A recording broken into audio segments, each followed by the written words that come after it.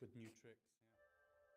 It's the morning drive, and it's personal finance now here on the show. James Thomas is with me. James is an independent financial consultant. Now, last week at this time, it was a conversation about investing vehicles, asset classes, that kind of thing.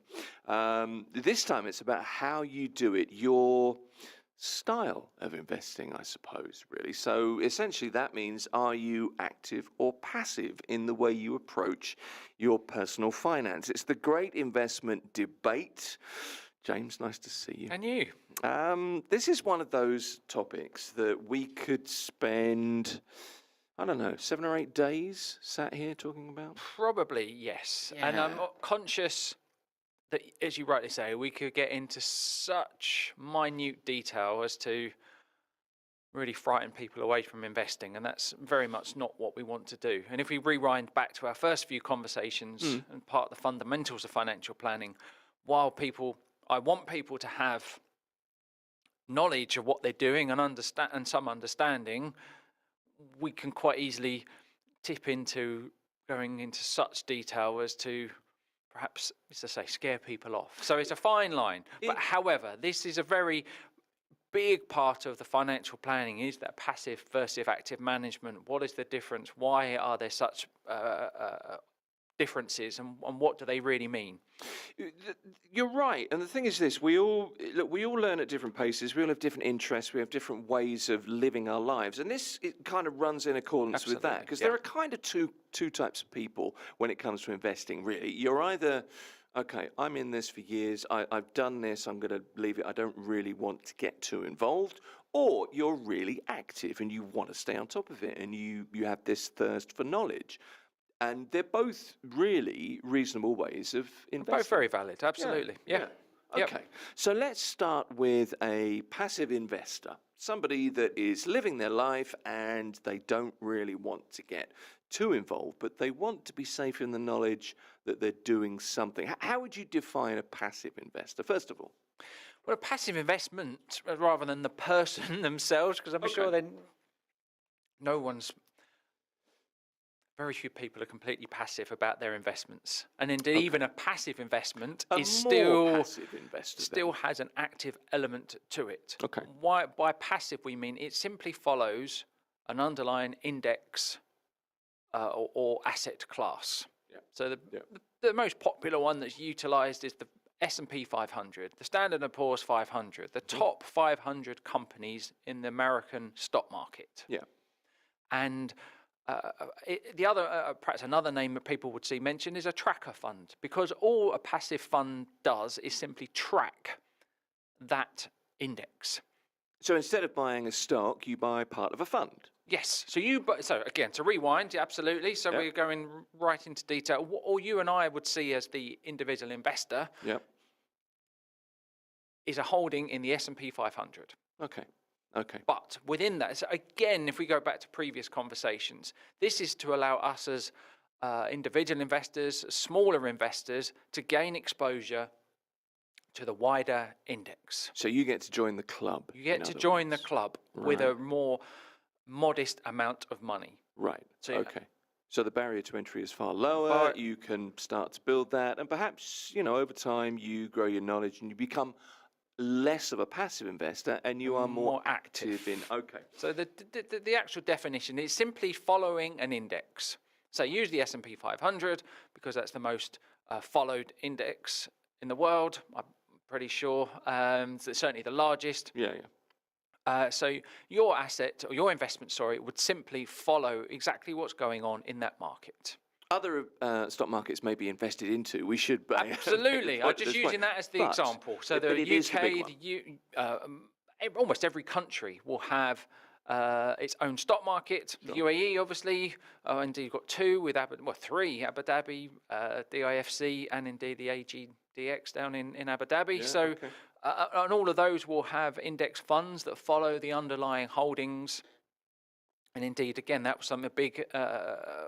Step forward with the UAE a few years ago when it became part of the emerging market, or classified as an emerging market rather than a frontier market, because it meant more funds would then have a requirement to invest into the UAE. But Sure. again, getting very technical, but it's just part of how these funds are constructed. So again, rather than having to be active in selecting those investments, all of this is going on below the surface, if you like. Okay, I'm with you. No, I really am with you. I mean, I did a lot of reading and thinking about this today because the issue with us talking about how active you are with your investing, how passive you are with your investing, it's kind of the next stage. You've decided to invest. It's the natural place to go to. However, there is so much to talk about, and the thing about this discussion is to try to structure it to stay on track, as it were. So, somebody who's investing actively is a person who buys stocks or other investments regularly, and they're looking for performance and staying on top of things. Is that a reasonable kind of definition of somebody who's active? Okay, so a passive investor, by the same token, is somebody who would maybe rarely buy individual investments. They would probably prefer to hold a fund for a longer period of time. Yes, and again, just to perhaps clarify a bit further, so that would be the next stage on, in my opinion, when someone is actually taking the trouble to do their own research, to pick their own underlying stocks and funds, or not even funds, sorry, individual shares. So if we're talking the difference between passive and active funds, which again is already perhaps quite there's crossover, isn't there? There is a crossover, but it's a very close definition. They're both funds. They're both investing into a market, but the key many differences. One of the key differences, picking on that S&P 500 again, the passive will simply follow exactly what the top 500 companies are, and the percentage that each company within those 500 companies occupy within. So use say S&P, the FANGs as they were called: Facebook, Apple, Amazon, Netflix, was that be Nvidia now, I'm guessing, but Google. They top 7 companies on the US market. I don't know the exact percentage, but will probably make up 50% of the market. Of that 500. Of that 500. Yeah, okay. So you'd have maybe the top 10 holdings making up 50%, and the other 490 making up the other 50%. Okay. So you can see, even though it looks very diversified, and again, I appreciate I'm getting very technical here, but it looks diversified, but you've actually, in reality, got 10 companies making up the vast majority, and the other majority making up the minority of your holding. Well, here's an example for you to maybe clarify that a little bit more. Look at Spanish football. It's a 2-horse race between Real Madrid and Barcelona, really. Or even more so in France with Paris Saint-Germain. Well, exactly. It's kind of a 1-horse race, at the moment. And a great team they are, it has to be said. But that's an equivalent, isn't it? But it does, absolutely. It makes the point. So you've got 2 companies, 2 teams that make up, 9 times out of 10 win all of the prizes in that country. And so it's the same analogy, or the similar with the fund. Using that passive management, it would always replicate what's in the index. Whereas the key difference is the active is, rather than being a black box, a computer that just says allocate as per the underlying holdings. The real person or persons, the team, the fund managers, would actually say, well, our view is we don't want to have money concentrated in those 7 or 10 companies. We actually believe within that other 490 there are many opportunities that we can take advantage of, and we would rather go overweight in those companies and underweight in the companies that are already vast and have achieved what we think the companies sitting in the other pool could potentially generate. Okay, so how about this as a definition of active investing or investors versus passive investing or investors? Active, somebody who's buying stocks and investments regularly. Passive investor, perhaps more leaning towards working with fund managers to have it done on their behalf. Is that a good way to add Yeah. to that definition? Okay. So Yes. that's where I wanted to get to, because really, you lean one way or the other. Most of us do, I guess. Most of us do, but I think coming back to a There's previous always a conversation, but with you, isn't there? I know. That's again, why there's you're no here. right or wrong answer. But True. the way I say that but there is because I would always advocate a blend of the two. Okay. So if we're building a portfolio and a client comes to me, especially with a lump sum, Yep. we'll have some of it in passively managed, often used as the core and satellite, to have your core holding, perhaps as something the more safe, the passively managed, and then on the satellites so that sit around it can be where we look for that extra performance, the additional returns can be generated, because potentially, but if we're looking at that pool of smaller companies, it may well be that they are startups. To get on the S&P 500, they won't be startups, but they will be smaller. They may well be newer companies. So they may have more opportunity of one to go up, but also to go down. Okay. So by combining the two, my view would be you'd get the best of both worlds. You'd have your core holdings that follow what the market does, relatively stable, relatively secure, and then have opportunities that surround that to give you that extra overperformance, but not to the degree that all of your money is at risk. We're going to come to diversification in a little while, but that's exactly what you're going towards. I'm with you now. When it comes to deciding how you're going to invest, the style that you're going to employ, whether you're working with fund managers or you want to take on, learning and growing your knowledge, or you have a really good idea of where you want to be, whoever you are, however you are, is there a type of person? Is there a type of person that leans to any particular style? Could you pick somebody out of a crowd and say, "Oh, there's an active investor"? Is that even a thing? Probably, but I would suggest it's quite a difficult. I would think it would be. But typically, are there typical characteristics? I'm going to suggest that someone who's quite technically minded, so therefore knows where to look. They've got maybe get their Bloomberg terminal, get the to be far more analytical. Yeah. So again, by perhaps nature, you mean? by nature. Yeah. Okay. So the accountant, that engineer, someone who's regularly looking at data, looking at information. Right. So if that's part of their day job, typically, and again, it's not always the case, but they're the sort of people who would then be able to analyse that the accounts of the business, look at what their projections are, what is the CEO saying or the CFO saying about the business, be able to interpret that and decide whether they want to follow that as their investment profile. So I asked that for a reason, because Muzammil, who works here, he's kind of our I suppose our tech guru, really, puts all of this stuff together and makes it work and talk to each other, software-wise. He's an investor, very much an active investor, and he'll talk about things. And I'll be completely honest with you, it's just of no interest to me. It's not my thing.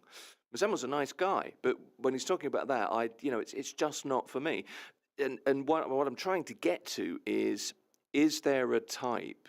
And if there is, if you are of an analytical slant in your nature, you may be more suited to it. But that's not to say you can't, learn to be, to grow your money at all. But the point is, if you have an active interest, it's like I always think if you're interested in something, you do it better. Is my point. Yes. That's where. Again, that's why I would suggest you come to someone like myself.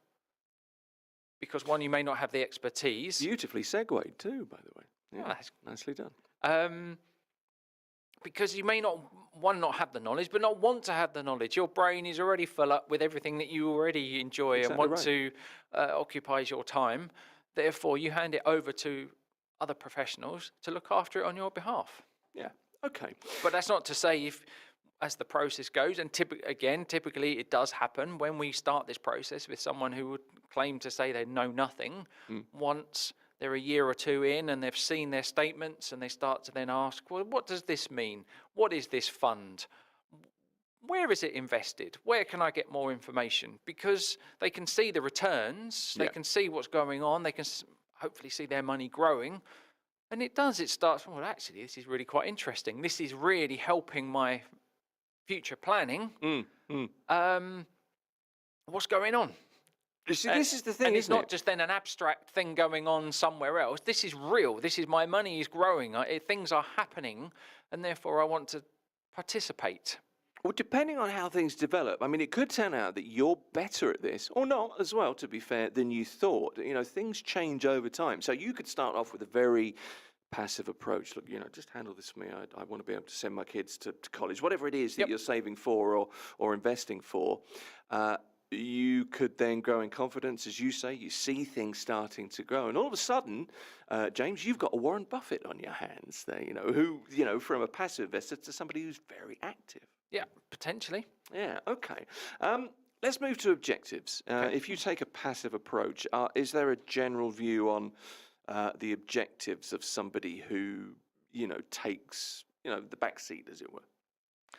I think the objectives are what we would have identified in that fact-find process. So no, I don't think there's potentially a difference. They're looking for the same outcome. That is to build assets for their future, for their children's school fees, whatever it may be. So the objectives are largely the same. It's just how you go about achieving those objectives. Do you want to just hand it over to a professional to manage it on your behalf? Or do you want to be far more involved in that process, or somewhere between the two? Okay, so if you let's look at why you should let's look at how you move forward. The next step, you've identified how you want, whether you want to be a little bit back seat, or perhaps you want to be a little bit front seat, driving, as it were. I know you're a car guy. Next step, I'll leave it with you. The floor is yours. Well, I'd say the next steps, like we're talking about that previous example, often the case someone comes to you, wants advice on where to invest, either on a regular basis or they've already accumulated a lump sum, and they find themselves, as I say, being more and more interested in what's going on. So they start in the back seat, to use that analogy, and it's managed, it's running well, they've got their portfolio, but then often you'll get fun fact sheets, you'll get updated information from ourselves, and so people then start to read, they then start to research, and a good example, one that I've had to then perhaps calm people down about, was cryptocurrencies. Okay. Next best thing, must invest into this. Potentially yes. Right. But would I be recommending taking 100% of someone's portfolio and putting it all into cryptocurrency? Absolutely not. Would I recommend any asset class? The alarm bells. The alarm bells are ringing. Right. And that's sometimes where you have to rein people back a fraction, because they do get very enthused by what they've read, what they've researched. And just to say, this is, yes, absolutely, we can take advantage of that, but not for the whole portfolio. Well, isn't it the case very often, and this extends to life, not just, you know, the financial side of your life, that if people are, you've got to get on this train, otherwise you're going to miss the boat. Excuse the mixing up of analogies there.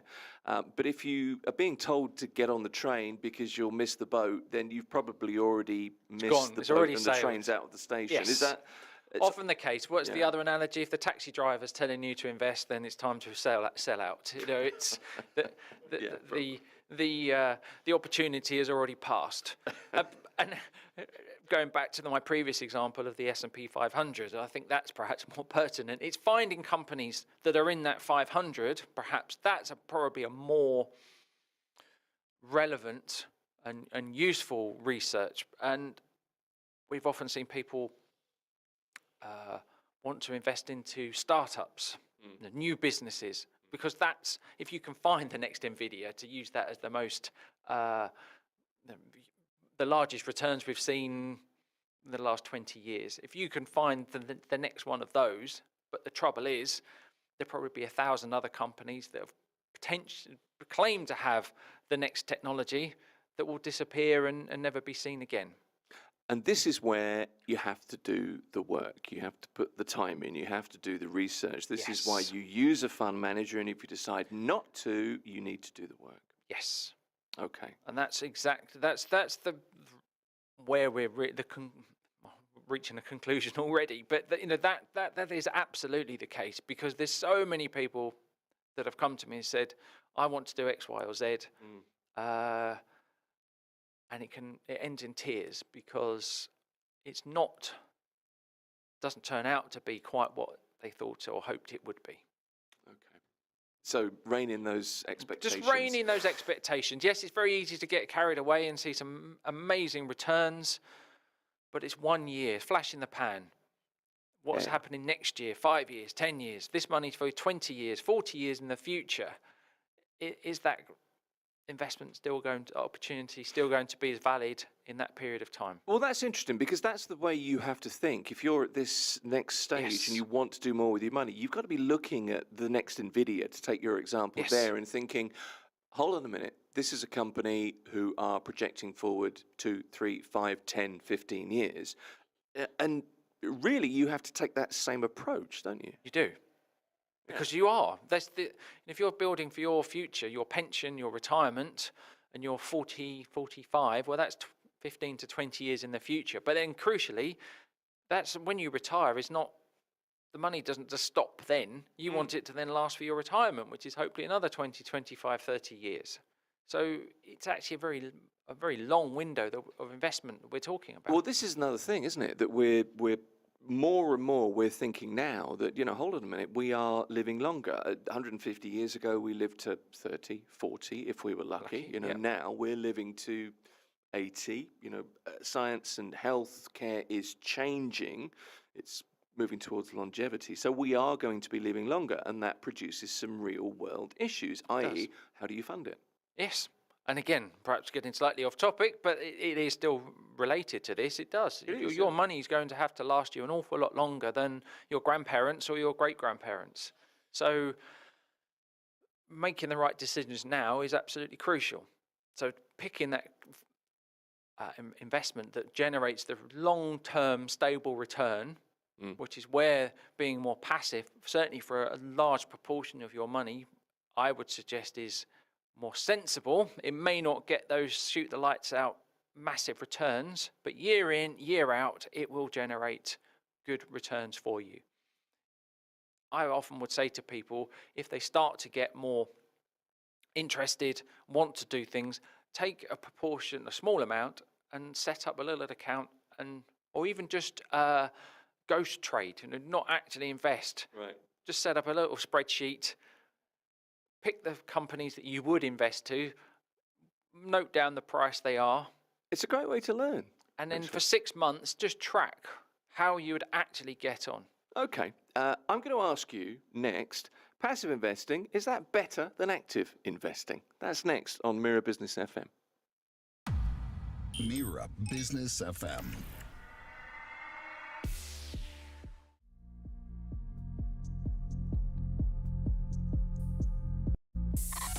Mira Business FM. It's the morning drive. My name's Tim Elliott. You are with us, perhaps at mirabusiness.fm, the website. Could be with us on YouTube, on Twitch. You'll find us on Instagram, on Facebook, on LinkedIn, X for news. And we'd love to hear from you. Get in touch. WhatsApp.mira.fm is the easiest way to WhatsApp without having to remember numbers. Or you can email info@mira.fm. Wherever you are, subscribe and let us know how you feel. That's always appreciated. Now, on the morning drive, at the moment, it's about investing. Active versus passive investing really is what we're talking about this morning. James Thomas is an independent financial consultant. I have essentially tied him to the seat, so he can't go anywhere, but he is still here. And the question for you now, James, is we've kind of, I think, relatively well defined a passive approach to investing money and an active approach to investing money. Yep. That's relatively understandable, I think. But I do have to ask you, of those two, which is best? You're laughing. I am laughing. Which one makes more money? There's no answer to that. There's for no obvious answer reasons. to that. And each camp will have very potentially strong opinions on which one works best. The passive approach typically has lower fees, so there's less cost being taken out. So any returns you get, you receive more of them because it's a black box, a computer typically that's running the underlying fund. Because as we mentioned, it's simply just tracking whatever index that you've selected. Whereas with the active, you have a fund manager or a team of fund managers, so there'll be an annual management fee, 1 to 2%, maybe a performance fee, depending upon the type of fund. But it may well generate more returns because of the examples that I've mentioned. It can go overweight in particular areas. It can go underweight in other areas. It can be far more, as the name suggests, actively managed. It's not going to simply track whatever the index does. So the index goes up, it's great, but when the index goes down, it's not so good. Whereas with the active approach, they can be mitigated by being able to buy and sell the underlying holdings far more regularly than you would do with a passive fund. But there are varying levels of active approaches, aren't there, obviously? And it's not to say that you can't do better than a fund manager. I mean, you would think a professional money manager's capabilities would trump a basic index fund. Very often they don't. They don't. No. No. That's reasonable. Let me give you some historical perspective on this, just to see what you think. And again, this is a discussion. This is not to say that any one position is better than another. But if we look at superficial performances, results, passive investing works best probably for most investors. And here's why I'm saying this. Decades of studies, many studies show results for active managers that are perhaps a little disappointing. Active mutual fund managers overall consistently underperform their benchmark index. For instance, research from S&P Global found that between, I think it was 2002 to 2022, that 20-year period, it was just over 4%, 4.1% of professionally managed portfolios in the United States, this is the US example, consistently outperformed their benchmark. So that means nearly 95%, just over that, didn't. So becoming an informed investor, this is the point I'm making, doing it yourself offers hope if you do your homework. But that really is simply the case, which points towards the phrase that we've used, I think, over the last three weeks, probably more than any other, time in the market rather than timing the market. Yes. I mean, again, if there's an overarching advice that I would give, it's not actually to be so making so many changes to one's portfolio, because I suspect the funds that have underperformed the most, again, this is purely from a gut response. The more active you are you trying to predict when the market is going up or when more importantly when it's going down, will lead to underperformance. Because I think similar results from Standard & Poor's or analysis will show that even if you miss as few as 10 days, 1 day a year in any 10-year period, it can halve the return. Because when markets fall, the next usually is followed by a very swift recovery. Yeah, very often. Yeah. So if you miss that, you're feeling smug you've got out and not had the fall, but you then miss the upside and probably more upside because you're still thinking, are we out of the particular issue that's caused the fall? Well, this comes back to a point that we've made as well, doesn't it? That markets are full of people, and people work with their emotions. And if you're a lot of emotion, but there's also now more and more computers, boxes, and they're just trading. Those black boxes that you love so much.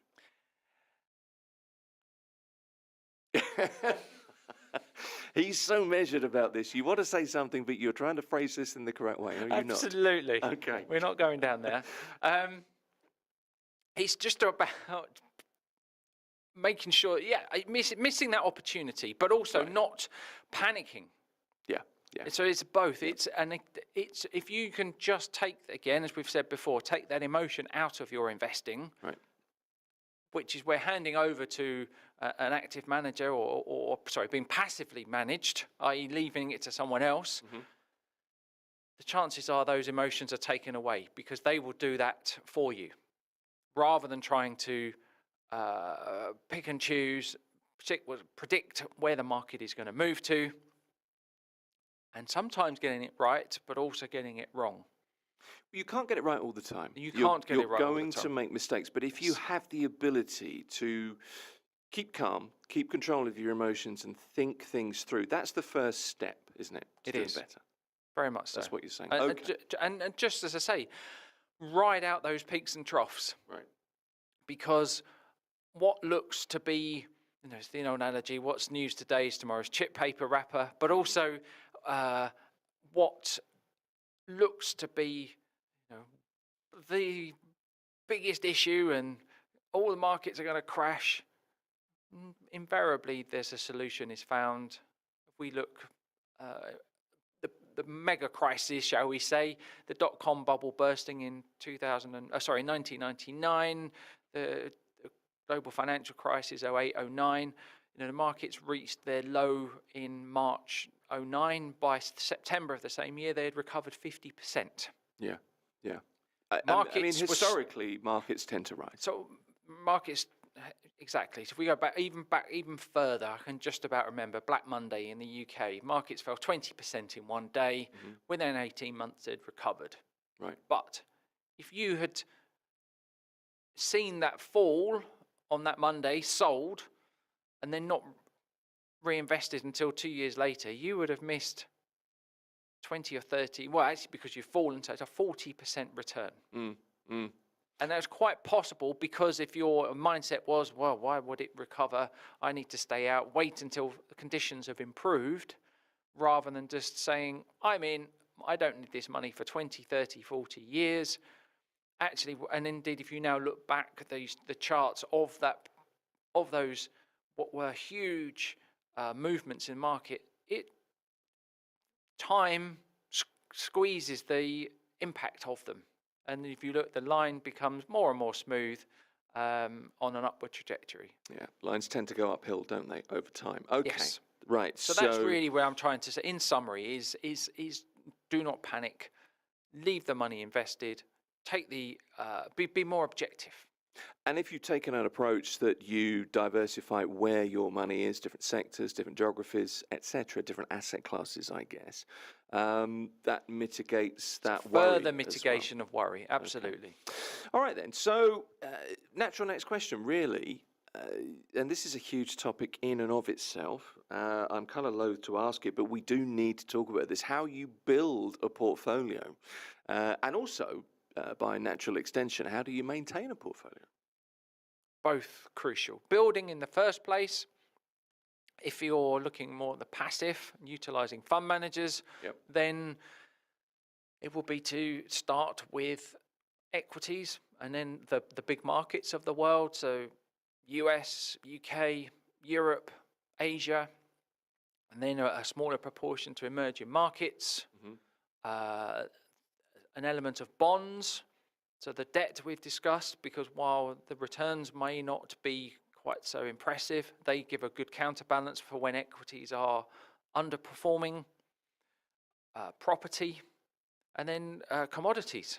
So gold, oil, again, there can be funds that invest into all of those. So it gives you a wide spread. And by utilizing funds, again, comes back to our point that you can then get your money across many, many more sectors and areas of investment that you can just simply could not do as a smaller personal investor.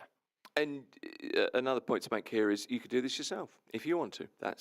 It's totally down to you. The information is there. If you type in active investing into a search engine, there is no shortage of advice there. Whether it's good advice or not is a different thing. That's the key. But it is about research.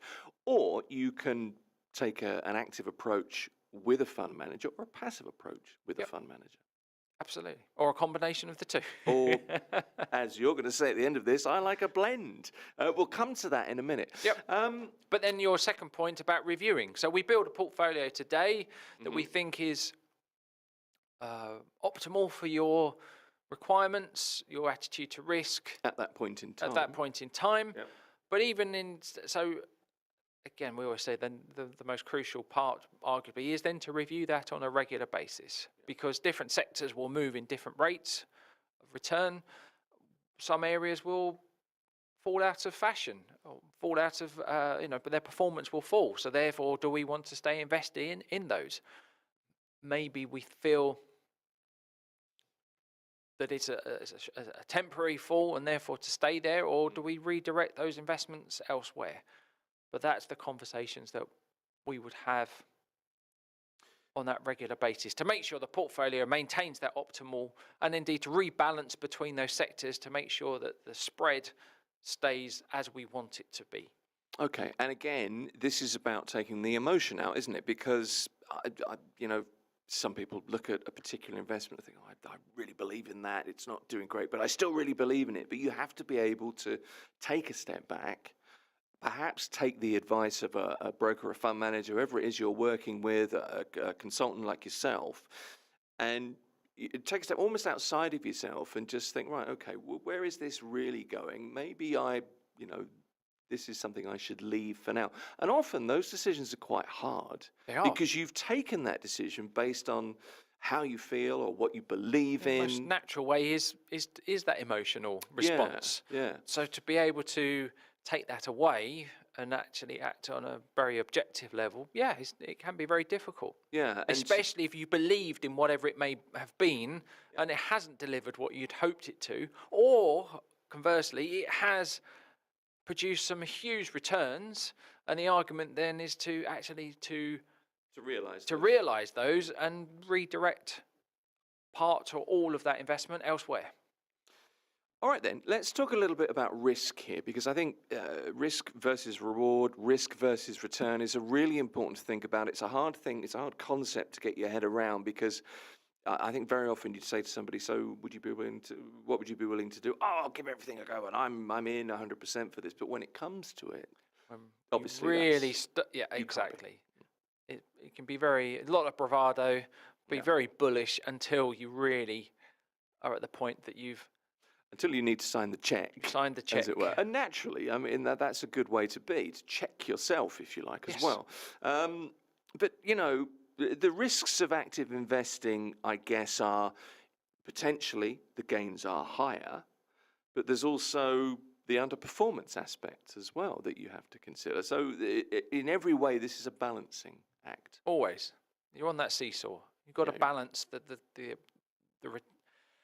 level of risk versus the level of return. And are you comfortable? I mean, again, this is your attitude or your acceptance of loss. Yeah. Okay. Well, that's a nice way to put it, because that's the honest way to put it. Yes. Yeah. Risk versus reward. No. Would you be okay with losing X amount of money or not? We start to really drill into it. If I was to say to you in a year's time, Tim, right, you've invested X, it's now worth 80% of what you invested. How would you feel? I wouldn't be buying you a cup of coffee that day. Let's put it that way. So therefore, that really helps. That's a very practical way to see where people's real level of risk appetite is. Yeah. Because that is the reality of, if you're being very bullish, wanting to be very active, take a more front foot approach and to say, we're all in on whatever it may be. But okay, it's been the returns, again, past performance is not a key to future performance. And again, it's quoted all the time because it is so valid. I do not have a crystal ball. None of us do, as far as I'm aware. So therefore, you need to really be comfortable with what's going to happen, or could happen, sorry. Yeah. And if it is, no, I don't want to be sitting here in a year's time down 20%. But okay, then let's dial back on the level of risk that we're taking to ensure that does not happen. Right. Okay. And yes, that might then mean the upside is also lower. And often I find, and have found over the last 25 years, that the push, when people are I don't like to push, but when the discussion is actually to the point, it's the losses are much harder to deal with than the returns. And hence, I would always err on the side of caution, because I'd much rather see a slightly lower level of return to protect against that bigger downside. Sure. Okay. I guess for some people, for the people who are willing to take a little bit of risk, the losses kind of mitigate the wins, don't they? So a bit of a loss here, but the wins are that much sweeter if you're that kind of person. And again, if you are, that's fine. Well, that's what this is all about, isn't it? It is. The point of the risk appetite conversation, risk versus reward versus return, well, however you want to phrase it, is it's a decision that you have to make, that you always use the word comfortable with this, which I think is really interesting, because it really is about whether you have comfort in the position that you find yourself in. Because it's where you find yourself, it's where you've put yourself. That's the key. It is, absolutely. That is the key. It's where you have put yourself. Yeah. And you need to be comfortable with that. I got it right. You did. And it's true. And that is the fundamental of what we're talking about. Right. Everything else, dare I say, it's not peripheral, but what it leads to is that internal discussion. When you're on your own and you're thinking about it, can I live with myself if this were to happen? Yeah. And again, it's very deep, but it is, because your hard-earned money, you've invested it. What do you want to happen? People can be very flippant. Oh, I want to grow 50%. Okay, but can you cope with a 50% downside? Because to get that level of return, there will be a downside risk. And what's interesting about this conversation is we always seem, and there's a reason for this, because this is the crux of it, we always seem to come full circle, because it comes down to you and how you feel and where you want to be. And that's the thing. And that's why I think some people take care of their money themselves. They're happy to do that. They're willing to take on the risk. But so many people talk to financial advisors and I think kind of miss the point of connecting with the consultant in some ways, because it becomes a very personal relationship, because these are difficult things to talk about. Money's a hard thing to discuss. So the trust issue is not just somebody trusting a person like you to help them, but it's also trusting themselves, isn't it? I don't want to get too deep about this, but that's at the core of it. It is. They've got to be comfortable with the decisions that they have made and the process that they have gone through. Because if they're not, one, they probably won't do anything, or they may make the wrong decisions, and that then affects their future self, which is even more of an issue, because if people put off those decisions, again, it's the analogy when the best time to plant a tree we've discussed before. It's the sooner you start, the better.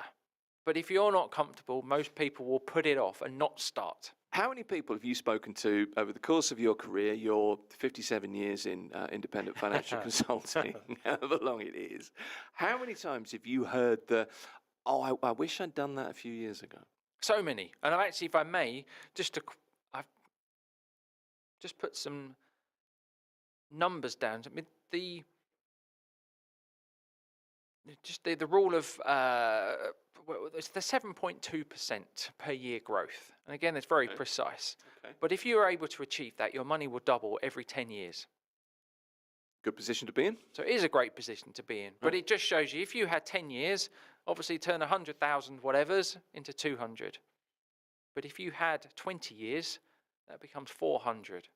Okay. So you can see the exponential growth, because it's growth on growth on growth. And 20 years comes pretty quickly. I'm a bit older than you, and 20 years ago was 2005. Yeah. 40 years ago, 1985. It's not really that long ago. I mean, these are realistic time spans if you consider it as part of your life, which sounds like an odd statement, but and again, it will be that. Financial planning is sometimes viewed as abstract or out there, or it's something that someone's trying to sell me something. And sadly, that often is the case.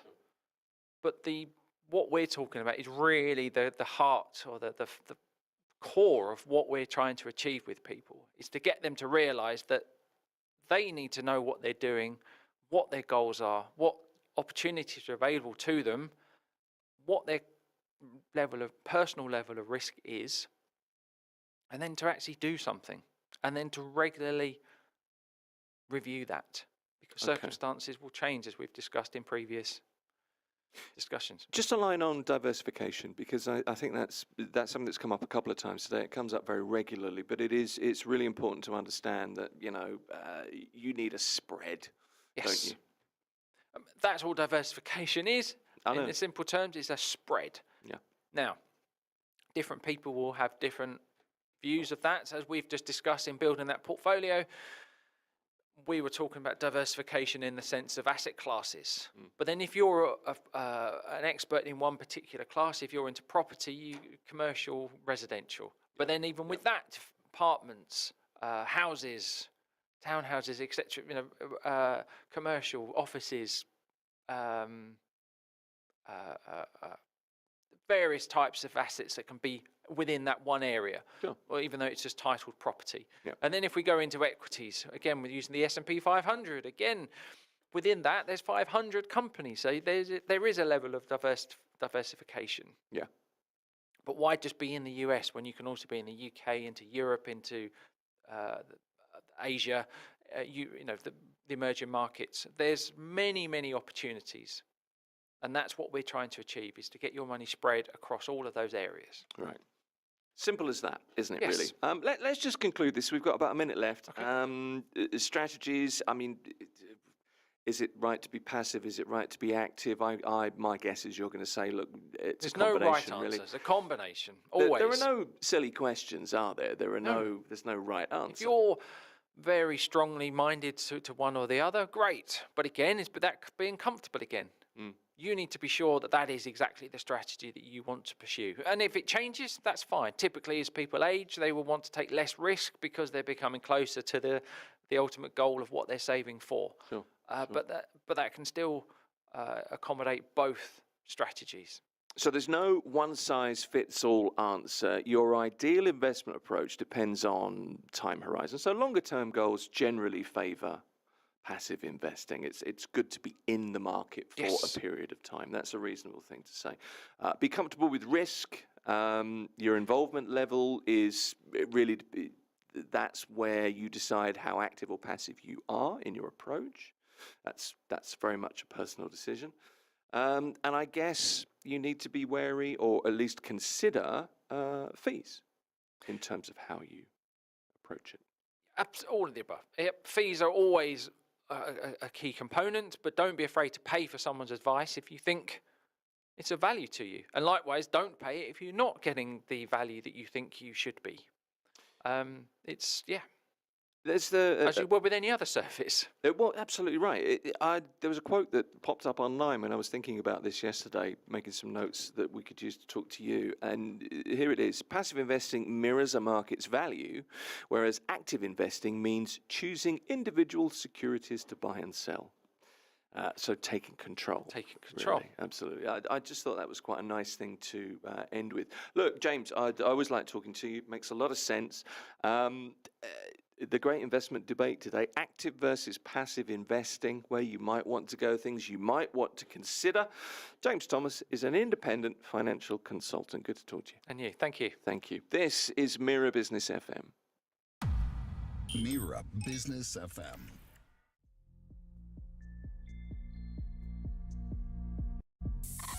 Mira Business FM.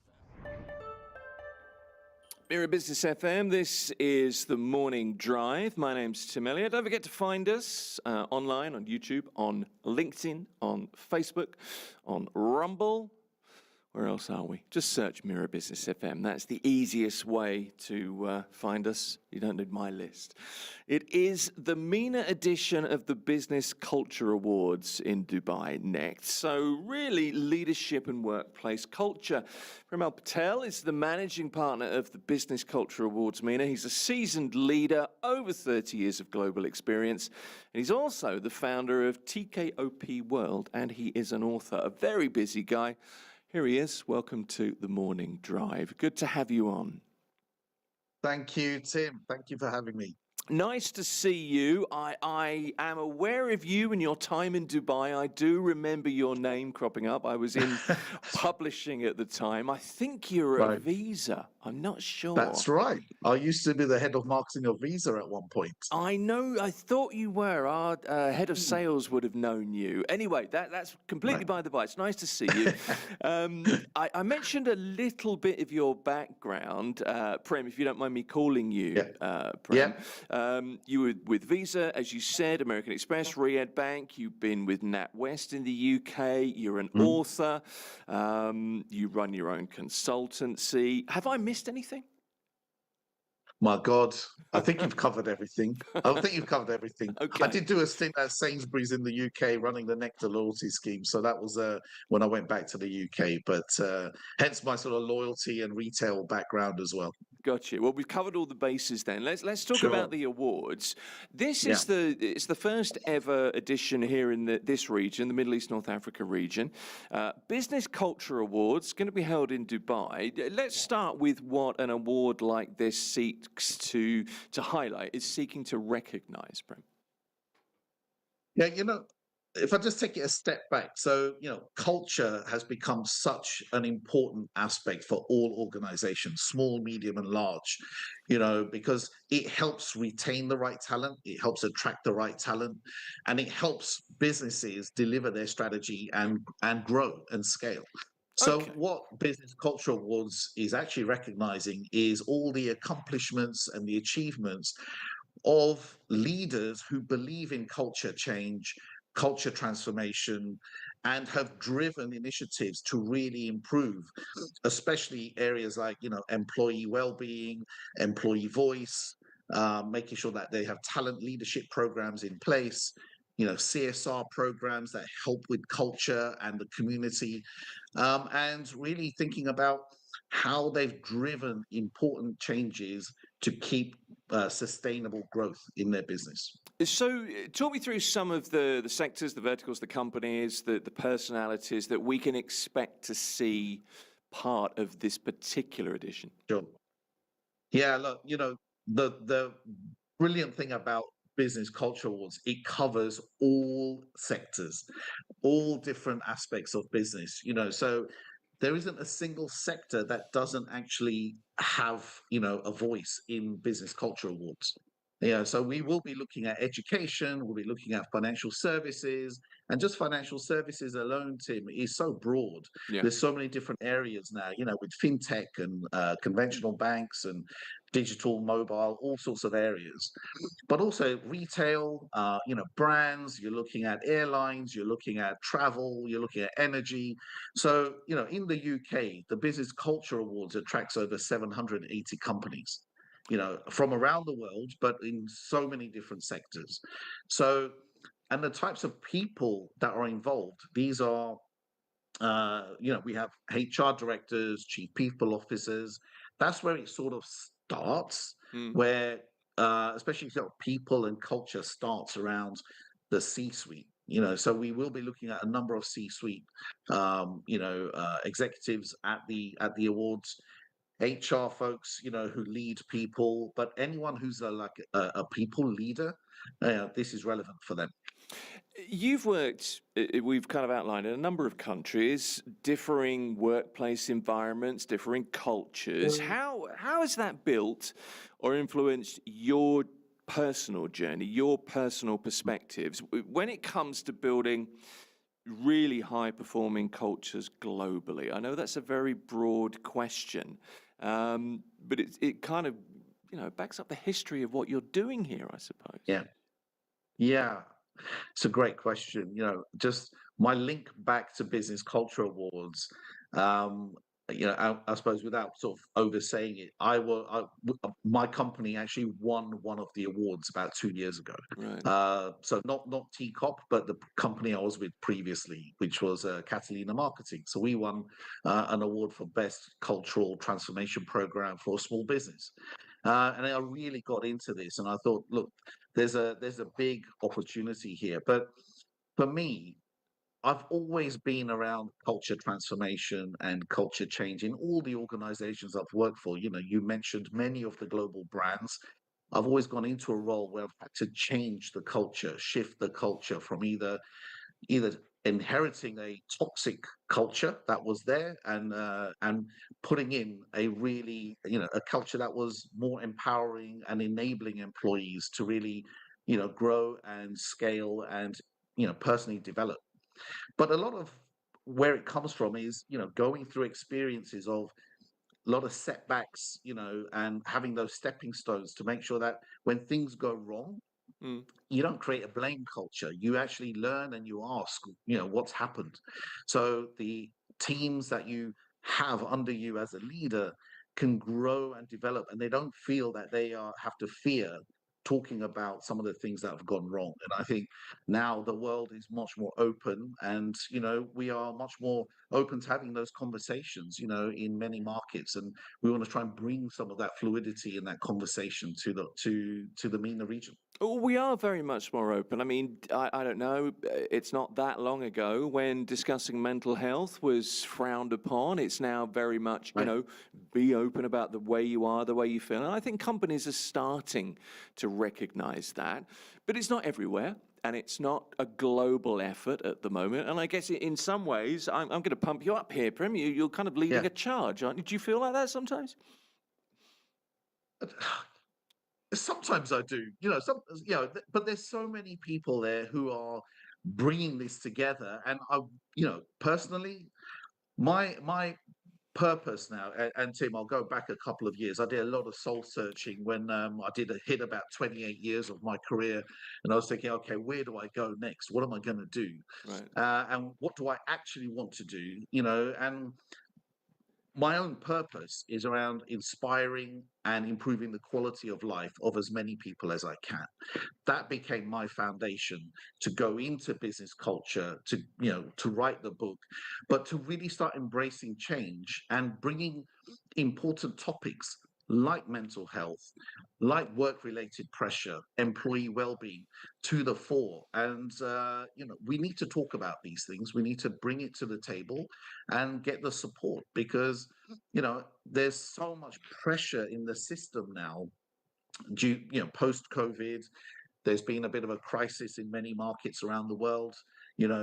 Sort of a cost of living crisis is adding a lot of pressure to employees everywhere who are working around the clock trying to make things work, but they need the right level of support, and that's where leadership comes in. You mentioned there, 28 years into your career, you have this kind of moment where you're trying to decide where you're going to go next and whether you take a right turn or a left turn. But what was the moment when you realized that actually I feel like I have a purpose here? What was the trigger for that? Because like you, I'm from the UK. We have a kind of stiff upper lip. We don't talk about that stuff. We just That's grin and bear it attitude. Yeah. Clearly that needs to be broken down. It's better to let things out. It's better for the soul, I suppose. But what was it that what was the light bulb moment for that? I do have a purpose. I could do better. I could be better. What was it for you? Joe, it might sound like a cliche, but it's not. I was sitting at the awards, the Business Culture Awards, and when I knew we were going to win an award, a highly commended award for what we were doing, and I was thinking, this is what I'm passionate about. This is my passion now, and this is what I want to do going forward. So I sort of navigated my entire world towards, the people, talent, and making sure that I can be there and create good foundations to support people who are going through some of those troubled times. Because in a hybrid world, it becomes a really lonely place for many people. They're not in with the team. You don't have the sort of coffee station banter anymore, or you don't have the water cooler conversations, because some people are just never in the office, right? So Yeah, yeah. how do we bring people together and start talking? And then I'm, navigating everything that I'd sort of thought about over the last 30 years of my career. I was thinking this is all about building and creating better human connections. And that's then the foundation of where I've got to today. It's an interesting point because COVID was it was a trigger for lots of different emotions and clearly illnesses and financial issues. But one of the overriding things, I think, and it was literally overnight, we had to transform the way we worked. And we weren't ready for that, were we? And I think the consequences of that are playing out now. And it's been much tougher to deal with than I guess we realized back in 2020. Do you know what it allowed us to do was to embrace change, Tim. You're absolutely right. Yep. We weren't good at it, but we did it.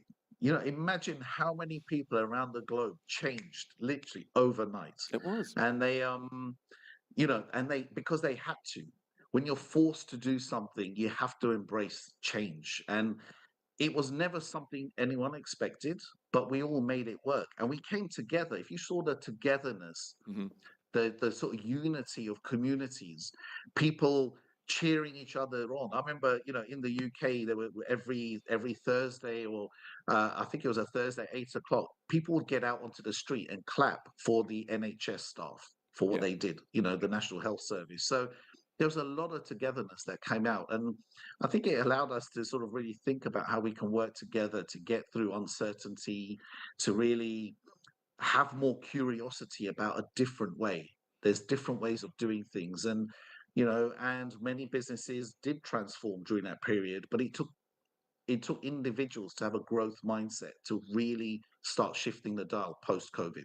It really did. It was a weird juxtaposition of events, wasn't it? We go from a community-led way of working, in many cases, in most instances, I suppose, going to the office, the water cooler, as you mentioned, to working in a hybrid fashion. And then at some point you have to go back to that. And you kind of unlearn that together mentality because you've been in front of the computer and the kids are playing up and, you've been at home for that while. Very, very odd time. Yeah. It's an odd time. It was an odd time then. It's definitely an odd time now.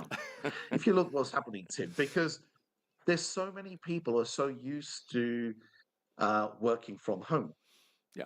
And it's become part of life. So when people say, oh, I've got a work-life balance, it's not really a work-life balance. It's a life balance because there are blurred lines between the personal side and the professional side. And many companies have tried to force people to come back to the office and saying, come back 4 days a week or even 5 days a week. You have to be in because obviously they're paying for expensive real estate, and they've got offices to fill. But people are choosing whether that's right for them. And I think before COVID, maybe people didn't quite have they had a bit more fear to challenge that. They're a lot more fearless now, and they're quite open to say, that's not for me. I will go and look at something else that works for me in my life.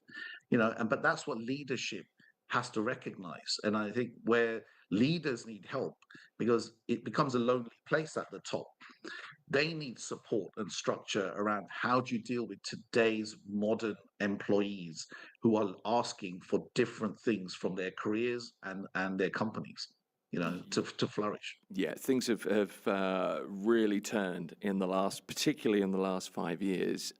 Let me talk to you about your passion. I'm always wary of using that phrase because I think people say, I'm really passionate about HR. And I always think you're probably not, but you're using that term because it's a buzz phrase. But I get from you, and I mean this as a compliment, the idea of transforming organizational culture, if you like, is clearly something that you hold very close to your heart. It's clearly something that you want to do something about. Can I ask you for a couple of things? Without mentioning names, unless you want to, it's fine. Give me an example of a company or what a company does, an example of people getting it right, first of all, and then I'll ask you for an example of a company getting it wrong.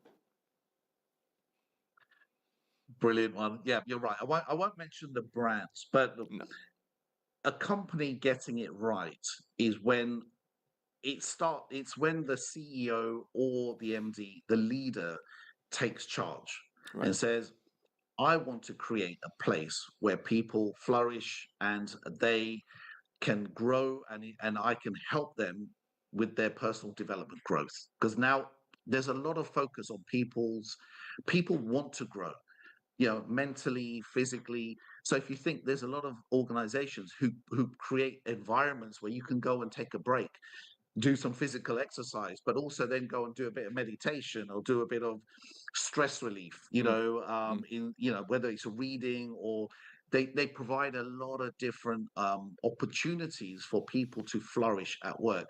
Now, look, culture isn't just giving, a fruit basket every week and saying, look, we're giving you fruit, eat healthy.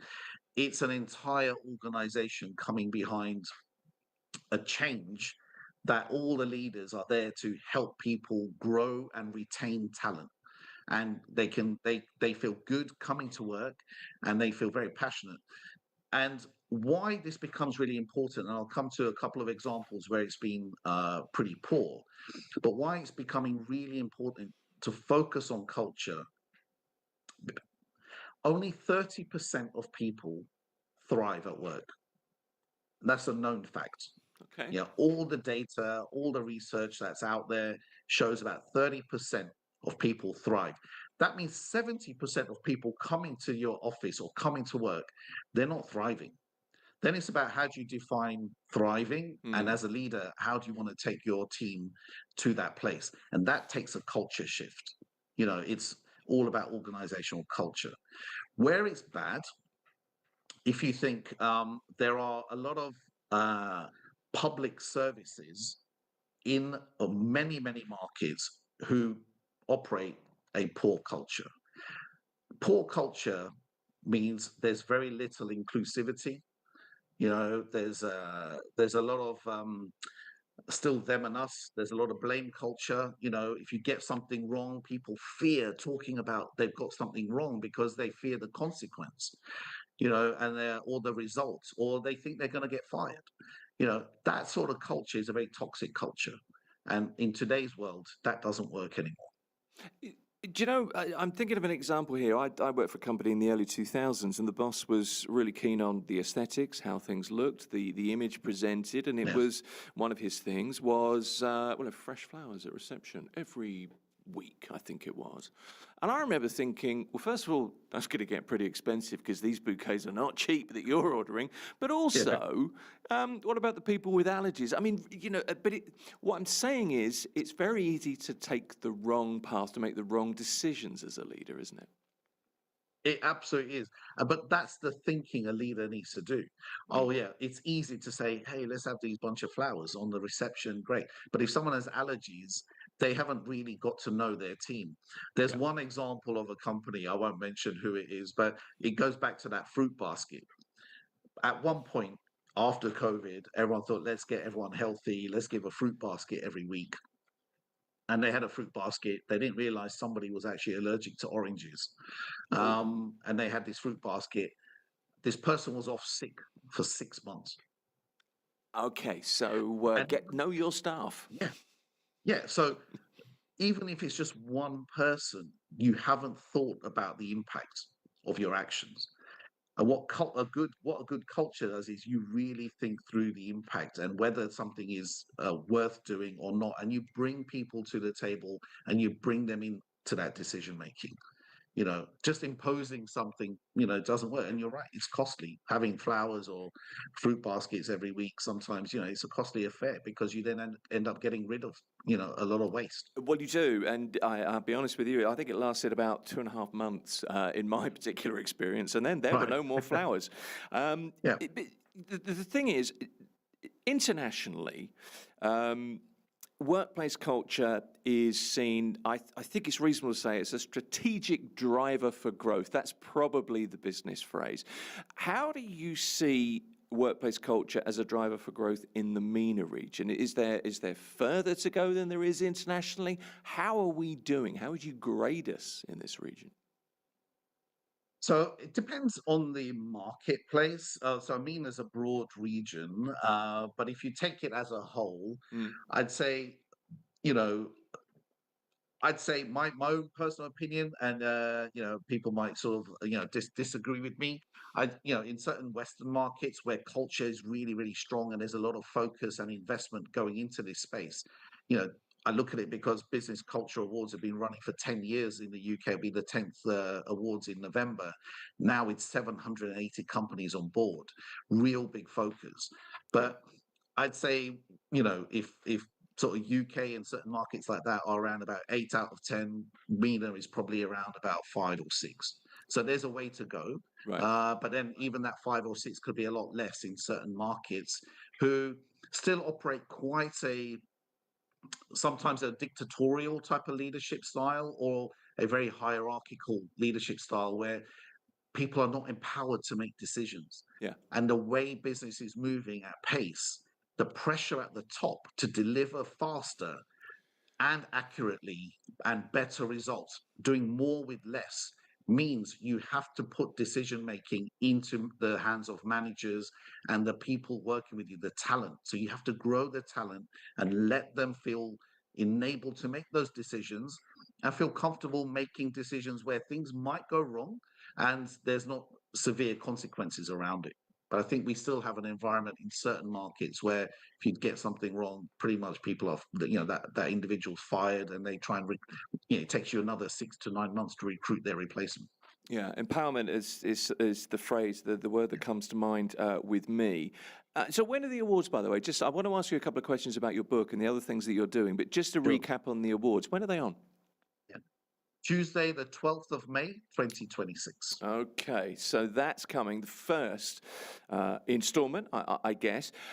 You moved into business literature this year. Your book is called Younger Unplugged. I wanted to ask you about that. I can see it in the background there. I'm just wondering what younger means. I know the book is about strategies to manage change and build resilience, navigate life, etc. But tell me more. Sure. So it's been about 3 years in the making. Okay.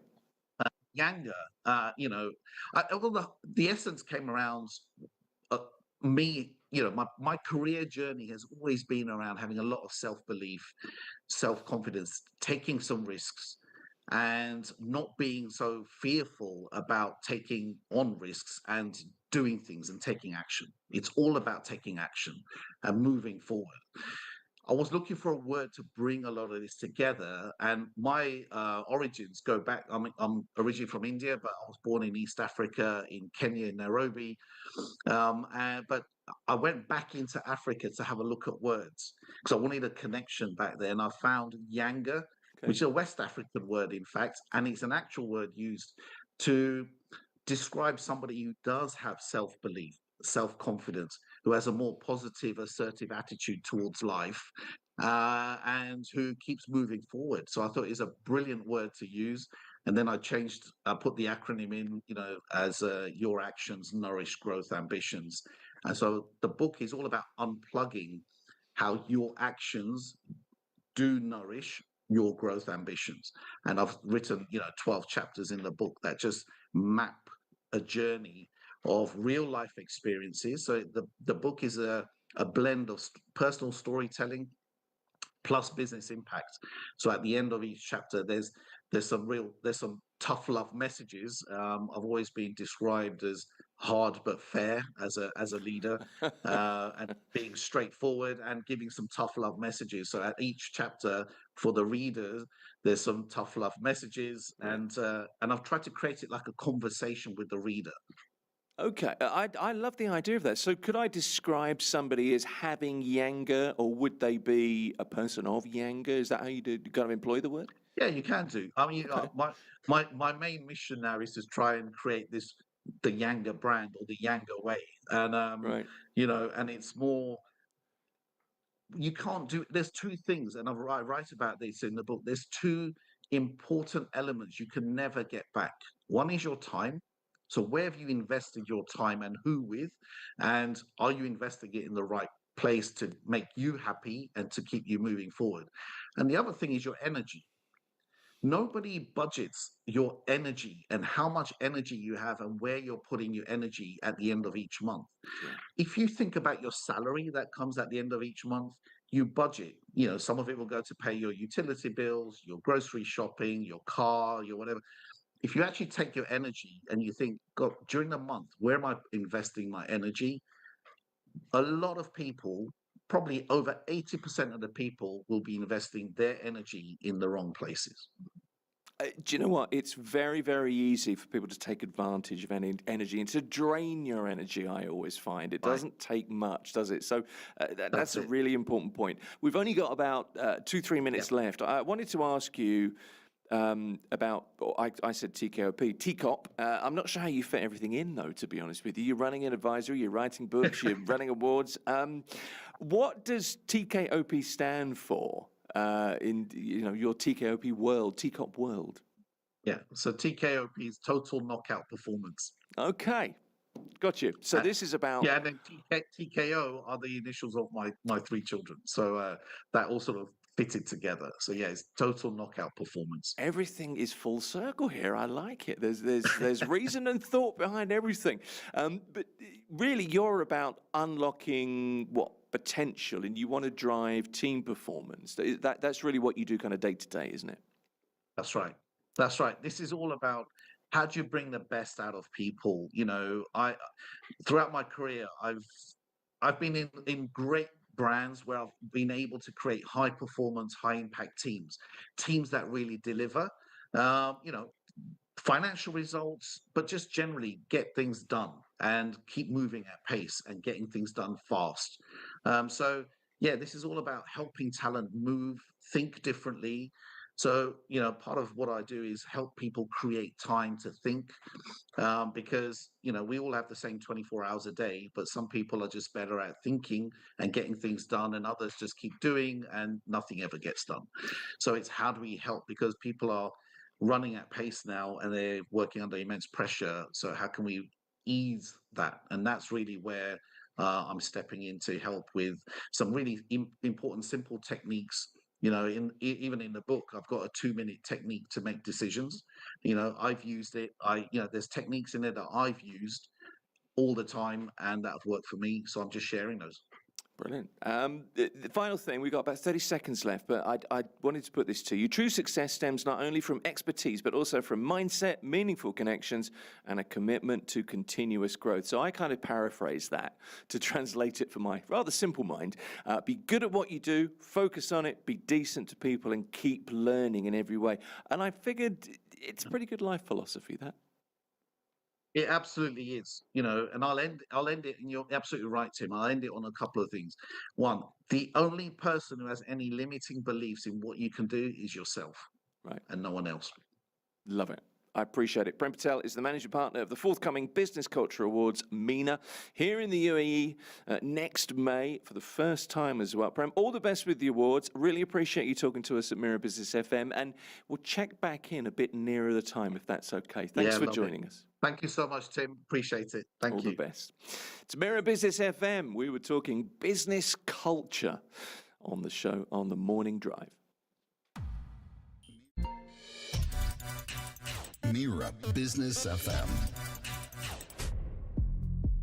It's Mira Business FM. It's the Morning Drive with me, Tim Elliott. Good morning to you. Hopefully you're with us on YouTube or via the website or via Daily Motion, wherever you're watching or listening from. You are welcome. It's Cars now on the Morning Drive, Friday morning, just after 11 o'clock. Jacek Ziomek is with me. Jacek, nice to see you. Thank you for having me again. Good to have you back. Jacek runs X Motors in Al Quoz, which is essentially a supercar destination, really, isn't it? That was the way to put it. Yeah. Hyper as well. Super and hypercars. But you are in cars for how long? Longer than you can remember? 25 years. 25 years, okay. You wanted to say that under your breath there, didn't you? Like 25, something like 25 years. So where do we start today? Let me just ask you, very simple, what's going on this week in your... Nothing special. Really, nothing nothing happening in business supercar? as usual. Really?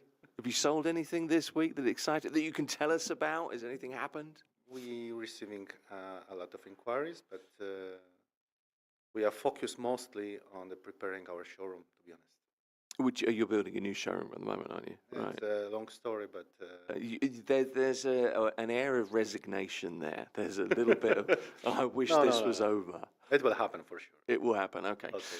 Any cars received this week that are exciting, interesting? I think, I'm not sure it was last week or this week, we received a new 911 GT3, 992.2.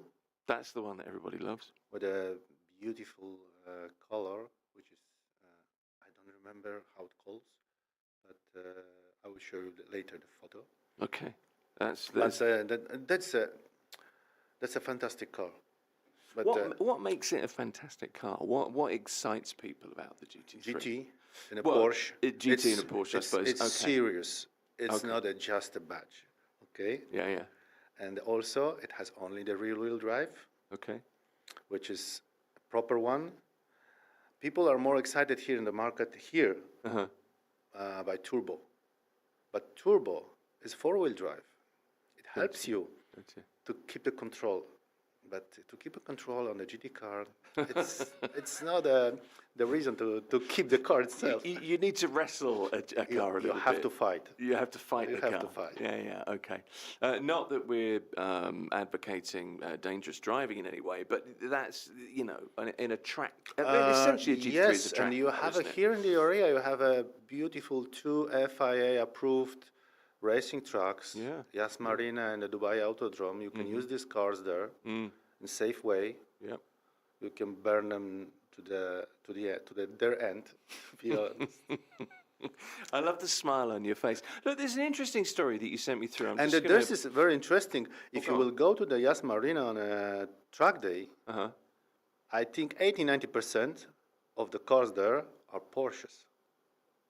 There's no shortage of Porsches on the road here in the UAE, that's for sure. The Porsche here, it's an obvious destination for the petrol head.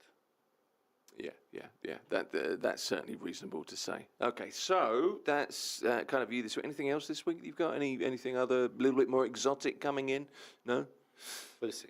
Okay, I'll ask you again next week. I'm going to keep asking you till we Many get the things are exciting promised, but it's too early to talk about it. Okay, so no, you'd have to shoot me if you did tell me. I'm with you. You sent me a story this morning, and I hadn't seen this actually, and this is interesting. And it is from, let me just see, Norway. Economic Times, isn't it? But it's a story, it comes out of Norway.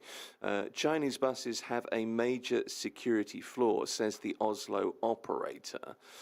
So this is from Tuesday this week. Some electric buses from China have a flaw in that software could allow the manufacturer or nefarious actors, the less benevolent types, to take control of the vehicle. That's scary. That's scary. Really scary. So what did you think about this? How do you read this story? I heard that they blocked everything. Mm-hmm. They're checking everything, but it's the same like the story we talked about a bit earlier today, right? Yeah. Whatever is coming from China, China is a very strict country in regulation. So you have to follow the government. And I think if you want to go out of the China as a big manufacturer, you have to give them everything which is possible from your product, which can be taken from all the surroundings. The cars, even the automatic cleaners, robots, cameras. So the standards extend across all of these particular. Yeah. So you're talking specifically about devices that have the ability to be online. But if you take a closer look, we've heard also the same about the Tesla, that the Elon can stop your car remotely. I've heard that lots of times. Is that true? I'm not sure. I'm not so deep in the software of the EVs, which is, honestly speaking, we spoke about EVs, right, before.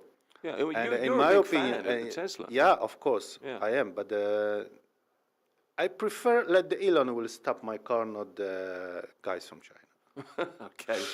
I mean, whoever stops you can't. Because his reason is mostly economic, okay? If I will pay everything, I don't think Elon will touch my car. A reasonable assumption, I suppose. But what's interesting about this bus is, just let me go through the story a little bit here. Oslo's transport operator is a company called Ruter. And they tested 2 electric buses this summer, one built by China's Yutong, the other by the Dutch firm VDL. Now, the Chinese model featured a SIM card that allowed the manufacturer to remotely install software updates. So I can see the logic for that. You want to keep, the latest and the best in the car. However, that does offer vulnerability, doesn't it? It makes the system vulnerable. But the Dutch model didn't have that capability. So I guess that's a manual upgrade system service that would be offered. It means if you can upload the new software, you can change everything. Well, exactly, yeah, yeah. You can change, like they said, you can stop the car. They can take control. But it can be looked at two ways, kind of. To be fair to Yutong and to VDL, the Dutch firm VDL, I guess, would upgrade the software by sending over an engineer, and I don't know how that works, or there would be some different capability. Whereas Of course, the there Chinese are questions company of would do this over the internet. Of the procedure. I don't know. right? Yeah, procedure is the point. Yeah. Yeah, Exactly we don't know. We don't know the details. We will know for sure, because once they started the subject, it will, I think, will be considered by other countries, companies, everything. Well, it does. I mean, this opens the door, doesn't it, to Yeah. suspicion around vehicles from, I guess, that particular I company. heard the interesting podcast, but it's available only in my language.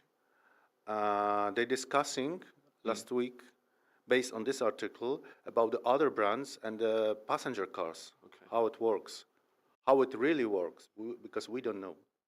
The war is now about the software, not about the hardware. So finally, Elon allowed them to keep the Tesla data in the data centers in China. Okay. The most advantage of Tesla is the software and the data. They are chasing, but still not catching Tesla. I mean the EVs from China. Yeah. Well, you said It's that not last about week, the, it's not about the battery capacity, the performance. Not about it. Yeah. It's about it, what Tesla can do in the automated driving. Well, that's something that we've been waiting for. He's been promising that for a long time, obviously. I don't know quite where Tesla is with that at the moment, whether it is literally flicking a switch when regulations appear in the different countries that Teslas are being sold, or if it's, well, we haven't perfected it yet. We don't know there. What's interesting about this, though, is, you know, when you buy a mobile phone and you sign up for Google, Apple, whoever it is, Okay. does anybody read, you know, all the details of, you know, of the data? Nobody reads that. And I guess, you know, you jump into your shiny new car and you have to do something similar now with the screen in the center of the car. You have to click, you know, tick in the box. Does anybody read that? Do we really know where our data is going, is the question. You have to trust them. That's the point. Yeah. You have a multi-billion company like Tesla. You don't expect Elon will damage everything. But considering what happened with X, which is former Twitter, right? Yeah. He can do. Well, you can question his motives in lots of ways. I don't know, but the point is here, there are so many different EV companies coming out of so many different nations. Okay, but we can do. You can have do to learn this. to trust or not, as it applies. You don't know what is behind. You Well, don't know never the do. brands. They don't have a real history. You don't know who's sitting behind. Yeah. Okay. Yeah. And the subsidiary is a government from China, right? So they are not selling the real product. They're taking some money from you as a customer, and some money from them. So it's split half, I think, or even more. It's very hard to tell, and a lot of this is kind of going into conspiracy theory area, No, which I it's don't not a want to do. conspiracy but- theory. Take a closer look at the mobile market. Yeah. Okay. They did before. They start selling very cheap mobiles. Now the prices for the top-notch models from Chinese manufacturers, the price is similar to Samsung or Apple, right? Even They higher. are. Well, you say that. I've just bought a new tablet from Honor, which is I think was a subsidiary of Huawei and is now kind of been spun off into its own brand. It's just an Android tablet that I use for, you know, making notes. Some of and them everything cannot else. use the Android technology. But some of them can't. This one can, but I have to say to you, price-wise, it wasn't particularly expensive. It was a good price. It's a new model. It's a reasonable chip, and it's really good. It really is. That's good. Very good. I read the comparison of the new Xiaomi 17 Pro. Yeah. They changed the name to match the iPhone 17 Pro. Yep, Okay. yep. The battery is bigger than an iPhone has, okay, but the performance is not so good. It's not there. So, like we started about the cars, the software is everything. Well, this is the thing now, and increasingly in cars, it really is a question of software. I've just put my Jeep in for a service, and it's currently up on a stand, and lots of stuff's happening to it. There's not a great deal of software in my Jeep. It's far too old for that. So I'm kind of happy about That's it. why you asked me about the servicing the cars last time. That's exactly why I did, yeah.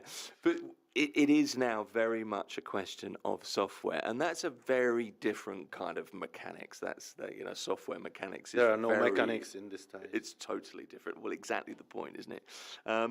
Let me ask you some car stuff, because there's some bits and pieces of news this week that I wanted to put to you. UAE news, really. A number of different things, and I wanted to start with the new FJ off-roader. Really, because I kind of have a vested interest in this, because I had a FJ Cruiser for some years, which I loved, and I think as an off-road vehicle, it's up there with the Jeep, with the Land Cruiser. It's effectively a very cheap Land Cruiser, the FJ Cruiser. It has most of the kind of the bolted-on off-road bits. But have you seen the new one that's coming out? No. Okay, well, it's kind of like a scrunched together. Okay. It's almost like a giant has kicked a Land Cruiser into a wall, a Prado into a wall, and sort of squashed it a bit. It's kind of like that, in a way. Basing on the Toyota experience, Yeah. and what they did before, I don't think it will be worse than previously. So You don't it think could be only better and better, I think. What's your opinion on Toyota cars? Reliable, Mm-hmm. period. Okay, that's all you have to say. No, you're not really excited by them, are you? But they hold their value well, and they tend to work for years. Is that fair? Yeah, I never had a Japanese car. Sorry. You've never had a Japanese car No, ever? no Korean, no Japanese car. Really? Okay. What have you? And probably I will never have a Chinese car. Okay. Where you're limiting the market slightly. What do you drive at the moment? BMW, BMW. Okay. Mini. Okay. German. The last year was also one Porsche, one company car, Lamborghini Urus, which is nice, but I don't like it. Nice company car. But it's for the special purposes. We are selling the supercars and hypercars, so it's not for sure. like a salesman car, right? Okay. You didn't enjoy driving that? It makes a difference. It makes a difference how people appreciate you. Mm-hmm. But honestly speaking, I think BMW is doing it better. Okay. Interesting. Not so expensive, not so good looking, not so luxury, but better. Years of engineering, technology, Yes. research and development, Yes. and okay. They are better. In the consumer space They rather than... They're fighting at their own market with a Porsche. Okay.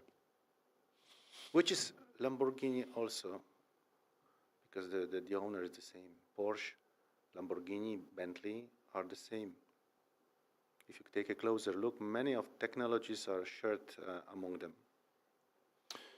I was looking at a few things about supercars this week. Let me ask you about this. I know you famously say on your website that any car that you want we can get, and I suppose that within within kind of reasonable parameters. Because if you have the money, you can probably get most things. Certainly in the consumer supercar world. There was one car I was looking at, and I know very little about this. I don't know how many have been made. I think maybe Jay-Z is one of the people that has this, but it's the Rolls-Royce Boat Tail. Okay. Which is an extreme bespoke supercar vehicle, two-door with the, every possible bolt-on added extra. Have you ever seen any of those in this region? There are only a few around, I think. Maybe, possibly, but considering what happened with the Spectre, like the Rolls-Royce boost up the fame around this car. It's a beautiful, wonderful car, but I think 6 months after the premiere of the car, the prices started to dive.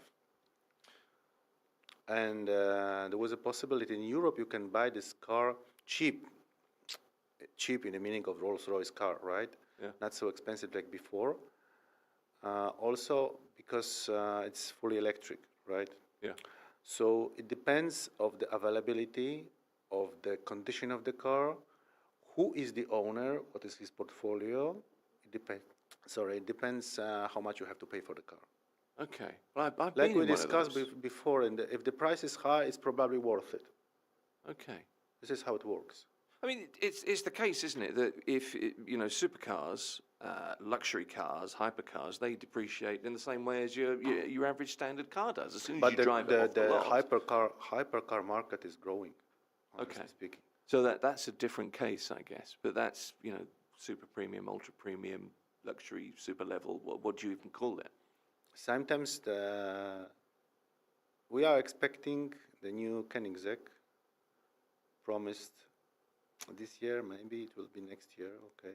Really, Yeah. and that 100% that's going to come through. We will have it. You for clearly sure. you clearly have a buyer. you have a buyer for that, obviously. First, I think it will be fun for ourselves, okay, Uh-huh. to have it, to touch it, to check it, how it is.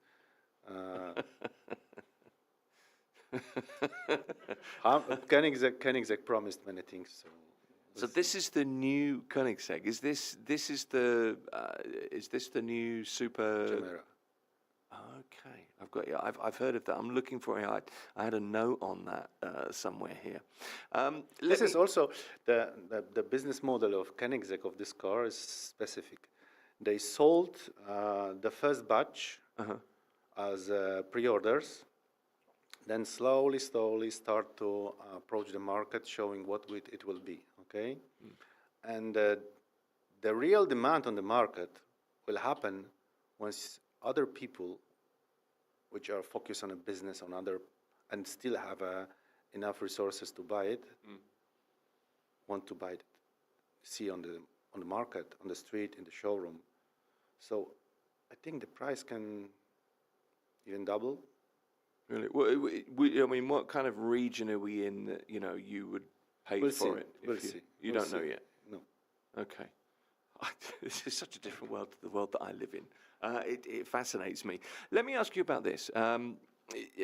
Electric vehicle insurance. Now, this is a Gulf News article this week. The cost of EV insurance premiums in the UAE is reportedly somewhere between 20 and 35% higher than for other cars.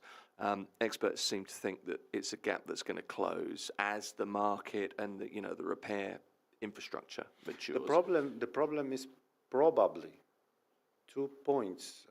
We can consider why they rise the rates. The first one is because they can afraid it's easy to burn, which is not true.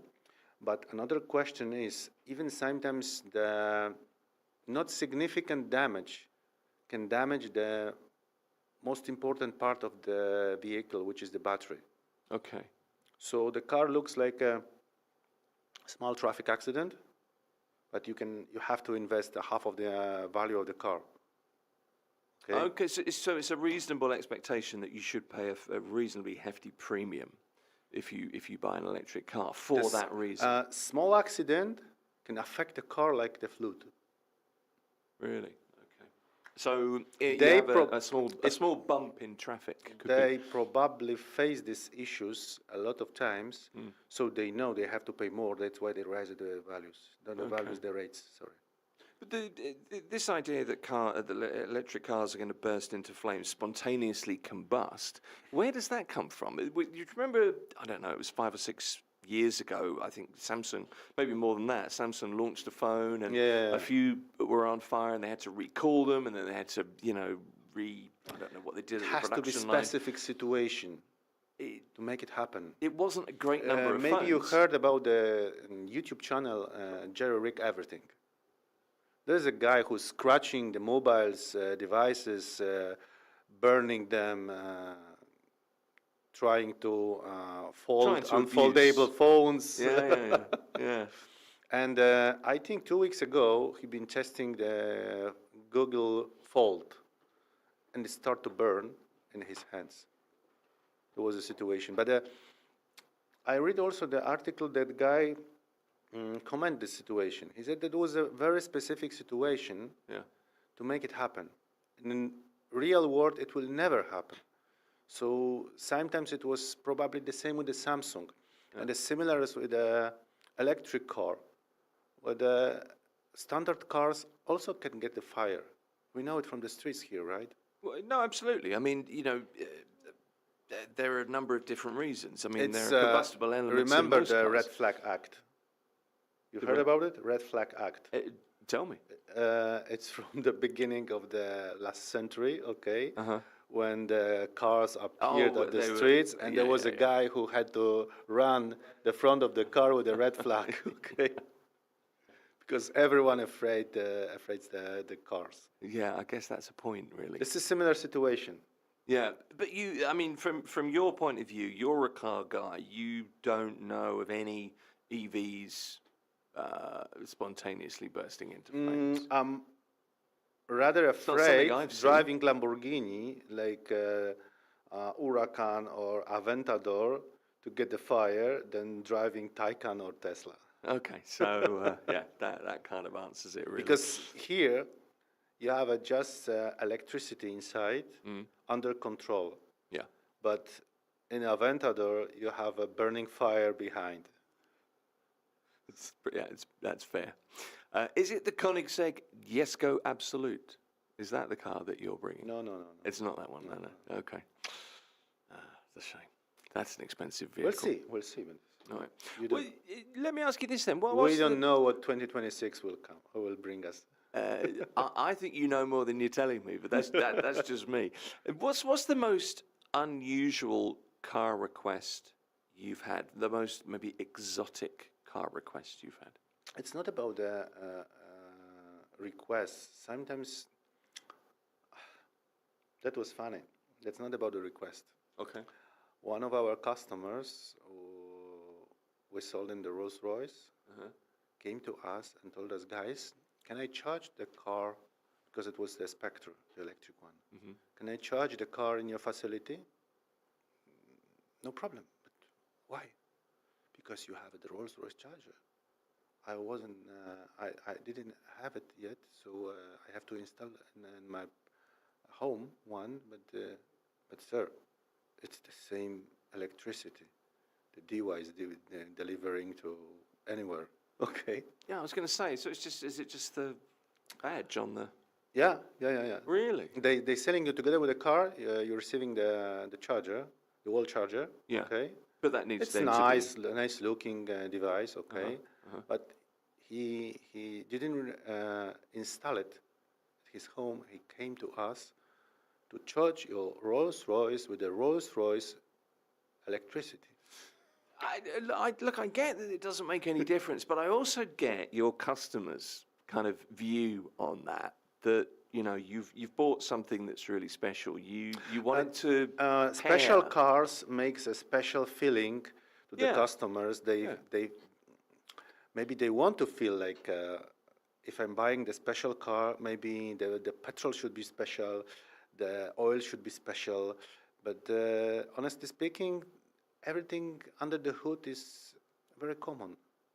Yeah, no, I get, but I also I can sort of see his point of view there. But it is a little bit over the top. But then I suppose this is the thing with supercars, isn't it? If you're buying or luxury cars, it is just everything has to be right, and you're in an industry where the customer is not just always right. The customer is absolutely, completely, and utterly right all the time. Yeah, of course. That's how it has to be. So we charge it his Rolls Royce. I don't blame you for doing that. I really don't. Look, it's been great to talk to you once again. Jacek Ziamek is the man from X Motors here with us at Mira Business FM. Jacek, thanks for coming in. Thank you. Appreciate it. This is Mira Business FM.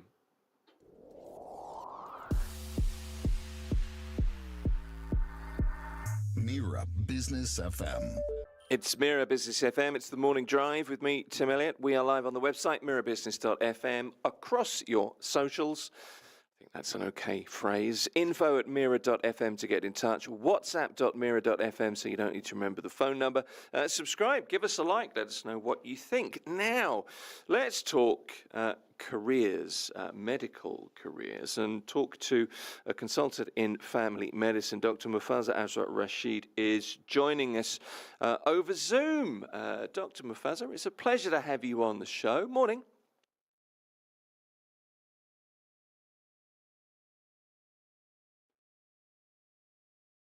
I think you might be muted, Dr. Mufaza. That could There we go. be. There Oh, you great. go. It's, do you know, that's Right. it's always the way with Zoom. You know, you're always muted when you never think you are. And with me, Absolutely. that's Although it was right in front of me. It's But yeah, as- thank you so much, Tim. It's a pleasure being with you. well, it's nice to meet you. Let's start with your credentials, I guess, first of all, just to find out a little bit about you. You're close to what, 25 years as a qualified doctor, 15 years with the National Health Service in the United Kingdom. There really are a few areas I'd like to cover with you today, starting with what you do, the role of family medicine. I think that's really important to take a little bit of a deep dive on. The research you've taken part in and created, and also your charity work, because there are many strings to your bow, Dr. Mufaza. But first of all, what inspired you to pursue a career in family medicine? Well, it is quite an interesting question, actually, because when you qualify as a doctor, there's so many fields in front of you, and you just have to kind of choose because it's whatever suits your personality, whatever you're passionate about. So if you're choosing a particular specialty, that means that you're only exposed to patients of a certain type. Whereas in family medicine, you are working across a whole age group range, across a whole condition range, and there's a lot you can do which you would not do if you were in a particular specialty. When I say that, I mean that you're kind of a jack of all trades, but you are kind of making a difference across the patient's uh, whole life rather than just one particular problem in one particular system of the body. So when a patient comes to see you, you are interested in their social aspect. You're interested in their financial background. You're interested in everything that they're about, so that you can make sense of why they're experiencing the problem that they have and what impact the other things in their life can have on it. You know the whole family, because if you are as a family physician looking after their whole family, you know the family dynamics, and those things influence health a lot. There's no condition that you cannot discuss as a family medicine, although obviously you have limitations in terms of how far you can go and how far you can pursue independently, and then you have to refer at a certain point if you not manage cannot manage it on your own. But as a whole, you know the person as a whole, and that makes a huge difference in the health outcomes. You see, I find this really interesting because family medicine is exactly that. It's that understanding of the whole kind of health dynamic of an individual or, obviously of a family. Consultants in particular areas, I have some experience of this. I've had a few medical issues over the last few years, and I've talked to a number of different experts in different things. And sometimes I kind of think to myself, where's the bedside manner with you? Because it can be a little bit more matter of fact. Whereas a family doctor like yourself, you've really got to be able to drill down and understand people. And I think that's a very particular kind of calling, a particular kind of skill. Yes, absolutely. And also, it just builds up a patient relationship that is quite unique, and the patients trust you. And so, a lot of the times when they may not disclose certain symptoms or certain things that they've never met the person before. Whereas as a family physician, if they've seen you over and over again, they know exactly, they feel comfortable talking to you. So that discloses a lot of information that can be so much helpful in managing their conditions, and which can range from physical to mental to anything. One of the things we do here at Mira Business FM, on probably about a weekly, bi-weekly basis, is we talk to people in particular careers just to get an idea of why they decided to follow the path that they've followed. I'm wondering, with you in particular, a career in medicine is a huge number of years studying. It's a huge amount of work. It's really a life commitment, and it's, I guess, a vocation. But what do you think, if you can put this into words, the most important qualities for a really successful family physician are? Hmm. Yeah, you're absolutely right there because it's a long process, and I think the times that we're living in now, it's the children or the up and coming young generation have a lot more options than I did at the time. Mm. But at the same time, if you are passionate about it, if you work with, if you like working with people, if you like making a difference to people's lives, I think that's very important because I still meet certain young people because I have worked with the faculty of Royal College in and the University of Nottingham with the careers advice with students. So you see those students who do stand out in terms of their commitment, and they regardless of anything, the number of years or the hard work involved, they do want to pursue that because they have that in them to make a difference to somebody's lives. Because medicine, although it varies across countries, but it is less money focused, but that can be argued. But it's because there's so many lengthy numbers of years of training involved with probably not as much remuneration as some of the finance or economics sectors, or so it does involve certain amount of commitment which is for less benefit for a certain degree, and then more focused on, particularly in when you're training in the NHS, it's very very patient focused, and it's not driven by cost or profits as such. Well, it may differ in other parts of the world, but the ethics of it and everything comes down to the fact that you are there's ethics of being a doctor is that you are putting a patient first and you're putting everything else secondary. So if you have that in your personality, if you feel that you can you have got an academic head and you've got a thinking head, and the fact that you're good with people, you can speak to people, then it is a career. But for you, but you have to think it through because it's years and years of a lot of hard work, and the learning never stops. There's a sacrifice to be made, isn't there? Particularly in terms of, if you do a 7, 8 year, however long your particular medical degree is. So it's kind of a calling. You kind of have to, take a Hippocratic oath. You kind of have to make an oath to yourself, I guess, as well, if this is something that you're going to pursue. Could you just talk us through, describe some experiences of working with patients of different age groups, because you're really in that bracket where you can really speak to this, I think, from infants all the way through to seniors. Yeah, so it's an interesting day you have, particularly if you're a GP in the NHS, that your day can be seeing anywhere up to 40 patients. Plus, if you're on call, then you're taking phone calls and emergencies from patients at home. So you 1 minute you'll have a baby brought in by a mother. The next patient might be a young person, mental health issues. The third person might be an elderly patient. So you have to. That's why the training is very geared around how to do this in a time efficient way and not missing any serious concerns. So this is just what our training is all about. So if it's a child, you approach it differently. You have to consider all aspects. You have to consider the safeguarding aspect, and often you will realize that once you are speaking to the mother or somebody, you pick up signs of where the child may be at risk, or health wise, or the safety. So that all those aspects, and it's playing in the back of your head all the time, that what things you need to think about with the elderly. As you know, as the UK and elsewhere in Europe as well, there's a rise in elderly vulnerable population, so a lot of elderly with chronic disease. So you have to allow them time, you have to adapt your consultation skills to their needs. You may need to wait longer, you may need to speak to them in a loud tone. You may sometimes they're just there to vent, and they want to somebody to speak to. So you have to have the patience and the skill to actually to have a conversation of that sort with them. You can have a patient come in with who's young but has severe mental health issues and doesn't open up and is sitting there quietly, and you have to make sure that they're not self-harming, or they're not going to, when they walk out, they're not going to harm themselves.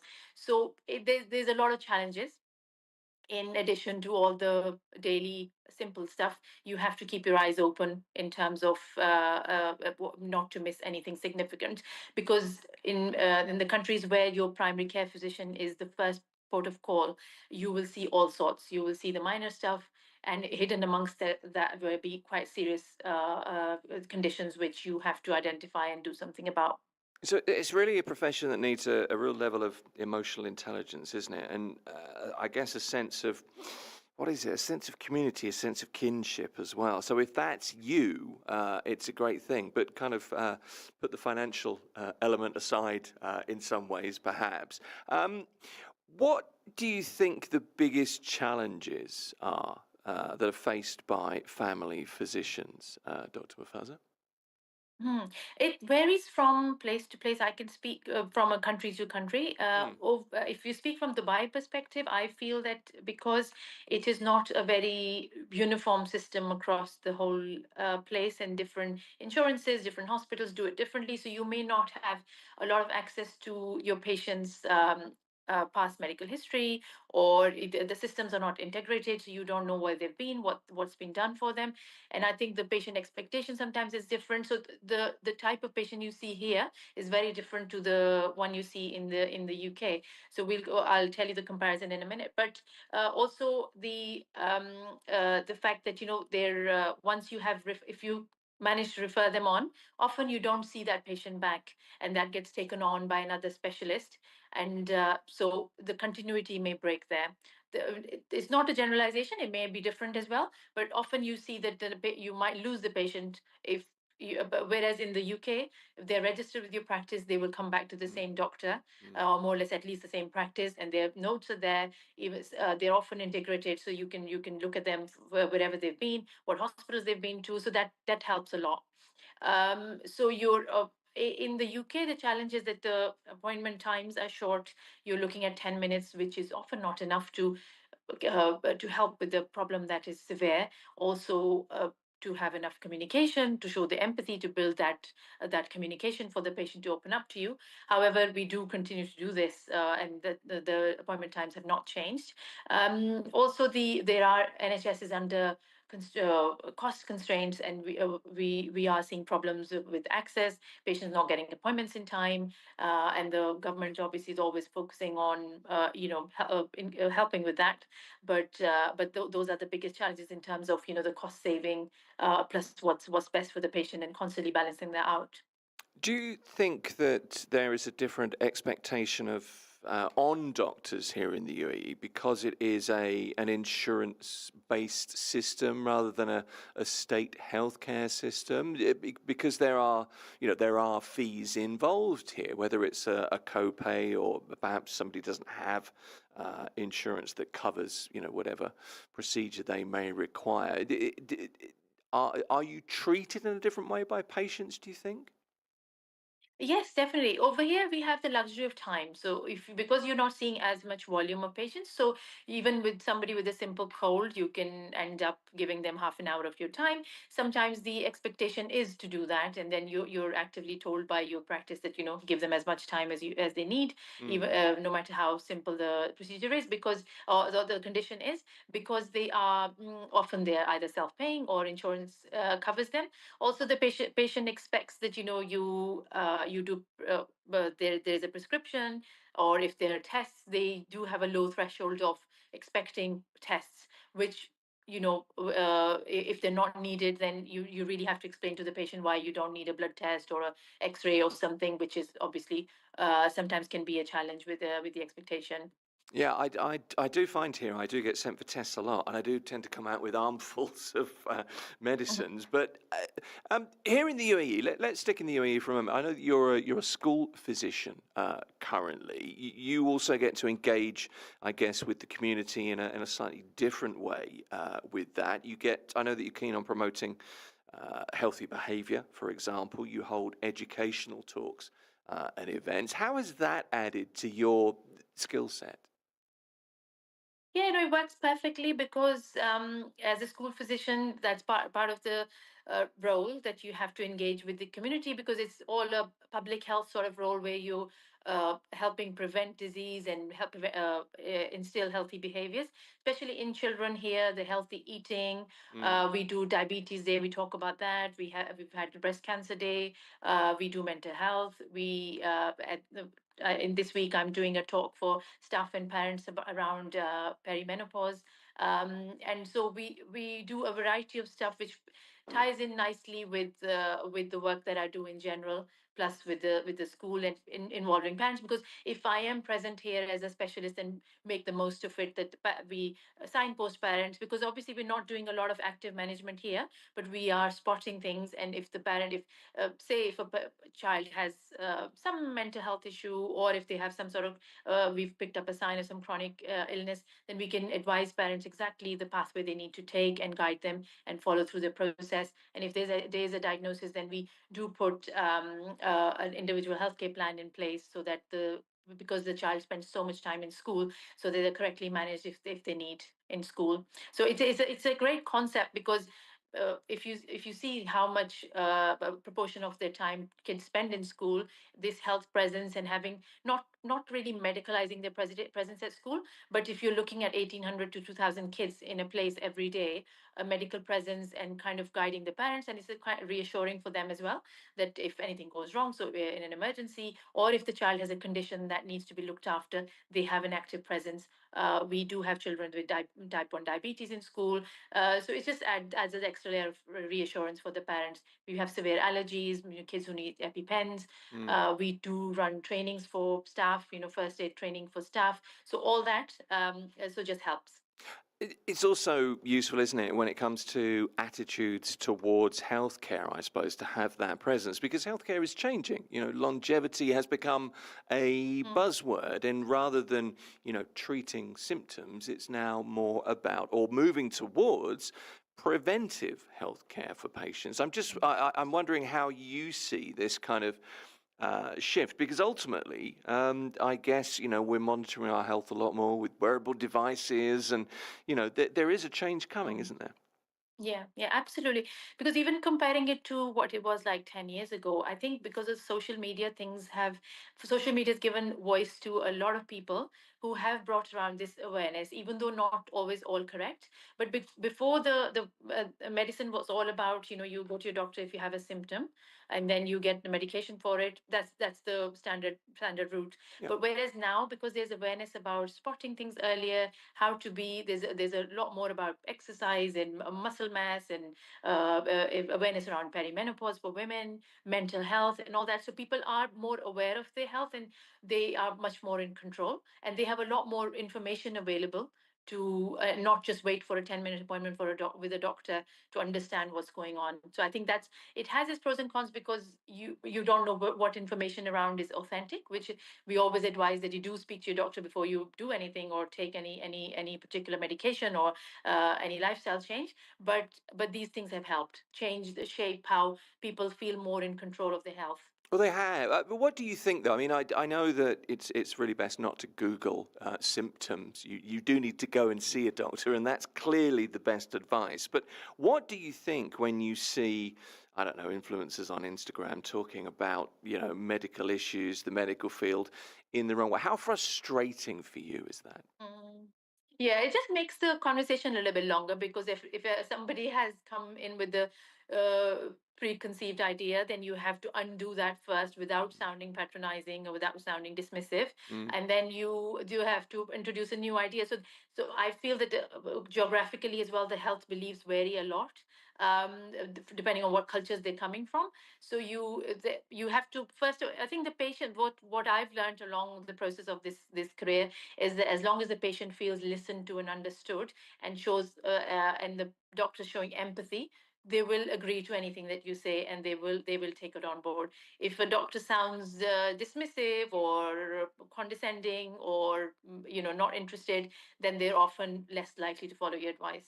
Yeah, I see. This really interests me because I always feel that I'm very much a vaxxer. rather than anti-vax. So I'm very much a person that follows a doctor's advice because in my head, it's very clear that this is a person who's studied, this is a person who has passed a rigorous test to get to where they are. And I get very frustrated by the anti-vax community. However, I have to understand, and I realize this, that ultimately it is your body, your choice, isn't it? And as long as you're being listened to, I guess it's always going to be that way. Yeah, absolutely. So there's autonomy, there's health autonomy, but you Yeah. have to. Our job is to help people make those informed decisions. So if they know the correct information, often they may have read it somewhere, they may have read the wrong research. So if you explain it the correct way, then it's after that it's their own choice. But the informed decision side of things is important, that they have the correct information so that they can weigh up their own ideas. Let me ask you a little bit about research. I was reading your bio this morning again, and I know that I really wanted to talk about your career, and I want to talk about your charity in a moment. But I'm interested in research that you're involved with. What are you involved with at the moment? Yeah, that was that project I have mentioned in my bio is the something I got involved in 2011. I went to this talk by a renal consultant, the kidney specialist, Yeah. who worked at the local hospital, and he talked about a new idea of introducing some safety measures in the primary care to prevent people from developing acute renal failure, it used to be called, like, failing of the kidneys. That a certain awareness and changes could be made early enough for before patients got really worse and ended up in hospital. So that appealed to me, and I got involved with their project. And that was I was the only GP on their on the commissioning group, what they used to call at the time, doing is in the primary care. So what happens is with it can happen to a healthy kidney, but there are certain people more at risk of developing acute kidney injury, which is, it doesn't mean physical injury. Injury means damage or failure. Right. So it is abbreviated as AKI. So it can happen if somebody's severely ill, if they're dehydrated, and the blood flow to the kidney drops, and that can cause problems with the kidney in the short term. And often, when they're recovering, a healthy patient may recover, but sometimes it might lead some chronic problems. But there are people at risk who are taking certain medication. If they're elderly, if they're diabetic, if they already have chronic kidney disease, they are much more likely to have that problem earlier than a healthy person. So you have to spot those at-risk people. And then in the community, what we could do was raise that awareness amongst the GPs and the practice nurses to if the patient comes to you with an acute illness where they might be at risk of being dehydrated or severe infection like chest infection, stomach infection, do look at their medication. Do make sure that you look at their blood test previous and arrange a blood test in a 48 hours to make sure they haven't dropped their kidney function.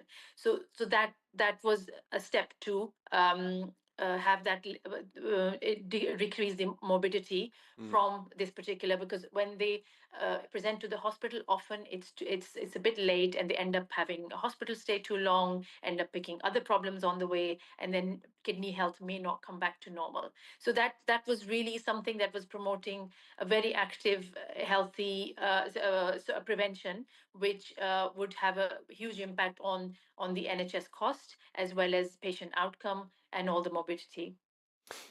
I want to talk about your charity work. I know you support a charity that was founded after the earthquake in Muzaffarabad in, 20 years ago, 2005 that happened.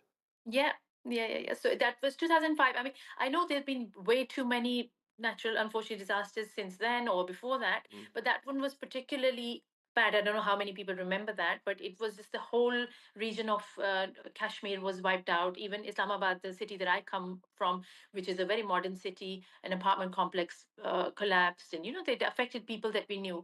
So we were in the UK at the time, and my husband, and who's a pediatric intensive care consultant as well. He himself and a few other doctors went out there as a lot of others did, to run a camp in the short term, and they helped a lot of children, and they were on the media, everything. But they spent 2 weeks there, and they performed hundreds of surgeries and all that. But when they were leaving, they thought that there's no infrastructure left in this place. These people have got no aftercare. God knows how long it will take for the government to kind of step in and build the infrastructure again. So maybe this is something we need to think about and have a hospital. So because they all come from high standard NHS mindset, they wanted to have like a very properly made hospital. So it took them about 7 years to fundraise and then open the hospital in 2013, which is completely earthquake proof. It's in the middle of a very beautiful valley, and it caters to the local population, which are very, very impoverished and deprived. So now they're seeing about 30,000 patients a year plus, and the hospital started with 50 beds, and now it's 90 beds and doing a lot more specialties as well. It's a huge thing to do. You run a children's welfare program there as well. Yes. So since I got involved with the school health, and I thought this is such a great idea, because we are picking up problems in children early, even though we're living in a very affluent society, and the children are not even at risk much of malnutrition or anything like that. But we still pick up things, and we are guiding parents. So in a place like that, where there are orphanages in the catchment, where although they're government run and the kids are looked after, but not much attention is being paid to how they're eating, how their mental health is, how if they're growing well, or all that. So we with the help of one of the pediatric nurses, set up a health visiting service. So the nurse goes in a few times a month, and in between, if needed, to review children, to make sure that they don't have any acute problems. Plus, she's monitoring their heights and weights and growth and nutrition. And we picked up so many children with nutritional issues, and supplemented their diets. We've added a social aspect to it. We fund activities. We are providing them books and sports goods, and they're playing cricket now. They're playing football, and they just feel of think of that nurse as a mother figure. The other day, a few children came up to and said, "Oh, can we go on a school trip? Can you organize a trip for us?" So it's very nice to be able to do that. That they can come and ask us for stuff which they otherwise would not have to, because of being under resourced. These things are not cheap to run. Hospitals cost a lot of money to run. Programs like this need funding. Mm. How do you fund this on an ongoing basis? Yeah, it's completely charity based. It is the funds, but we've been very lucky that since the outset, the local, because in the UK, a very large proportion of the population comes from Kashmir. Yeah. So they felt that this was close to their hearts, and any charity that they were going to do anyway, they then gave it to the hospital. Plus, there are no admin costs in the UK for the charity, so that appealed to people as well. And these were the people, members of community that we knew personally. So they were also in Islam, religiously, you're meant to give 2.5% of your surplus wealth to charity every year anyway. So that stream of income then becomes, if somebody dedicates that yearly amount to us, then that becomes a steady income source. With regards to my orphanage outreach program, it is actually a very small amount goes a very long way. Just for an idea, like during the month of Ramadan, we provided them meals. The whole month for 60 children, it cost 4,000 dirhams. So that was maybe one person's zakat money. So it's because they're well children, the very few will have health conditions where they need to go into hospital and have active treatment. A lot of them will need a little bit, or out in the community, or they just need extra nutrition. So that just gets taken care of by, so that a little bit of amount of money actually goes a very long way. Every little helps, doesn't it? It really does. Look, we're talking today as part of a kind of a career focus segment here on Mira Business FM, but it's also just really interesting, kind of heartwarming as well, to be able to talk to you. You've kind of already said this, but I wanted to finish by saying, look, the thing about becoming a doctor is that it's not really a business. For most doctors, I think at heart, it's a vocation. It's not really a money-making thing. It's kind of a life thing, isn't it? Yeah, absolutely. So it's one of those professions that your patient comes first, and as a doctor, that instinct is instilled in you, and also you have that instinct that you're very, very mindful of your outcomes, and how well you've communicated with your patient, how well you've understood their problem, and what you've done. So it gives you that feeling of fulfillment, if you have done well, and I think you're driven by that. So absolutely, obviously, you have to pay the bills, and it does it does pay, but it's very, very focused on the humanity side of things, and which is kind of, sometimes some people are built that way, and that's why those people choose to then go on and choose this as a career. It's good that you're built that way, I think. Dr. Mufaza Rashid works as a consultant in family medicine, joining us here on Mira Business FM this morning. Great to talk to you. Thank you for joining us. Thank you, Tim. It was a pleasure. Thank you very much. Good Have to a have good you. day. Thank you very much. This is Mira Business FM. It's the Morning Drive. Mira Business FM. The Morning Drive on October the 14th. It's the 9th World Environmental Education Day. Just a thought, a reminder of how important it is to educate people of all ages to understand the environment around us, our impacts and the consequences that we have on the planet that we all share. That's today. We've heard from Jeff Rhodes this morning. He was talking gold on the programme, and we'll be talking to Jeff again on Friday as gold, as I've been saying, continues its rally. Joey Chaya, a little bit earlier with the new Pets app. It's Pet Bay. It's an attempt to put pet owners in touch with reliable and trusted pet sitters. So if you are an animal lover, Source of information. Listening to Mira Business Success. Mira Business FM.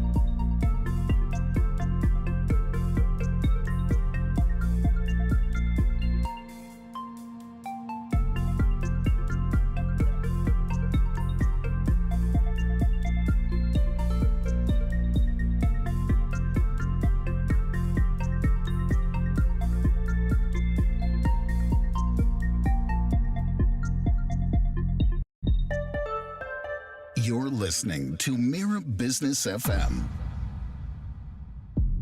It's the Morning Drive with me, Tim Elliott. This is Mira Business FM. You can find us online almost everywhere you look. The usual suspects in terms of the social media channels. Just search Mira Business FM and you are welcome. Get in touch with us, info@mira.fm. That's the email address, and also WhatsApp. No need to remember numbers these days in these technologically advanced times. WhatsApp.mira.fm will find us. In a few moments on the Morning Drive, we are taking a detour, really. The My Plant and Garden Middle East 2025 exhibition is on this weekend. It's the 15th to the 17th of November. It's at Expo City. Lots to talk about, lots of greening to talk about, lots of planting to talk about. Horticulture is going to be the name of the game for the next 25 minutes or so. And we have a guest to do that. That's next on Mira Business FM. You're listening to Mira Business FM.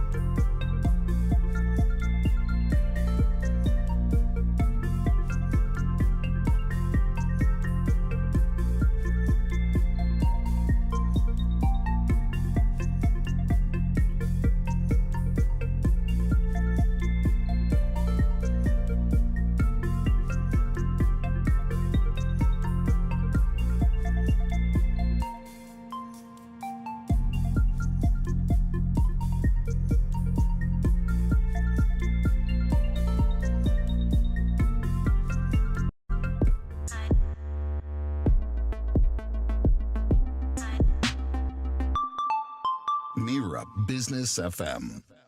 The Morning Drive, this is Mira Business FM, info@mira.fm to contact us, and whatsapp.mira.fm to message and send any questions or thoughts through to the programme, to the station. Now, this weekend, it's My Plant and Garden Middle East 2025. Now, this is a first of its kind event, I think it's fair to say, the region's premier exhibition for ornamental horticulture, landscaping and sustainable urban development. It's on the 15th to the 17th of November. It's at the Dubai Exhibition Centre at Expo City here. And William Slabbert is the nursery manager, head of production for Wahat Al Sahra. That's the desert group to you and me. And he joins me in the studio. It's nice to meet you, William. Thank you. Good to have you here. So look, big weekend ahead. I want to get to the event in a few moments' time, but I have to start with your career because you are 30 years, is that right? Or let's say a long time rather. Yeah, 30 years plus. 30 years plus in the art or the practice of garden cultivation and management, horticulture. That's the definition for you. But this is something that you were almost kind of born into. This is more than a passion for you, isn't it? Yeah, correct. Yeah. So where did it come from? I was born and bred into plants. I think if you are a plant person, you either are a plant person by nature, or you gravitate into the field. Right. But as I was mentioning earlier, when I was 5 years old, the first word was a plant word, and I learned the Latin name from my dear grandmother. I love that because this is not my son's first word was he was trying to say car and it was adar. Your first Adar. word was Agapanthus. so for a small child, kind of advanced Well, in some ways. I think that was down to my grandmother's persistence. So yeah. Brilliant. But yes, gardening is a passion of mine. Plants are a passion of mine. Horticulture is a passion of mine. It's just gone from strength to strength over the years. And I've gravitated from one field to another. So I've dabbled in all the aspects of horticulture and nurserymen and nurseries. So yeah, it's been an interesting walk. It's amazing where the time goes, isn't it? I guess for you, it feels like last week when you started. It does. If you it does, love it that much. It does indeed. You know, I always say when I look at my children, I say they grow up and we get old. Time stands still when you get older, but you see time moving with your youngsters. But yeah. It is what it is. Is it kind of effortless for you? Because there's that old adage that if you do what you really love to do, you'll never work a day in your life. Does it feel a little bit like that? Yes, I must agree with you. Because I have a natural affinity to plants, it's, learning botanical names. It's a natural process. It's like a form of osmosis. I'll hear a name and I will just absorb it, and it's not an effort. So it is an effortless process. Right. So yes, I do agree with you. It's not something that I'm trying to do because I'm now in a new industry. I wasn't a soccer player, and now I'm a horticulturist. It's something that is ingrained. It's a part of my DNA. Yeah, it's unusual these days as well, isn't it? I guess, my generation, we're probably, I think, of a similar age. I'm not mentioning ages, don't you, Wade? Relax. But we are. But I grew up at a time when people did one job all their lives. And it's very different now. Yeah. You don't do that. I think in a lot of ways, I feel as though you might think, and correct me if I'm wrong, it's fortunate. You're doing what you're supposed to do. Yes, coming back to what you just said now about doing different jobs and sort of job hopping, as I just mentioned just now, I have been in different fields in the horticulture industry. Even though it's always been plants, I've been on wholesale production. I've had retail nurseries. I've done landscaping. I've done irrigation. I've done tree surgery. I've even been a botany lecturer for an institute in South Africa. I've even had a business where I ran educational youth camps for school kids. So even though I've had different fields, it kind of, I would then say I have job hopped, but it's always been in the same field. Yeah, okay. It's kept it interesting, and it's added to my CV and my knowledge, and it's those life skills that you pick up over time. Sure, and building the experience. Look, I come from the UK. Gardens very much part of my kind of childhood, really. Compost heaps were very normal to me. I know composting's a very cool hipster thing to do now. Indeed. But I grew up next to a couple who spent most of their life creating the most amazing garden just outside of London in Essex. And it kind of strikes me that part of this is kind of cultural. It's like an English country garden thing. Yeah. That's a standard phrase that you hear a great deal. But when you look at really elaborate gardens, the Chelsea Flower Show, as Highness Sheikh Zayed was and still is, under his foundation, an exhibitor at the Chelsea Flower Show, does amazing things. It's more than just a green space, I think. There's an art to doing this. There is indeed. And apart from the art, which is the aesthetics part of it, the beautification, it's also functional. So as a city like Dubai and a country like the UAE, coming back to, you were talking about the greening movement here. The old English garden is not really going to work here because of our... Hard to do that. Hard to do, yeah. We have a climate issue, we have a sand issue, and a lot of plants are, it's not a large selection, a palette of plants that we have here. So, yeah, coming back to what you were saying now about all compost heaps and gardens, that's very much the hobbyist or, the avid, you want to give it a go until you can't anymore. Well, it was recycling before recycling was a thing, because yes, everything would go in there. The the potato peel, all of that stuff would go in there, and then it would mulch down over weeks, months, whatever, and all of a sudden, out come the roses. Well, as I say, for other countries, that is a natural thing. In this country, there is a large movement now as well, waste to energy, recycling waste to try and get that compost and that organic matter. In a desert country, we do not have access to large amounts of organic matter. So compost here is at a premium. But without compost and having, healthy soil, the plants don't survive. And you can't just bomb them with chemical fertilizers all the time, because that is also going to end badly. So, for sure. Yeah. That's a really interesting point. This is another side to it. I've just done a season of podcasts for the Environment Agency in Abu Dhabi, and it's really all about a great part of it was the importance of soil. Yep. And I'd never really thought about this, the importance of soil, and I've learned a great deal. But it's an issue here, isn't it? It really is hard. Well, you mentioned soil. The UAE does not have soil. Exactly. It has sand. Yes. Sand is not a soil. So it needs to have a whole lot of additives to make it into a soil. Yep. It needs clay components, and it needs lots of organic matter. So yes, to have a healthy soil, you need a healthy soil to have healthy plants. So yes. We're talking to the right man here. Look, green living is a big deal here in the UAE, and we were talking off air just a few moments ago about how I think in many ways underappreciated the work of the municipalities across the Emirates is. If you took a helicopter view of some of the intersections, just the intersections, traffic intersections, and looked at the work that's been done, it's kind of mind-blowing in lots of ways. I want to come back to green living in a moment, William, but just first of all, talk me through the event this weekend, My Plant Garden Middle East. What's going to be happening? Right. So My Plant, as you did the introduction, is unique. It's the first of its kind here in the UAE. It's been brought across from Italy. And it is basically a B2B, so it's business to business expo. And that basically means it brings together a networking event. So it's more than just a trade fair. It brings all the decision makers and all the role players in the horticulture, the landscaping, the floriculture, the allied trade. The allied trade is your fertilizers, your pots, your packaging, all sorts of things like that. Together with your construction, your building industry. Because in the past, a lot of the greening movement, as you would say, was done in private estates or golf courses. Yeah. And I know here in the UAE, the municipalities have been on board with that. But it's going to the next level. It's making it even more tangible. So this is what the My Plant and Garden Expo is about. It's not just about the home garden.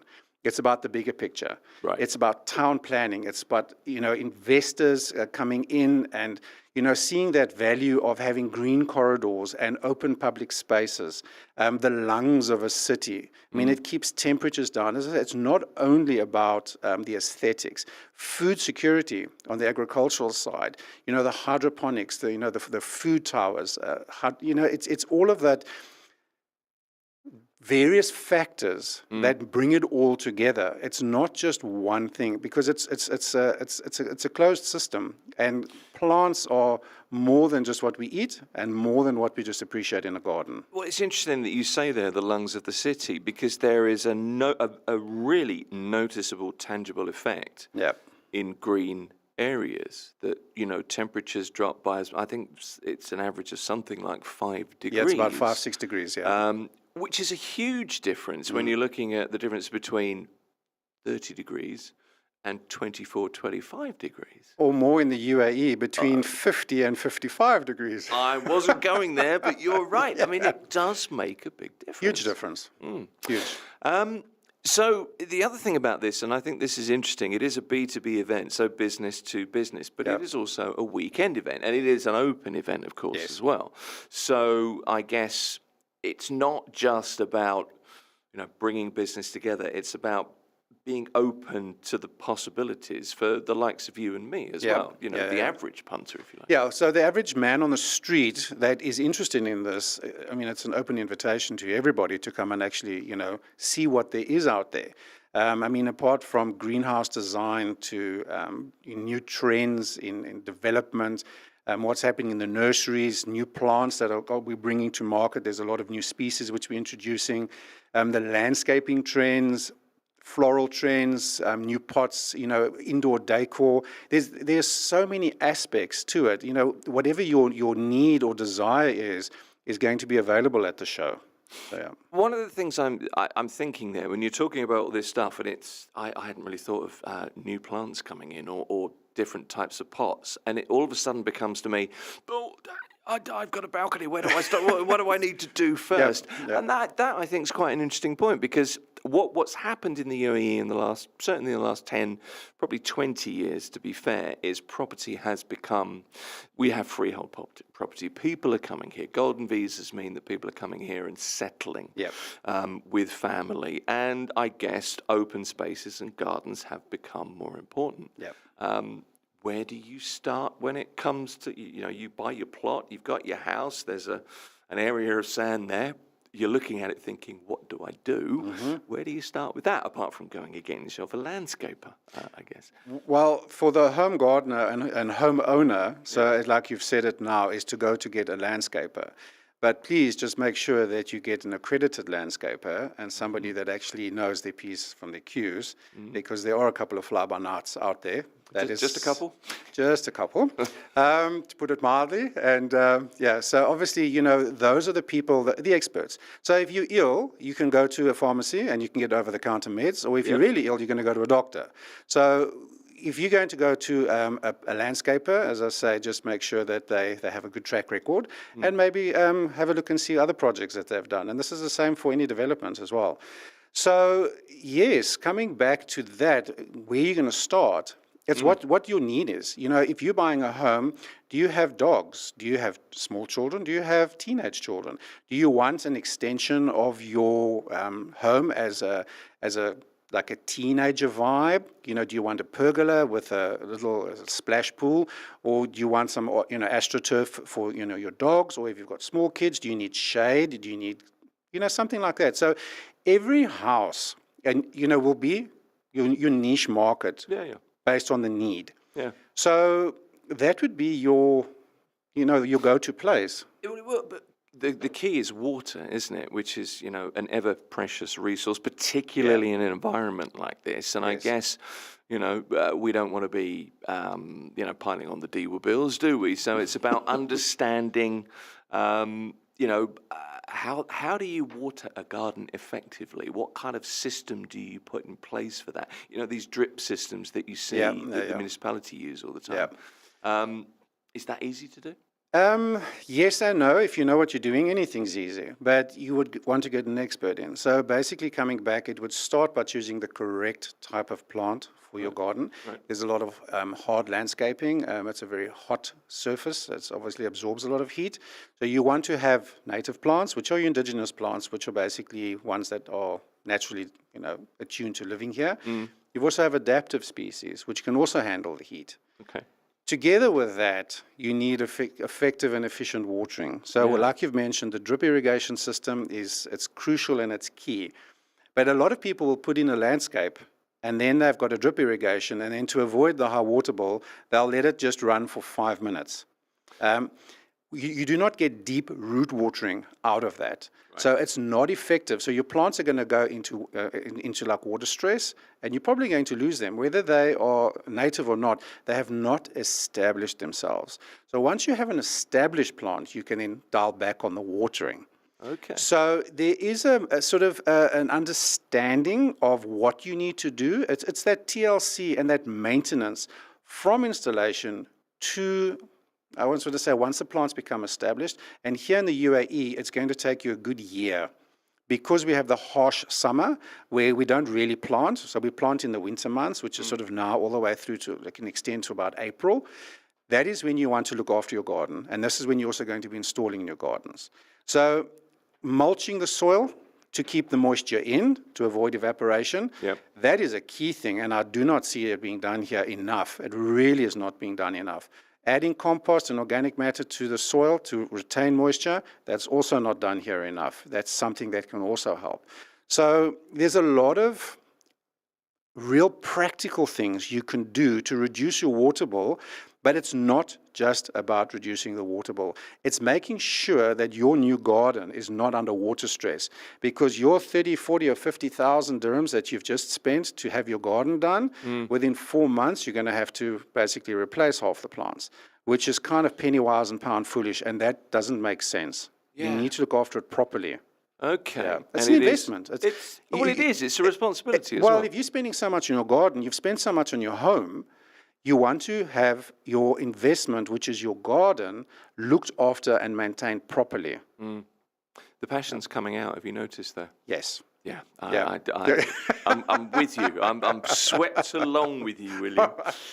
You mentioned a couple of things there, and I want to go back to plants that you're bringing in. Yeah. So I guess you class those as adaptive species. Adaptive or potentially. species, yes. To talk about those in a moment, but also any, I don't know, landscaping trends. What are you seeing a lot of here that you maybe you like, and what are you seeing a lot of here that you think, I maybe wouldn't do that? Because obviously there are trends that are on trend and those that are off.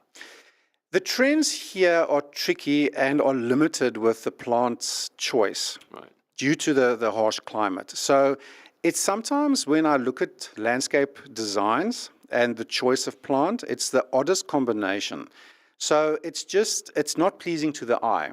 And that I will then take back to the person that designed it or installed it. Did not really have a good grasp of what was possibly out in the market and what is available. It doesn't help that you've got 10 plants and then you just have a design with all 10 plants and you want to have a space with all 10 plants. Okay. So in a landscape, and I'm talking about the larger landscape, I'm not talking about the home garden, I'm talking about public open spaces, side of highways, freeways, malls, that type of thing, where you have larger spaces. It's better to have fewer species which look good in summer and winter, so all through the season, so all year round. They don't necessarily have to flower all the time, but there's clean lines, neat lines, it makes maintenance easier. Your use of water is also targeted correctly for the species. If you've got 10 different species, they not all necessarily have the same water requirement. So certain parts of the year, you're going to see some of them going dry and crispy, and then they need to be replaced. So it's a multifaceted approach, and it's not an easy, quick fix answer by saying A, B, and C.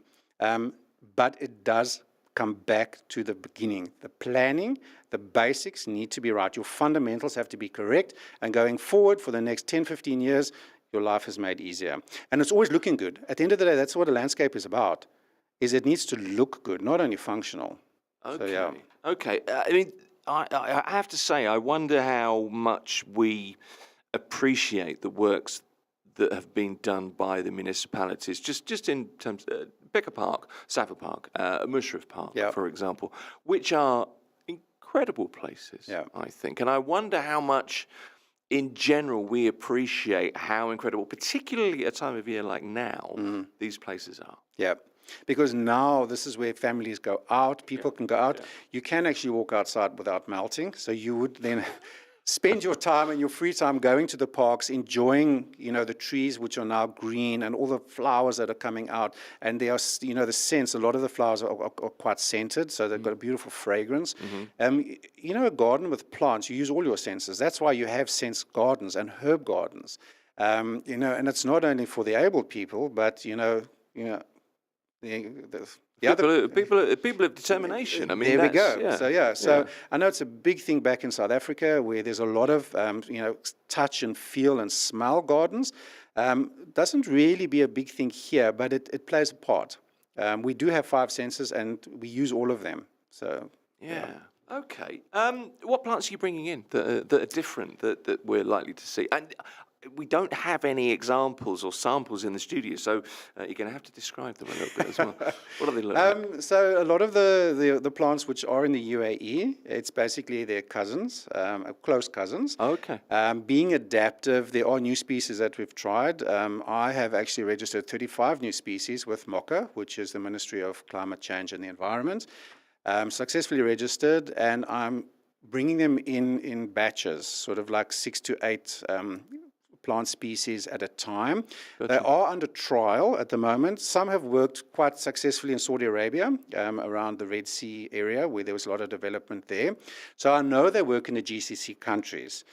But obviously, even though something works in Egypt or in Saudi Arabia, doesn't necessarily mean that it works here. Right. So they're all under trial. So at this stage, I can't really reveal exactly which ones we are bringing in. So you're opening the doors to coming back. Yes. Okay, I like it. Yeah, so we want to, as Desert Group, we want to be first to market with a few new plants, which we'll probably then launch in 2026.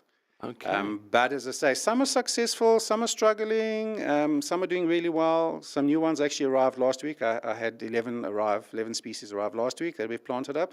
So it's an ongoing process, but it's an exciting process. I bet it is. So yeah. Well, there's that real sense of achievement when you plant something and it blooms. I've got basil that I plant usually. I'm a sad man. I should get out more, but I do. I like Planting doing it. basil is not sad. No, well, it gets used. I'll tell you that. Yeah. It's not doing so well at the moment. I'll ask you about that in a moment. Maybe that's an off-air question. I'm not sure. But the point is, there's a real sense of achievement when you plant something and you nurture something and it grows and bears fruit or bears flowers. It's a great feeling. Yeah. I think we are inherently, that was a tongue twister. We're inherently something, for there sure. We go, yeah. Connected to nature. We, human beings and the environment, we integrated. So when we see things grow, there is a sense of fulfillment and achievement and a sense of pride. And, whether you're growing veggies and fruit and you eat the end result, you'll grow something. If you buy a house plant and it dies, it's traumatic. You want it to flourish. You should talk to my wife because she's very good at murdering houseplants. Oh dear. I don't quite know how that works. That's another whole topic. So there are lots of murderers in the world. Well, the door is open. You're coming back for sure. Thank you. Let me ask you something. Sustainability is a thing that we all talk about, and it has been a buzz phrase for some time. But sustainable agriculture clearly is front and center, really. Yeah. You've grown, you've supplied organic greens, herbs to restaurants. You're also speaking at the event this weekend, aren't you? There's a conference on the sustainable future, and I'm wondering, what are you going to be talking about? What is there a theme to your? Yeah, so my time slot, I'm not actually going to be speaking about the sustainability side of things. Okay. What I'm going to be talking about is the bringing in of international live plant trade. Right. So it's trying to get a plant from another country uprooted, uplifted, transported, brought to a new country, and settled here and make him a happy chappy. Well, it sounds kind of traumatic for the plant. It's highly traumatic, and a lot of them die. So it is traumatic. So it's a very technical thing. People think it's easy. Oh, we just import a plant from overseas. We bring it in from Thailand. Well, no, there's a very technical process involved from A to Z. So that is what I'm going to be speaking about this weekend, but not on the sustainable side. So much to learn. I really do. I had a very quick couple of questions for anybody listening now that's thinking, oh, okay, I could do this. I could give this a go. What's easy to grow here in the UAE? Is there a fail-safe for the new green-fingered types or potential gardeners? I almost want to say you can't go wrong with the bougainvillea. Okay, a bit spiky. Unfortunately, but beautiful looking. Yeah, so for a garden, bougainvillea can't go wrong. Your plumeria, which is your frangipanis, they also grow very, very well, very easy, and they flower. If you want to go for herbs, rosemary, that is also a super hardy. Very, very hardy, and you almost need to be really determined if you want to kill it. And then your easy, herbs and rocket, and which they call arugula here, and things like celery, things like that, cilantro, all of those. That would be your easy, quick, but that would be seasonal. Okay. So that's easy. It's to go, Gurgear, isn't it? Rocket is Gurgear is like a similar to Rocket, I think. Here, I see Yeah, that they've got a couple of different varieties Right, here, okay. But arugula is sort of the one term that they standard. use. Yeah, so rocket, wild rocket, they're the two different ones. But for herbs, and if you're an avid foodie, you have to have that in your home kitchen. Do you know, I had so many more questions I wanted to get to, and we haven't done any of them. So you're going to have to come back, William. Look, My Plant and Garden Middle East 2025 is on this weekend, 15th, 17th of November at Expo City. William Slabber is Nursery Manager, Head of Production for Wahat Al Sahara, which is the desert group. Really enjoyed talking to you. Thank you. Thank you very much, Tim. I enjoyed it. Appreciate you coming in. This is Mira Business FM. Sorry, my next guest. You're listening to Mira Business FM.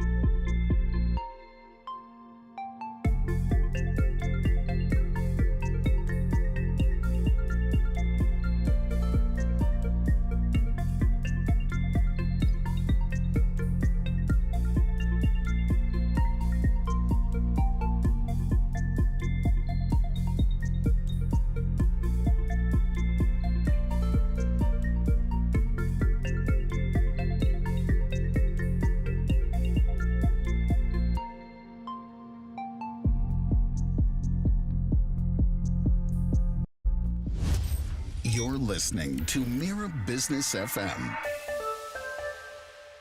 It's Mira Business FM. This is the Morning Drive. My name's Tim Elliott. Welcome to the show. If you've just joined us, maybe you're with us on YouTube, which is where we are streaming, along with Rumble and Twitch and Daily Motion. You may be with us in a short on Instagram. Who knows?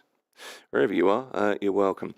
Let's talk gold now on the Morning Drive. Monday morning, the week ahead for gold. Jeff Rhodes is with us. He's the CEO of the Goldstrom Advisory. Jeff, morning. I thought you were going to be at the airport for some reason, but that does not look like an airport to me.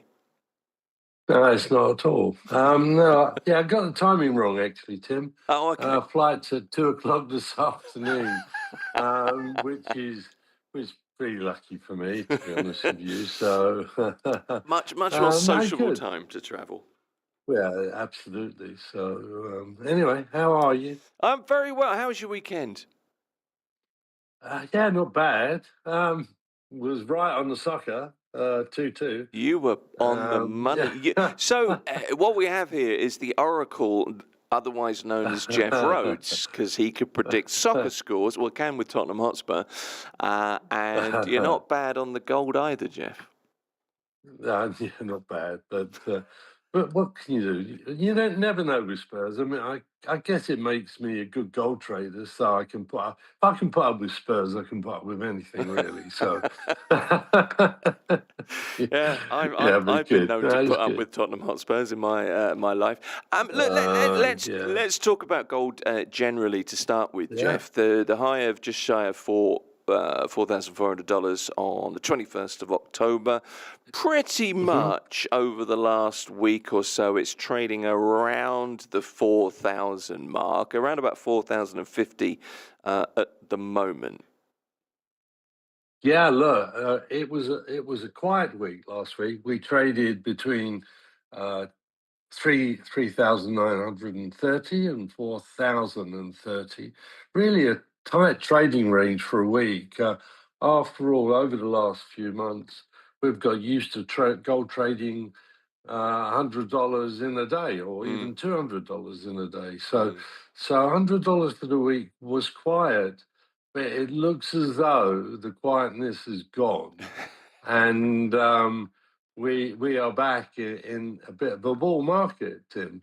Gold at the moment is 4,075.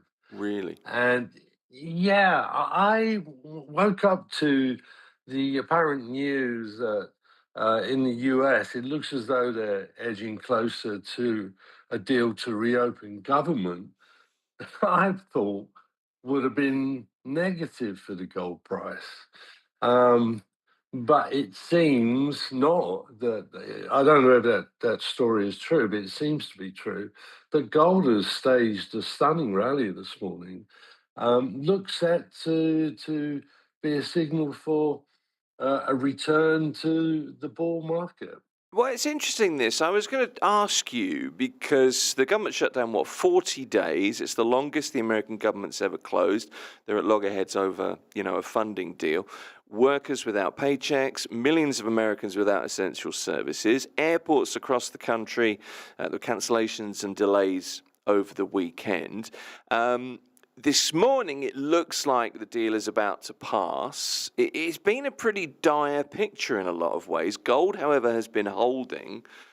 Are you surprised at 4,075? Yes. Yeah, I am actually. I'm really quite surprised that having seen the news, the apparent good news, I would have expected a reverse. But there you go. Gold, it looks as though somebody was waiting for this news to come out and has decided to make the move. But it does have a very strong feel to it as I look at it at the moment. Well, you alluded to lack of data when we talked on Friday. The shutdowns kind of forced investors and the Fed, the data-dependent Fed, to rely on private sector indicators. But now that the government is opening back up, or in theory will open back up soon, we should start to see some data. It's been in short supply for nearly 6 weeks. But what do you think that might mean? Yeah, I think the private data that we've seen come through was mixed a bit, but I think really wouldn't be surprised to see some really bad numbers coming out. Okay. And if those bad numbers do come out, it means lower interest rates. Yep. And lower interest rates have been the trigger for gold's rally this year anyway.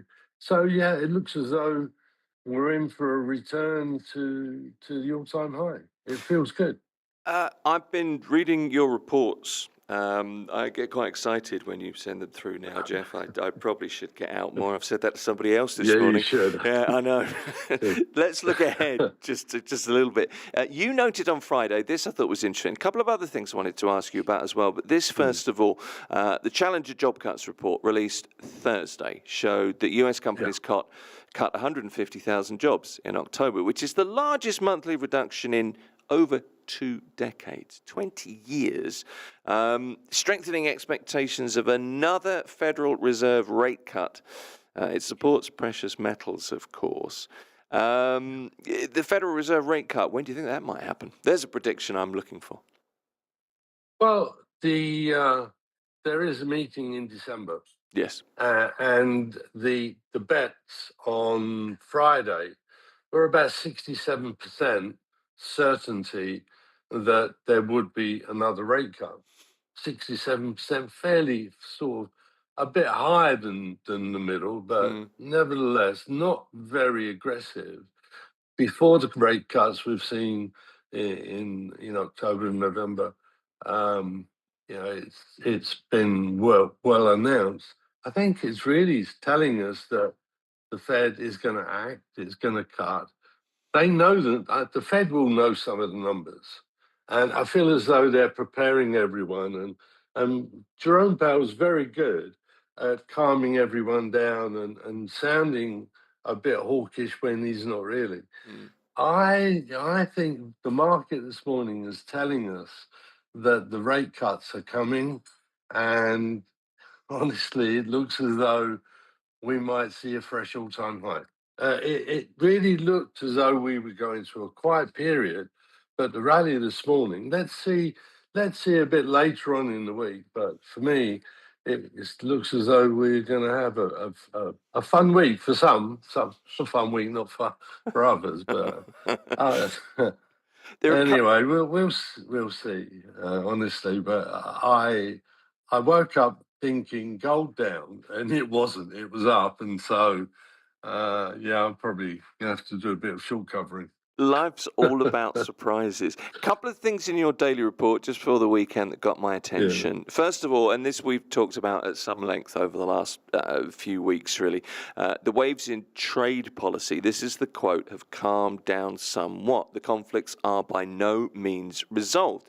Gold is therefore likely to remain in demand as a safe haven. You're quoting Commerzbank from a note they produced in that, and it seems as though that's coming to pass.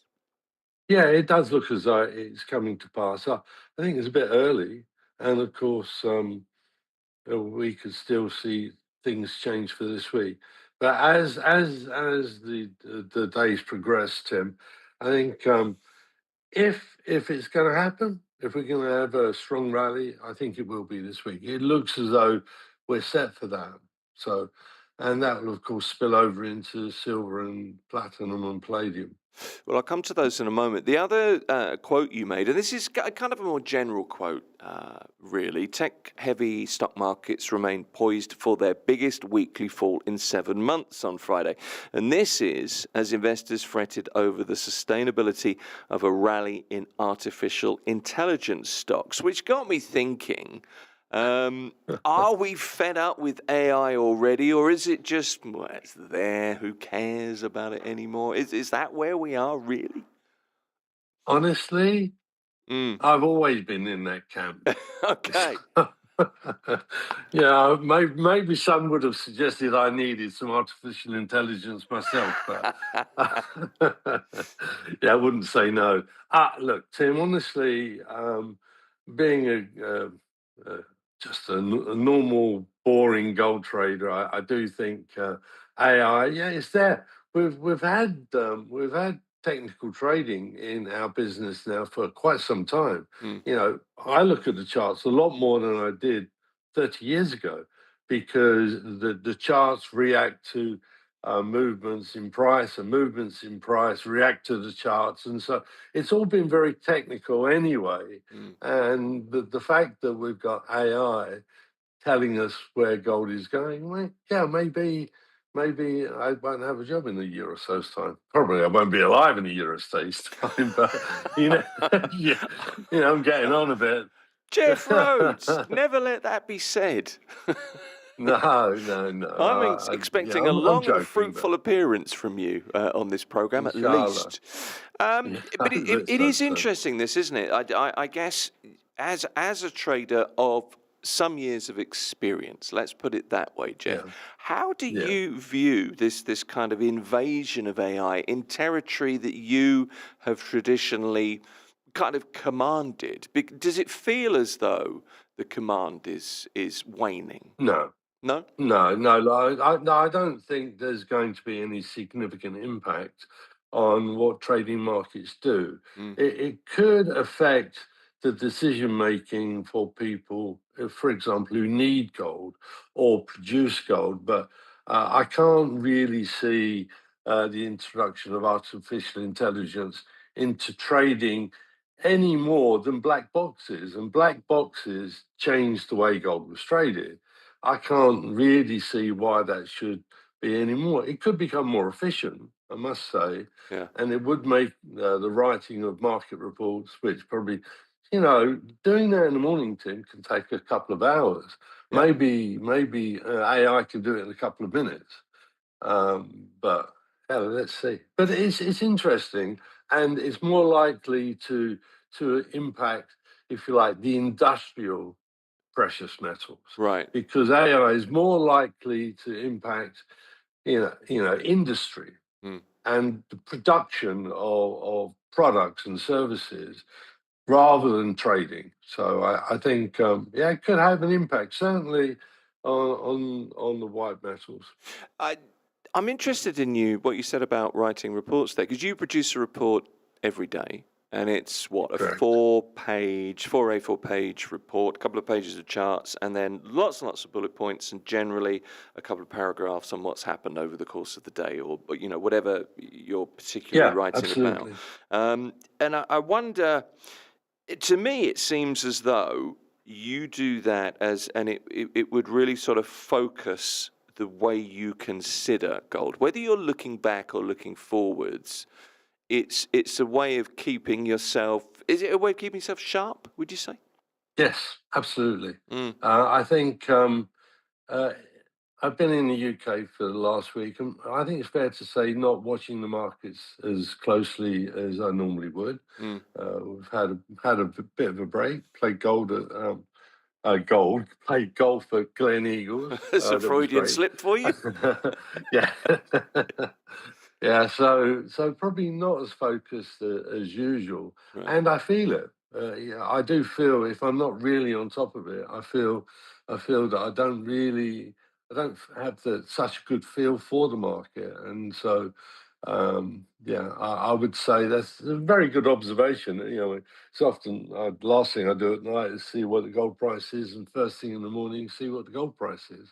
And it does tend to. It's not an obsession, but it's what I do. It's what makes me. Yeah. But it just keeps the instinct, doesn't it? It keeps the study up, I suppose. It does keeps you feeling the market. Yeah. Honestly, the way we look at things, we have to have a feel for it, because gold is fine as any kind of financial instrument or commodity instrument. You have to have a feel for it to really get it right. And by looking at the market so much, you do get a feel for it, and so that helps you make the right decisions. Let me ask you about your other favourite metal, which is silver, headed northwards towards the end of last week. Yeah, and continuing this morning, just shy of $50. Yeah, it looks as though we're going to take a look at the all-time high of 50, 54, 65, but just shy of $55. That looks good to me. That's had a period of consolidation. Tim, I just want to slightly go off onto the technical side of it. Sure. I am a big fan of, as you would know, the relative strength indicators. Yes. Now, when we had gold and silver at their all-time highs, the 30-day RSIs were 80 plus, something we'd never seen before. Now we've still got gold above 400, and we've got silver around 50. The RSIs are in the mid 50s, not the mid 80s, Right. the mid 50s. Yeah. That means the market has stepped back and is, if you like, rejuvenated itself and is ready to go again. We're not in that technically overbought situation where we were 3 or 4 weeks ago. We're in a very neutral situation in terms of holdings, which tells me there's a lot of buying that can be done that will take us through to fresh all-time highs, certainly before the end of the year, and probably before the end of this week. All right, we'll check in with you on Friday on that one, as always. And then also just a word or two on platinum and palladium, just in the interests of being completist. Yeah, look, I think both of them are following the same pattern as gold, but I particularly like platinum. I think it's fundamentally in shortage. We have a chronic backwardation where the future price is lower than the spot price. So I think we're going to have probably having platinum, if I have to put a number on it, around 1,700 this week. And that probably takes palladium with it to around 1,600, 1,650. But they're looking good because I think a world of lower interest rates will be good for the global economy. It will certainly help to stimulate industrial demand, which is obviously going to be very, very positive for the white industrial metals. Silver, platinum, and palladium will benefit from growing economies around the world. Final thoughts for this week, Jeff. You wake up to a surprise. It was kind of unexpected this morning where gold was going for sure. But I'm not going to ask you for predictions, but just thoughts for the next sort of 4 or 5 days. Yeah, it wouldn't surprise me to see gold around, well, testing that all-time high of 4,381. I think Really? could go this week. Yeah, Okay. I do. It's whenever you get this unexpected, unusual move first thing in Asia, it tells me that the early bird catches the worm, as they say. Yeah. And it does. I think there are people who know. And people who don't know, but people who know, and I think they've decided this is time to make the move. If it doesn't follow through today, then all bets are off. But if we do see the market continue to rally in Europe and in the US later, I think that sets the scene for a very, very interesting week. Do you think that means that Friday in this studio, you're back, aren't you? Yeah. Okay, so you'll be hopefully here on Friday. Does that mean, cartwheeling Jeff Rhodes into the studio forward? A few squat thrusts? No. It would be. I don't even know if it's really the best thing to have a higher gold price because you have a higher gold price when there are problems in the world. So, but I do think it's going to be the case.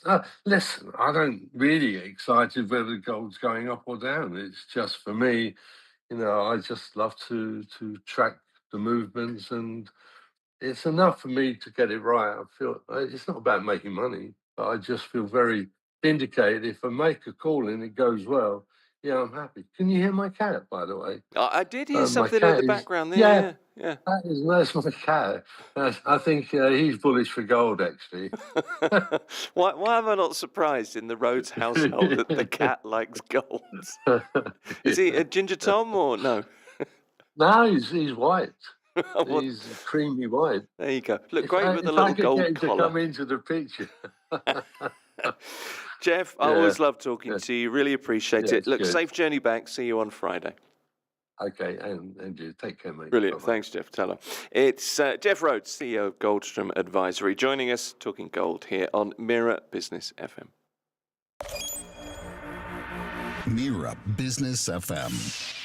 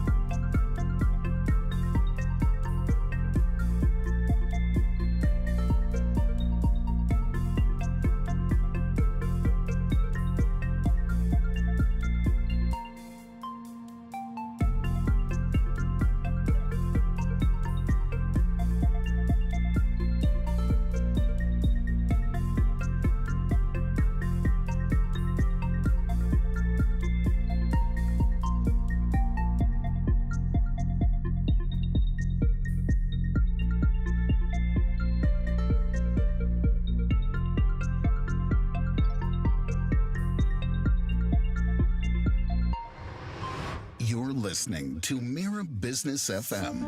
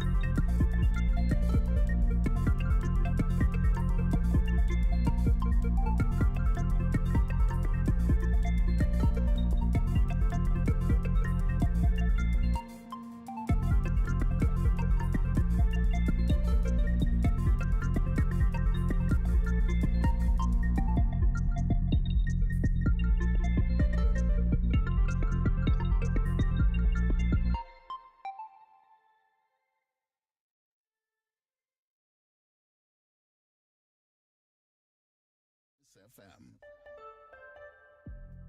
The Morning Drive, we've been talking GITEX for the last hour, rounding up some of the events of day one, some of the events of day two as well, and looking at some of the initiatives, hearing from some of the participants. It would be impossible to talk to them all. There are 25 halls of stands and dignitaries and experts and all kinds of creative and scientific thinkers. Just some of them this morning on the Morning Drive. AI and digital transformation is kind of the theme that we're going to, I think, continue with now as GITEX is ongoing. Expand North Star 2025 is the world's largest event for startups and investors, as GITEX is the world's largest tech exhibition. Expand North Star 2025 marks its 10th edition, 12th to the 15th of October at Dubai Harbour. One of the guys at the event is Ayman Itani. He's the founder of Think Media Lab, and he's with me. It's good to see you. Good morning, Tim. Very nice to have you here. You're very welcome. Now, let's start with you. According to your website, you are an entrepreneur, you're a public speaker, you're a digital strategist, you're a content creator. You are also a proud father. So from that, I'm trying to say you're pretty busy, man. What did you originally set out to do of those things? Well, Tim, you know how it is. We get started and then we add one layer at a time. And then before you know it, you look back and there are so many layers that you've built over the years, some intentional, some not intentional. Yeah, and yeah. And here we are. So it's kind of the onion thing. I'm unpeeling the layers here and trying to get to it. It's almost as though you start something and you get sidetracked. Oh, I'm enjoying this. I'm going to add this to my resume. Let's move on to Jitex. I think we've set who you are. It's final 45th year at DWTC, 10th year, as I said, at Dubai Harbour for Expand North Star. Overall, just your opinion. You've been involved in tech for some years. I won't say how long. You're a young-looking man, but just your thoughts on Jitex this year so far. So with Jitex and Expand North Star, every year it gets bigger. So let's look at Expand North Star, for example. I've been attending every year. Okay. And every year it's bigger and bigger. Bigger in terms of more people attending, more booths, more desks, more startups, more investors, a lot more activities around it. Yeah. So that comes from intent of making it bigger, providing more value to attendees, to participants. And that's a sign for me that there's intent to grow this and contribute to the economy. And it's a public event, it's a free event. And I noticed the attendees, they're a combination of people who are deep in tech. So they've been doing tech for a very long time. Yeah. In addition to other industries that are more on the traditional non-tech part, but they want to tech enable their businesses. So they attend and participate and listen to speakers and partner with companies there. There are more than 13,000 pre-arranged meetings there. So a lot of business and opportunity comes through Expand North Star. It does. When you look at Jitex as well, it's the 45th year and it's going to move even to a bigger space together with Expand North Star to the lovely expo area. And so I'm speaking at Jitex. I was there as well yesterday and the day before. Busy. So many people that are there. And what I like about those events, Tim, is if you've been in the industry for a while, it's like a great way to catch up with people in the industry. Everybody's in their own office, behind their own keyboards. This brings everybody together, and you're able to see them and catch up on who's doing what. Second, you keep an eye on what are new technology trends coming up, what are new topics that people are speaking about and curious about. What stands are nicer, bigger, better, who's spending more money, who has bigger teams, who has newer announcements coming up. So there is a lot to be done at Jitex, and there's a lot of excitement. Many people mentioned to me that, did you know that it's going to move to expand to Expo next year, both Jitex and Expand North Star? So for them to point that out, for it to resonate with them, and for them to point it out to others, that means there are a lot of things going right. It's interesting that you use that word intent, because that kind of sums things up, I think, for an event like this. There are loads and loads of events in Dubai's calendar. The Jitex is at the moment perhaps front and center, because it's that phrase of digital transformation I mentioned earlier. We are in the technology age, and Jitex offers, I guess, proof of intent, doesn't it? The reason I focus on intent, Tim, is that I participate at a lot of events, either as a speaker or moderator or an attendee, or supporting one of my government clients. And you can see the differences when there are certain events that are there as a pure business model. Speakers on stage, sponsors to make the money, enough people to make it look busy and to please the sponsors. So that's their business model. Yeah. But with many other ones like Jitex and Expand North Star, a lot of it has to do with, definitely there's a business model there, but a lot of it has to do with value to participants, because they look at what can they do for the Emirates, what can they do for people who want to move here, the businesses that are here that want to grow, people who want to, from around the world, who are visiting Dubai for these events to learn how to come into the country. What can they do here? What segments are they here? A lot of people want to know what's happening next, so they attend these speakers. There are so many high-profile speakers that are participating. So that comes from intent to provide that value to more people. And also what Jitex has been doing is it's been expanding globally. They've announced also a few more locations as well this year on a global scale. A few years ago, it was only a handful of cities globally. Now it's a nice long list of that intent and business direction and growth, that has been exported to other countries. I know when it came to one of the GITEX in the global areas is one of the people a few people that I know there in that continent. They said they were so happy that such an event came because it brought in the Dubai way of doing business. You know, registration, email confirmations, speaker list, agendas, a tightly run ship, events in the evening, meetings, investors, and so on. It's what they're probably used to is just a random, barely structured event. This brought in the Dubai way of doing business as well. So that stood out for me. I mean, this is the daddy, isn't it, of events here? It really is. I use that term kind of unreservedly. Let me ask you, what's in your mind at the show this year? What's your kind of lead topic, if you like? You remind me of a discussion I had with a friend yesterday. He was asking me, should I come? What do I do? And what do you recommend I come or so on? I said, look, if you have a plan, it's great to come. So just randomly coming in, you're not taking advantage of everything that's there. So I gave you the example. For me, for example, I'm publishing a report on popular AI use cases in government. What have good impact, what to keep an eye on because they have strong potential down the line as they grow.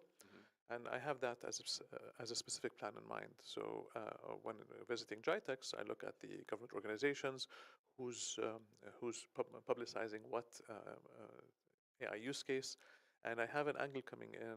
I know what I'm looking for, and I have those conversations and able to identify the right people there. And in only a few days, my team and I have made a lot of progress towards identifying AI use cases for such a report. So this is an example of if you have something very specific to come in to, you'll be able to do so.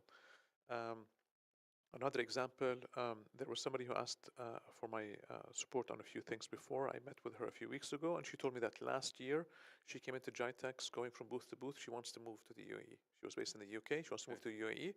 And that was her prime objective of this. So she went around GITEX trying to find the right people, the right organizations. She gave away her resume, her business card. She had good conversations with people. Fast forward a year later, the next GITEX, she's already here in the UAE. She has her first job. And I asked her, she's like, yep, from the effort I did around GITEX, and I met a bunch of people. One of them remembered me a few months out. And, they put my name in for an interview, and she went through different rounds of interview, and she came here. So if you come into the event with a very specific thing in mind, you can really benefit. Let's talk about you a little bit. I mean, I guess that's the beauty of GITEX, isn't it? It's lots of different things to lots of different people. But I like the idea of the plan there because it really is. It's mind-boggling as you walk in. Let me ask about you. You are is serial entrepreneur a reasonable phrase? Yes. We see that a lot. I can see in your eyes that is true. You're the co-founder of multiple ventures spanning AI, artificial intelligence, Web3 technologies, SME business growth advisory. Go back to the beginning of where this started and that mentality, that attitude that I'm going to do this myself. This is going to be my thing. Where did that come from? So Tim, it's a combination of different things. I've been fortunate to be in the Emirates since 2010. And the business environment here is done for business. It's open for growth. And being active in the Emirates and putting in the effort, you'll be able to fulfill the ambitions that you want. So one of my ambitions aspect was to properly build the business and to fulfill a certain personal itch of being able to deliver good value to clients and build a solid business model and employ and manage a growing team. That's been something I've been working towards for many years, and it took a while to figure out how to make that work. But I was fortunate enough to do it in a business environment that is open for this. And so to give you an example, the first office I opened up in the Emirates, I said, and then I was asking, so when do you close? He's like, 24/7, 365 days. I was like, look, I'm in marketing as well. So let's be real. End of year holidays, National Day, just give me the actual dates so that I can work my schedule around. The guy was offended. He looked me straight in the eye. He says, "We're open 365 days of the year, 24/7." And that for me was a very clear signal that look, we're open for business. It's up to you. You want to take some time off and chill and do whatever you want. You can do that. If you want to walk in and do work every day on holidays and end of year and busy period, the infrastructure is here for you to do that. And that was a sign for me that I need to do more in order to properly accomplish and do things here. Was that the light bulb moment? Well, it was one of many indicators that, Right, that I've seen here. So the one of the first companies I started was it's a government project delivery organization. Every government organization in the Emirates have KPIs to work towards every year. So they have a strategy to deliver on, and they want to quickly turn that strategy into implementation. And that's where my team and I come in, where we implement the strategy for the government. So some government organizations need some time to ramp up internally to get enough people to implement the strategy, and others they don't want to in-house this in any case. So we come in with tools, peoples, and processes to help implement and run the implementation of the strategy. And when the government organization has ramped up its employment and wants to bring it back in, we train the team and hand over everything to them. How easy is that? How straightforward is that now? Because I mean, governments are across the world. This is not a unique situation. Governments are renowned for their bureaucratic processes. Let's put it that way. And I know that Dubai, the UAE, is trying very hard to streamline as much as possible. There are multiple initiatives to talk about that are trying to get government, the government wheels to grind a bit more smoothly. Is it frustrating day to day? How hard is it? The government organizations in the Emirates, they work faster than businesses do. Yeah, I mean, I hear this. Let me give you an example. So in Dubai, for example, there are more. So in Dubai, across the Emirates, there are more than 50 chief AI officers in government organizations, and those are at the C level, at the chief organization level. I was having dinner with a bunch of other founder friends of mine, and we were talking about chief AI officers and should they get one or not one, what's the government doing? And then I was clear with them saying, look, if any of you today decide that you want to hire a chief AI officer, it's going to take you easily 6 months to find the right one and within your budget and within what you want to do, and then to ramp up and get their plans. The government, within weeks, 6 to 7 weeks, they're able to identify the right people, to prepare them, to groom them, to find paths for them and implement that. So that's a sign for me of how the government moves faster than the business sector. Second, there's a huge intent of identifying AI use cases for government, and that's why I'm excited to publish our report about this. Is many different government organizations want to create impact with AI. So you have easier AI use cases that you can do with a chatbot and some text and things like this, and there are more impactful ones, and we can talk more about those if you want. And so the government is intentful. It has great intent to identify ways that they can digitize further. They can use AI to simplify things, either for the employees or for people who engage with the organizations. To give you an example, during GITEX, I met with one of the government organizations. All they do is they look at water cleanliness and sanitization, and they sample that at specific intervals. They use scientific labs, they use digitization, they use AI in order to identify anomalies, cleanliness, germs, and things like this. And I look at it, I was like, I didn't know about this before, and I know many other people don't know about this before, that there's a lot that goes in the background to make sure that the water we drink and wash our hands in is clean. So those are examples of how the government can run through things in quite a fast way. And then when they need to go even faster, that's when they look at working with a third-party organization like ours, where they ask us to come in. We're external to the government, but we know the government very well, how they work, their procurement process, their logistical process, and we're able to navigate within that. So when they need to go even faster, they bring in people like us who can work on just outside the government organization, but know the government organization very well, and can come in and out and support and in their implementation as they need it. Can we talk about particular examples of AI projects at government level? Because it always seems to me that 2 years ago we talked about AI, and AI was it was a buzz phrase. Let's be completely honest. We're implementing an AI policy into our government agenda, and it was all wrapped up in phraseology. And I was always a little bit cynical, I'll be honest. However, now, when you search for something on the internet, there's usually an AI overview of a question that you may ask. And I think we're all really starting to see where AI is and what AI can offer, even if it's just in basic, simple terms. But it is becoming seamlessly part of our lives. I think that's probably a fair statement to make. And clearly there's much more to come.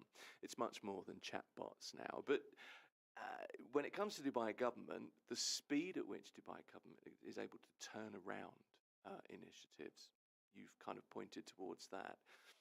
Can you point to any particular initiatives that really jump out? So the reason the government organization in the Emirates have been able to implement AI at a fast pace and faster pace than other government organizations globally is that a lot of the infrastructure and the groundwork they've been doing since the early 90s. Yeah. So there are a lot of digitization that's already been done with mobile apps. A lot of what we do as citizens and residents with the government, we use mobile apps for those and websites for those. So that process is fully digitized. And a lot of that, and also a lot of the interoperability between the different government organizations has already been in place for many years now. So adding an AI layer on top is viable and quick because you already have that digitization aspect of it.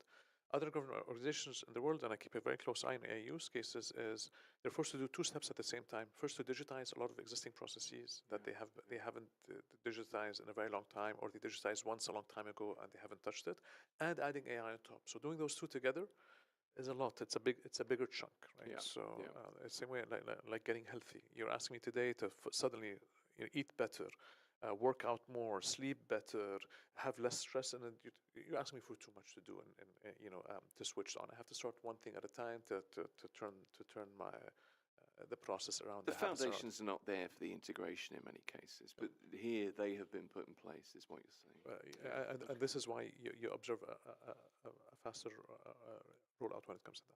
Okay.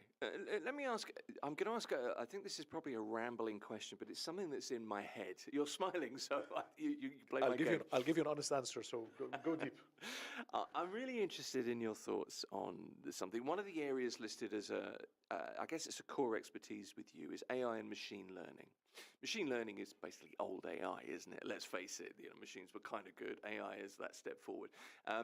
But for governance and competitiveness, and I'm really interested in the governance aspect, because governance, for me, is really based on trust.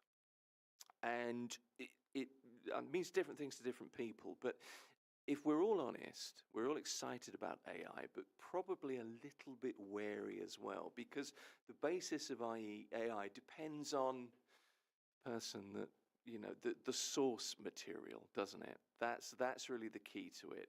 Misinformation is everywhere on the internet. We're all kind of aware of that. It's the trust issue that's really the worry. So governance is incredibly important, I think. I just would like to get your thought on that. I understand where you're coming from, Tim, with that question. Yeah. The questions about governance and how If I'm reliable is wrong, information. tell me. I'm very happy to say, but there's something in my mind. There's a wariness there. Maybe it's a cynicism. I'm not sure. But the source material for making sure that AI works in our favor, for example, is really important. So the governance aspect and the AI giving us information that's credible, that's correct, and based on the input that it already has, is definitely a topic to bring up and to discuss. And it depends. I'd say the answer depends on what is it you're trying to do with AI. Okay. So, for example, I have a lot of discussions with senior leaders, whether in government and in business. And they tell me, oh, I'm an hallucination AI, and how do I trust what's there, and so on. I look at them and say, look, you have enough experience behind you and your experience to know that, look, there's something not right. The same way when you have a new employee show up and they give you some work, you can smell it. You can smell it very quickly and say, look, this is not, something's off here, something's off there. Go back and do this. Go back and do that. Okay. So with many of the answers you'd get with AI, especially if you have enough experience, you'll be able to identify, that something's not right for you to trust it or not. That's one aspect. The second part, with so many AI tools and out of so many different governments and so many different business environments, that brings in different schools of thought. So, for example, Elon Musk is building XAI, his own version of AI with Grok. Yeah. And they have ChatGPT by OpenAI and Sam Altman and others. So, small things. I wanted lyrics for a song. So I opened up ChatGPT, which tends to be my default. I said, remind me, what are the lyrics for the song? I got this long message about, I can't, and copyright, and I can't give you lyrics for this. And open up Grok. I said, give me the lyrics for the song. It gave them to me. Right. Another example is I was in a store and there was a promotion of there was a celebrity. I forgot her name.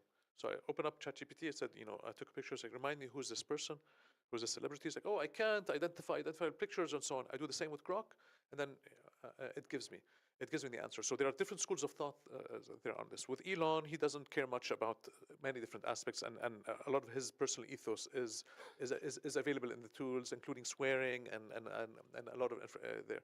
So what I'm trying to say is, you have many options with AI now, and they're growing, and each have their own different school of thought, their own data that they've been trained on. So you're able to look at which one can serve you better, and that can help address some of the governance issues that are there. I guess I'm concerned with objective truth, though, really. But this might be a different discussion for now. That's probably Correct. a Objective truth different level. might be a tricky one, 100%. That's going to be a tricky one.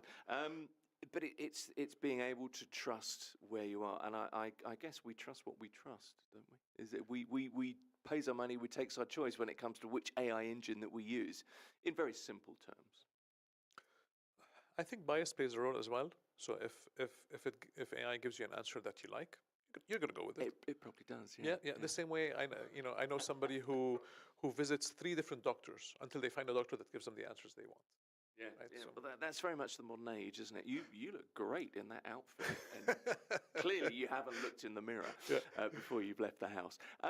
Look, we've just got a couple of minutes left. Let's look ahead to the next couple of days at Expand North Star. If you were to encapsulate what you hope for from the event, what would that be? So let's look at Expand North Star, and let's look at GITEX. So Expand North Star, it wraps up today. And a lot has happened over the last few days, and today is the last day for those who really want to go there and benefit from being there, especially that there are so many, everything's there in one plate. Investors, tech businesses, startups, people in industry, people in media, specialist speakers, good events to take part of around the evenings and so on. So Sure. There's a lot going on there with this. And then you have Thursdays and Friday left, which is the part of GITEX that continues to remain there.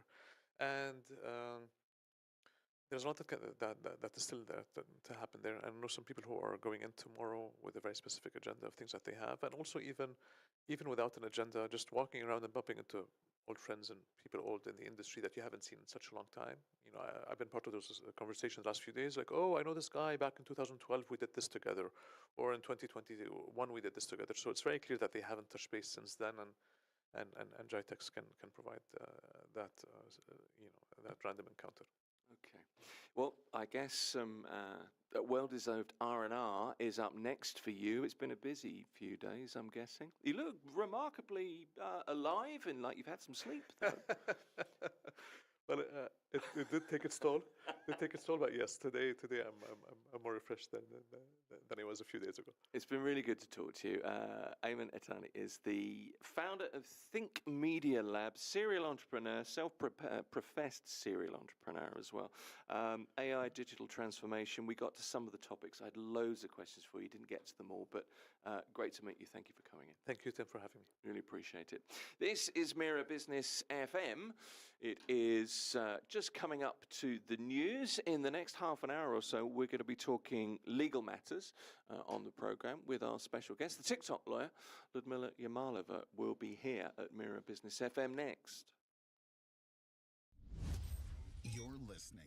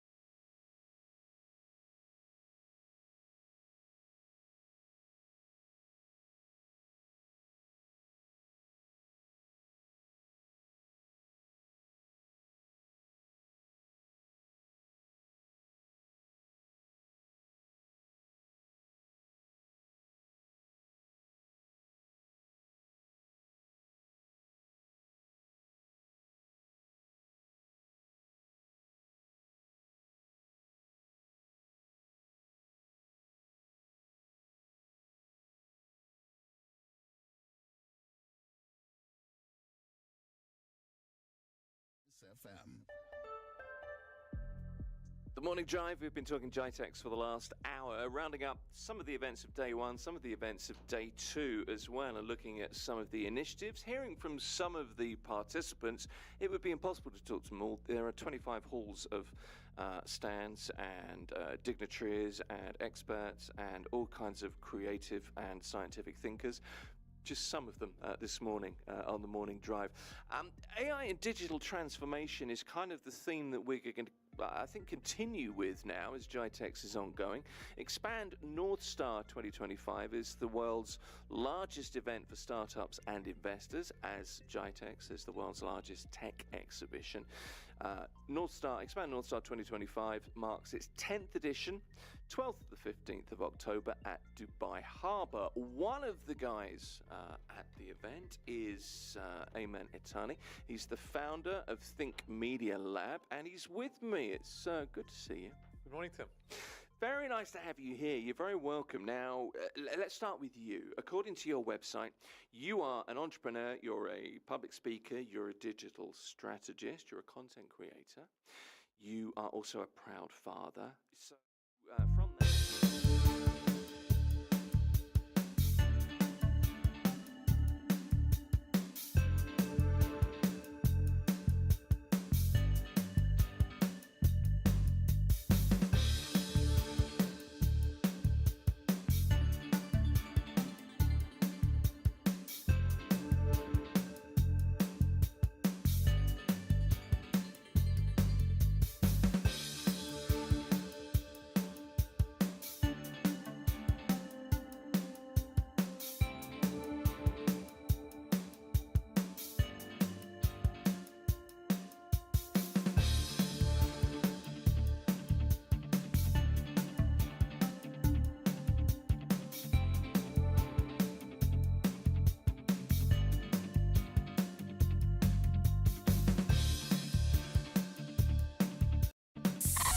Mira Business FM.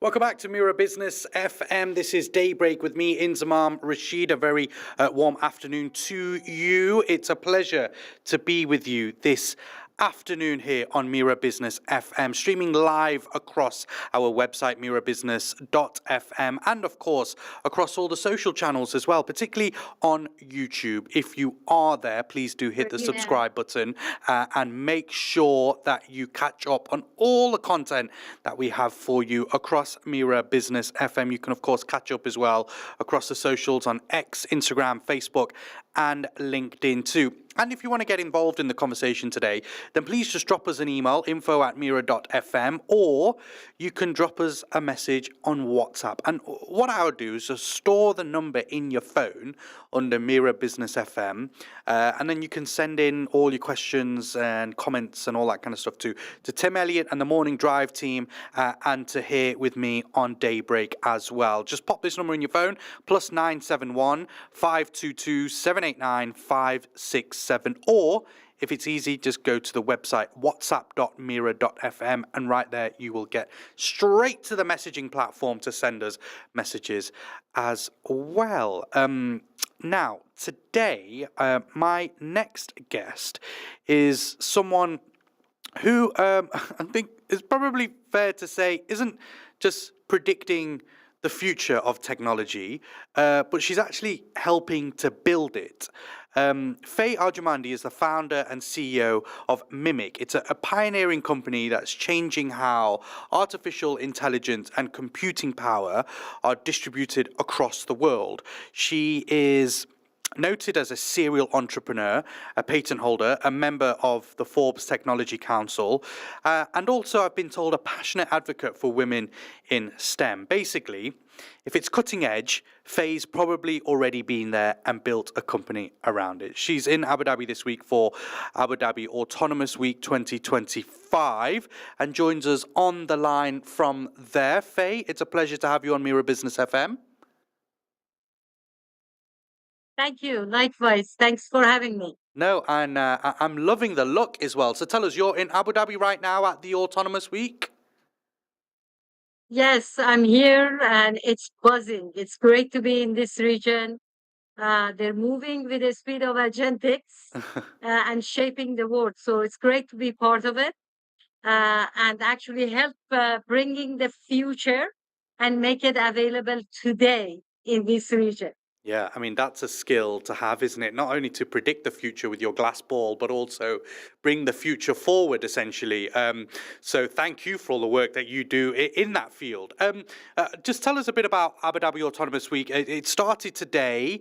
What's it been like on the ground there so far in the few hours that you've been there?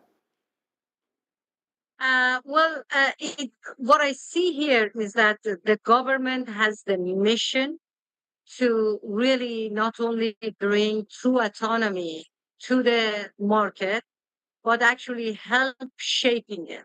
They are here not to be on the passenger seat, but leading it.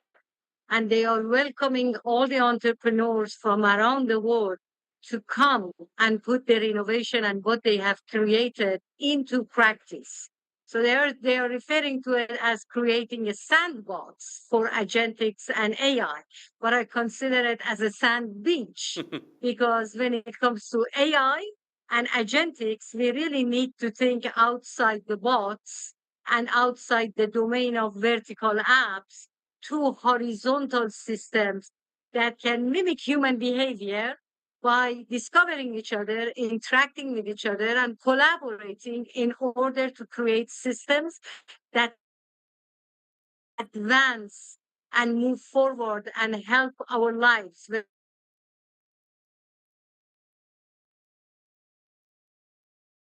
it's enterprise or individual. We just lost you slightly there, Faye, but I think we've got you back, and we got the kind of idea of what you were saying there in particular. I want to get an understanding from yourself, and particularly from a mimic point of view. What really excites you about being at Abu Dhabi Autonomous Week this week? What excites me is to see the alignments and the way that we see the world, and Abu Dhabi is seeing the world in terms of the next generation of systems.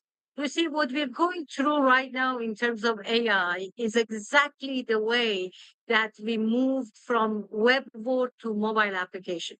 The first generation of mobile applications was about let's grab a big browser, shrink them, and put them on the phone.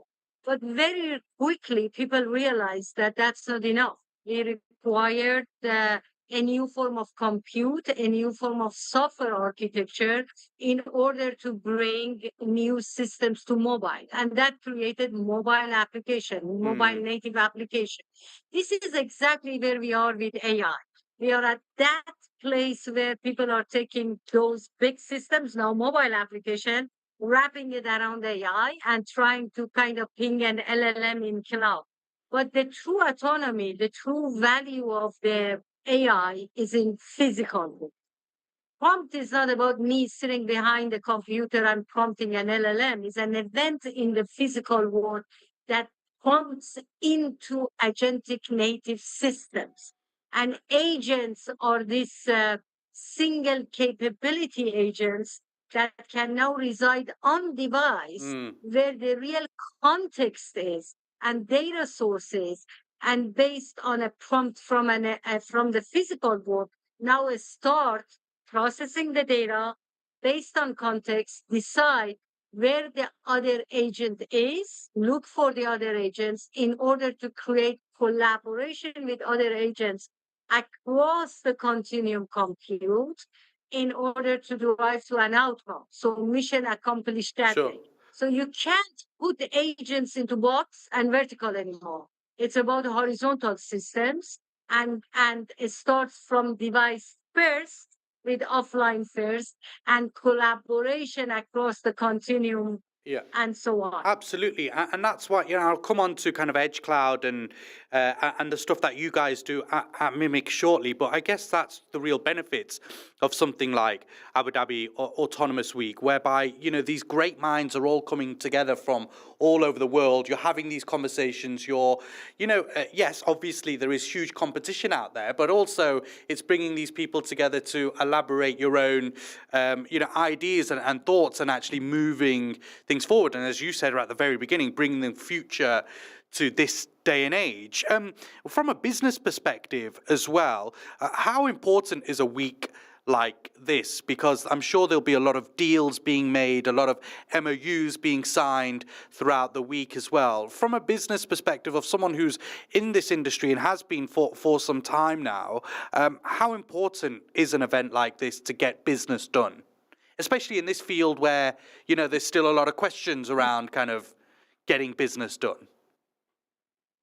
Absolutely. It's very important because you get to have meaningful conversations and you get to show the solutions. Like right now, we have a booth at the Autonomous Week. We're actually showcasing physical AI in action. They're heterogeneous systems, drone, robots from different companies can discover and interact with each other even without internet and cloud. Describing something like that in a theory is very difficult. But when you bring it and make it visible, then new questions gets raised and understanding gets elevated across. And that leads to business and signing MOUs and intentions and all that.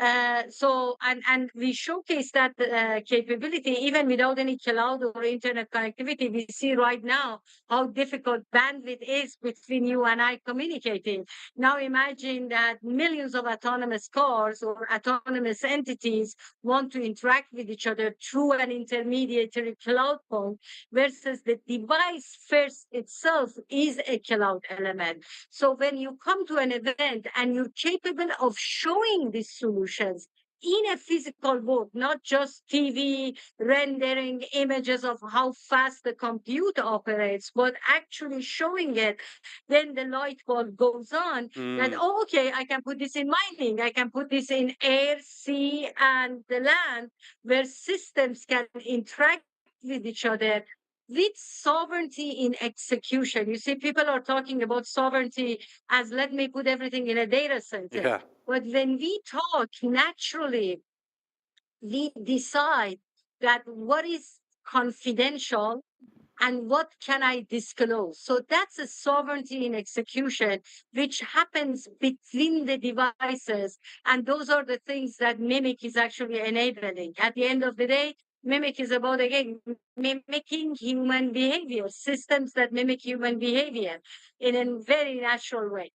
Let's talk a bit about kind of edge cloud and the agentic AI economy as well. For our listeners who might not be deeply technical, Faye, how would you explain edge cloud and also why it's central to the agentic AI economy?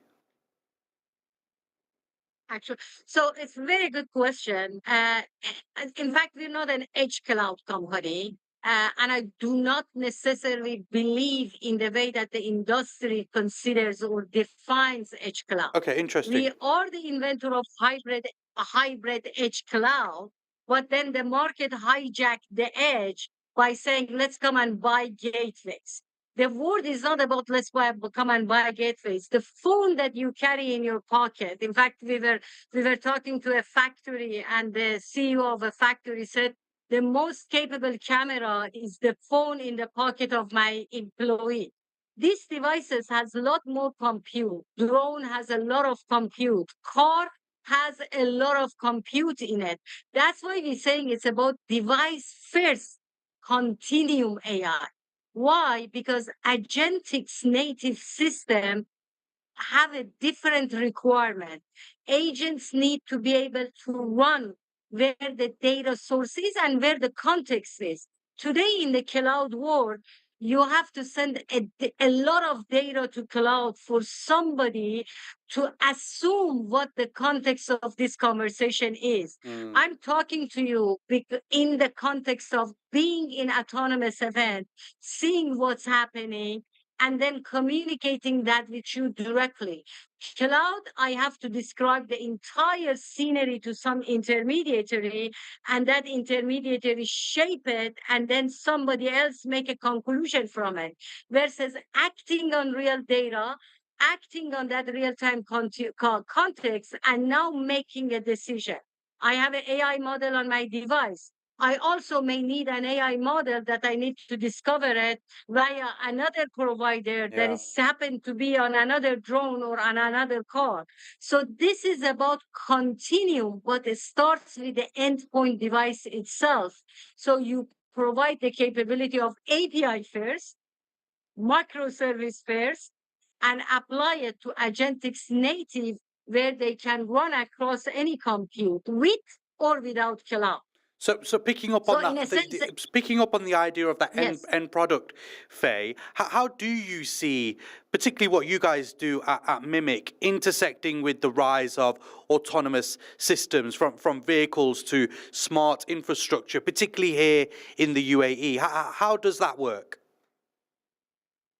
absolutely. So autonomy is about interoperability, is about self-awareness, situational awareness, which comes based on the context, and the context in real time happens in on device, because that's where the source is, that's where the situation. So we're giving the system self-awareness and situational awareness. We're practically an enabler. We provide full stack architecture.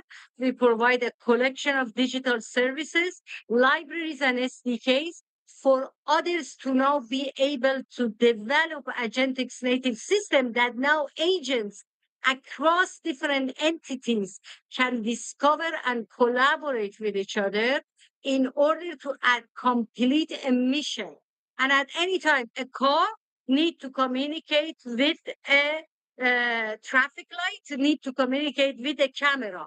A robot that is in the factory, if it's autonomous entity, when the robot lifts the cradle and block its vision, the camera at the corner of the factory need to be able to communicate with the robot and say, "Hey, there is a danger on the at the corner," just like human. How human operate. I mean, think about yourself in a day. At any moment, you have self-awareness, situational awareness, and you communicate and interact with different team members in a different way based on the context of the task. And that's how Mimic fits into that autonomy.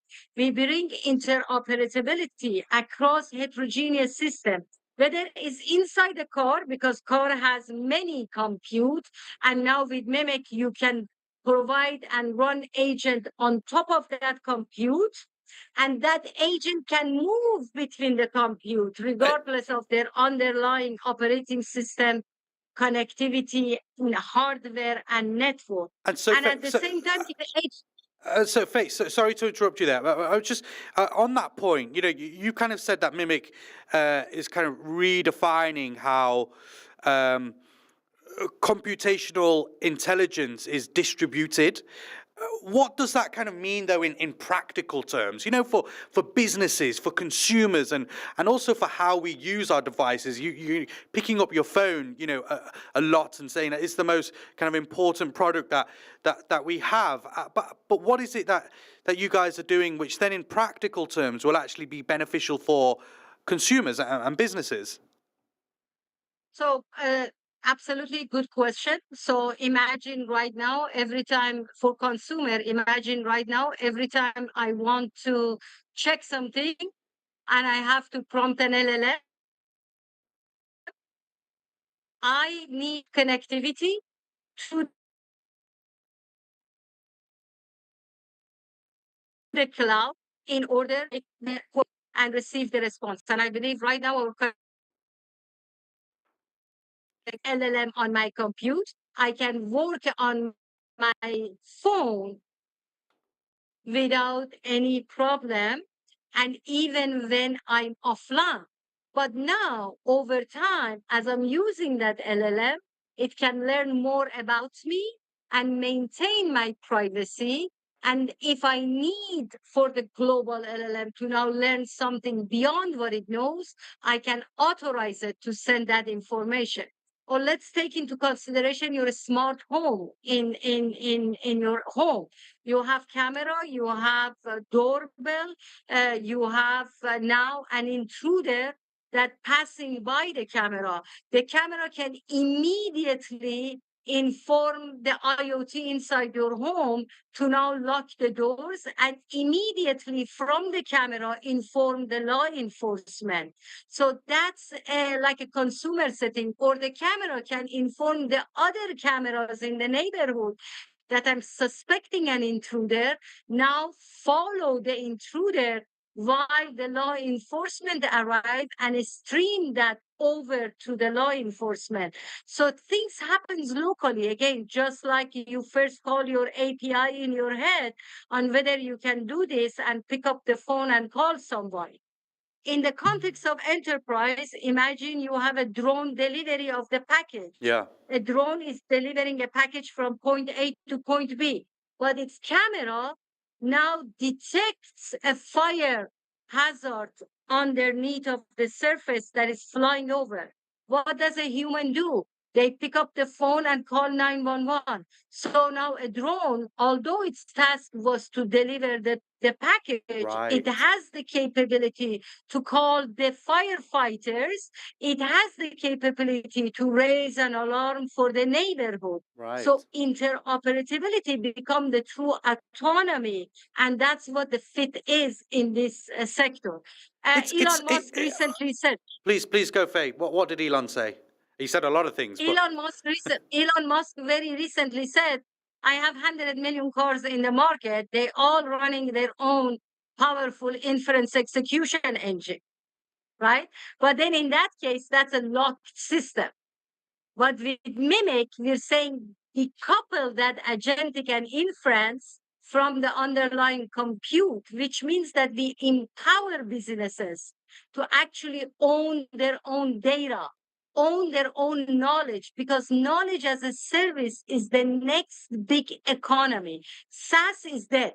Yeah. CaaS as a knowledge as a service is the next big economy. And enterprises, governments, and end users need to treat that knowledge from themselves, from the enterprise, from the national point of view, as a treasure. That's what the economy is going to run on. And that's what Mimic, at the end of the day, empowering everyone to actually participate in this knowledge as a service economy. Faye, we've only got a few minutes left, but it's, for me, and I can see clearly from you and the passion that you have, it's incredibly exciting. It's a really exciting time that we're going into. And obviously it's very exciting within the field that you work in. What's the kind of feedback conversations that you've had from kind of everyday people who this will kind of impact day in, day out? Maybe not, next year, but in the years to come. Is there excitement amongst kind of, businesses and consumers as well? Or do you feel like still the message hasn't yet got across to people about the transformative changes that could actually happen with AI? Yeah, so very good question. Privacy, whether it's privacy of individual or privacy of enterprise or nation. Offline first, I don't have connectivity. My systems need to stop working. We saw cloud went down for a few minutes and the entire world, a lot of businesses got impacted. Yeah. Now imagine in the world where AI runs our lives, and then cloud goes down. Everything, the entire world is going to go down with it? No. Offline first. Sovereignty, which means that just like a corporate, that they have different confidentiality level, at any point in execution, when a transaction happens between two entities, the systems need to adhere to the sovereignty at the time. And what I see, if you don't have legacy, like if you fell behind the internet and mobile internet, you moving faster with Agentix native systems and Agentix native economy. That's why this region is moving moving much faster than other regions that actually were ahead in the mobile internet. If you're an enterprise that you haven't adopted the last mobile internet, or you have less legacy, you can move faster with Agentix native. And I have one key message for everybody. Forget about mobile application. Forget about cloud-first architecture. This is a different world. Forget about SaaS business models. This is a different world.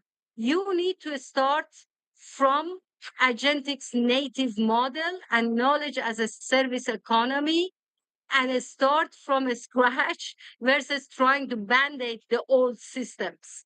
And this is what we see excitements by enterprises that they say offline first, privacy first, sovereignty in execution, and autonomous collaborative system, regardless of who is providing me the hardware, the compute, the drone, the robots, and that's the value, because now if your entire business run by software, you want to decouple your agentic business logic from the underlying OS, network, hardware, and Absolutely. compute, because you may decide to choose another hardware vendor Absolutely. tomorrow. You may decide to choose another LLM and AI provider tomorrow. You can't build all your business. I often tell people, do we lock people to the space that they work in? No, that's called prison. People move between spaces and people move between businesses. Agents need to operate exactly in that fashion. And be agile, for sure. Just literally, we've only got kind of 90 seconds with you. I just want to talk about you yourself. You founded multiple tech companies. You hold more than a dozen patents as well.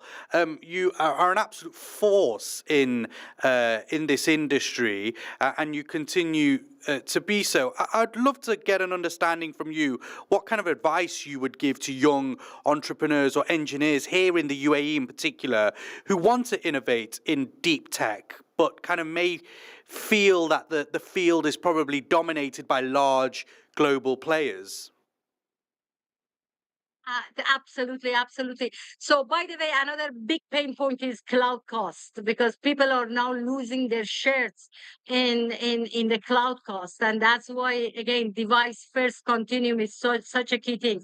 As for the entrepreneurs, I think entrepreneurs were about disrupting, but over the past 10, 15 years, entrepreneurship changed to what VC is investing in.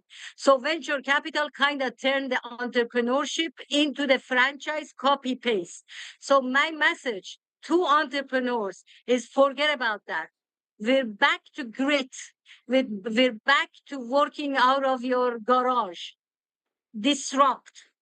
This is the word. We have never faced such a transformation in our lives. People compare this to the invention of a steam engine. I say this is much bigger than that. Everything is transforming, and don't let those big brands intimidate you. Yeah.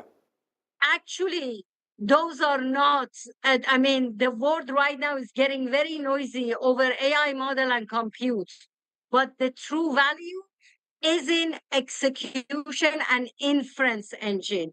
LLMs are important. I use them every day, but they're just one piece of the puzzle. And LLMs are both your companion and competitors. We see how the LLM providers overnight from you, and it applies the learning into competing with you. Yeah. That's why privacy and sovereignty is so important. So have the grit, disrupt, and don't get intimidated. This market is massive. It's in trillions of dollars. Knowledge as a service economy is trillions of dollars. Follow the device first, agentic's native systems with knowledge as a service economy. I think at least $1 trillion of that is in your head there, Faye, as well. Thank you so much for your time. It's been a real privilege speaking to you. Thank you for speaking to us on Mira Business FM. Just before I let you go, our technical producer here, Faraj, is in awe of the outfit that you've got on there. It looks like a beautiful design. I was wondering if you could just give us an idea of where that's from. It looks stunning. So you're going to be surprised, Here we go. I think, by knowing that I bought this in Mumbai Nice. from a Bollywood item kind of a store. And this is actually the gown that men wear in weddings. Oh, so it's a sherwani. You've got a sherwani on, is that right? And yes. And the jewelry is a line of jewelry that actually I bought myself because it's called Gandolfi, and they are so big because I wanted to actually do a 3D printing of connectivity in them. I don't believe that I have to wear a watch to make it wearable. I believe everything that we wear need to become a connected wearable. So that's what it's all about. I love that. I love when we have a It's cool about CEO. it's about being you. You know, it's about being you. The world is trying to confine us to a certain uniform, black, all black, or all this, all that. To me, it's about variety. It's about being you and embracing your own knowledge and collaborating and welcoming others to it. Faye, I love that. It's very cool when we have a very cool CEO on the show here on Mira Business FM. Thank you for your time. Faye Arjamandi, the founder and CEO of Mimic. She is down at Abu Dhabi Autonomous Week all this week. I'm sure you'll be able to spot her in a wonderful sherwani and beautiful jewelry there. Faye, thank you so much for your time. Thank you. This is Mira Business FM. You are listening to Daybreak with me, Inzamam Rashid. Keep it with us. We'll have plenty more conversations for you on the way. Mira Business FM.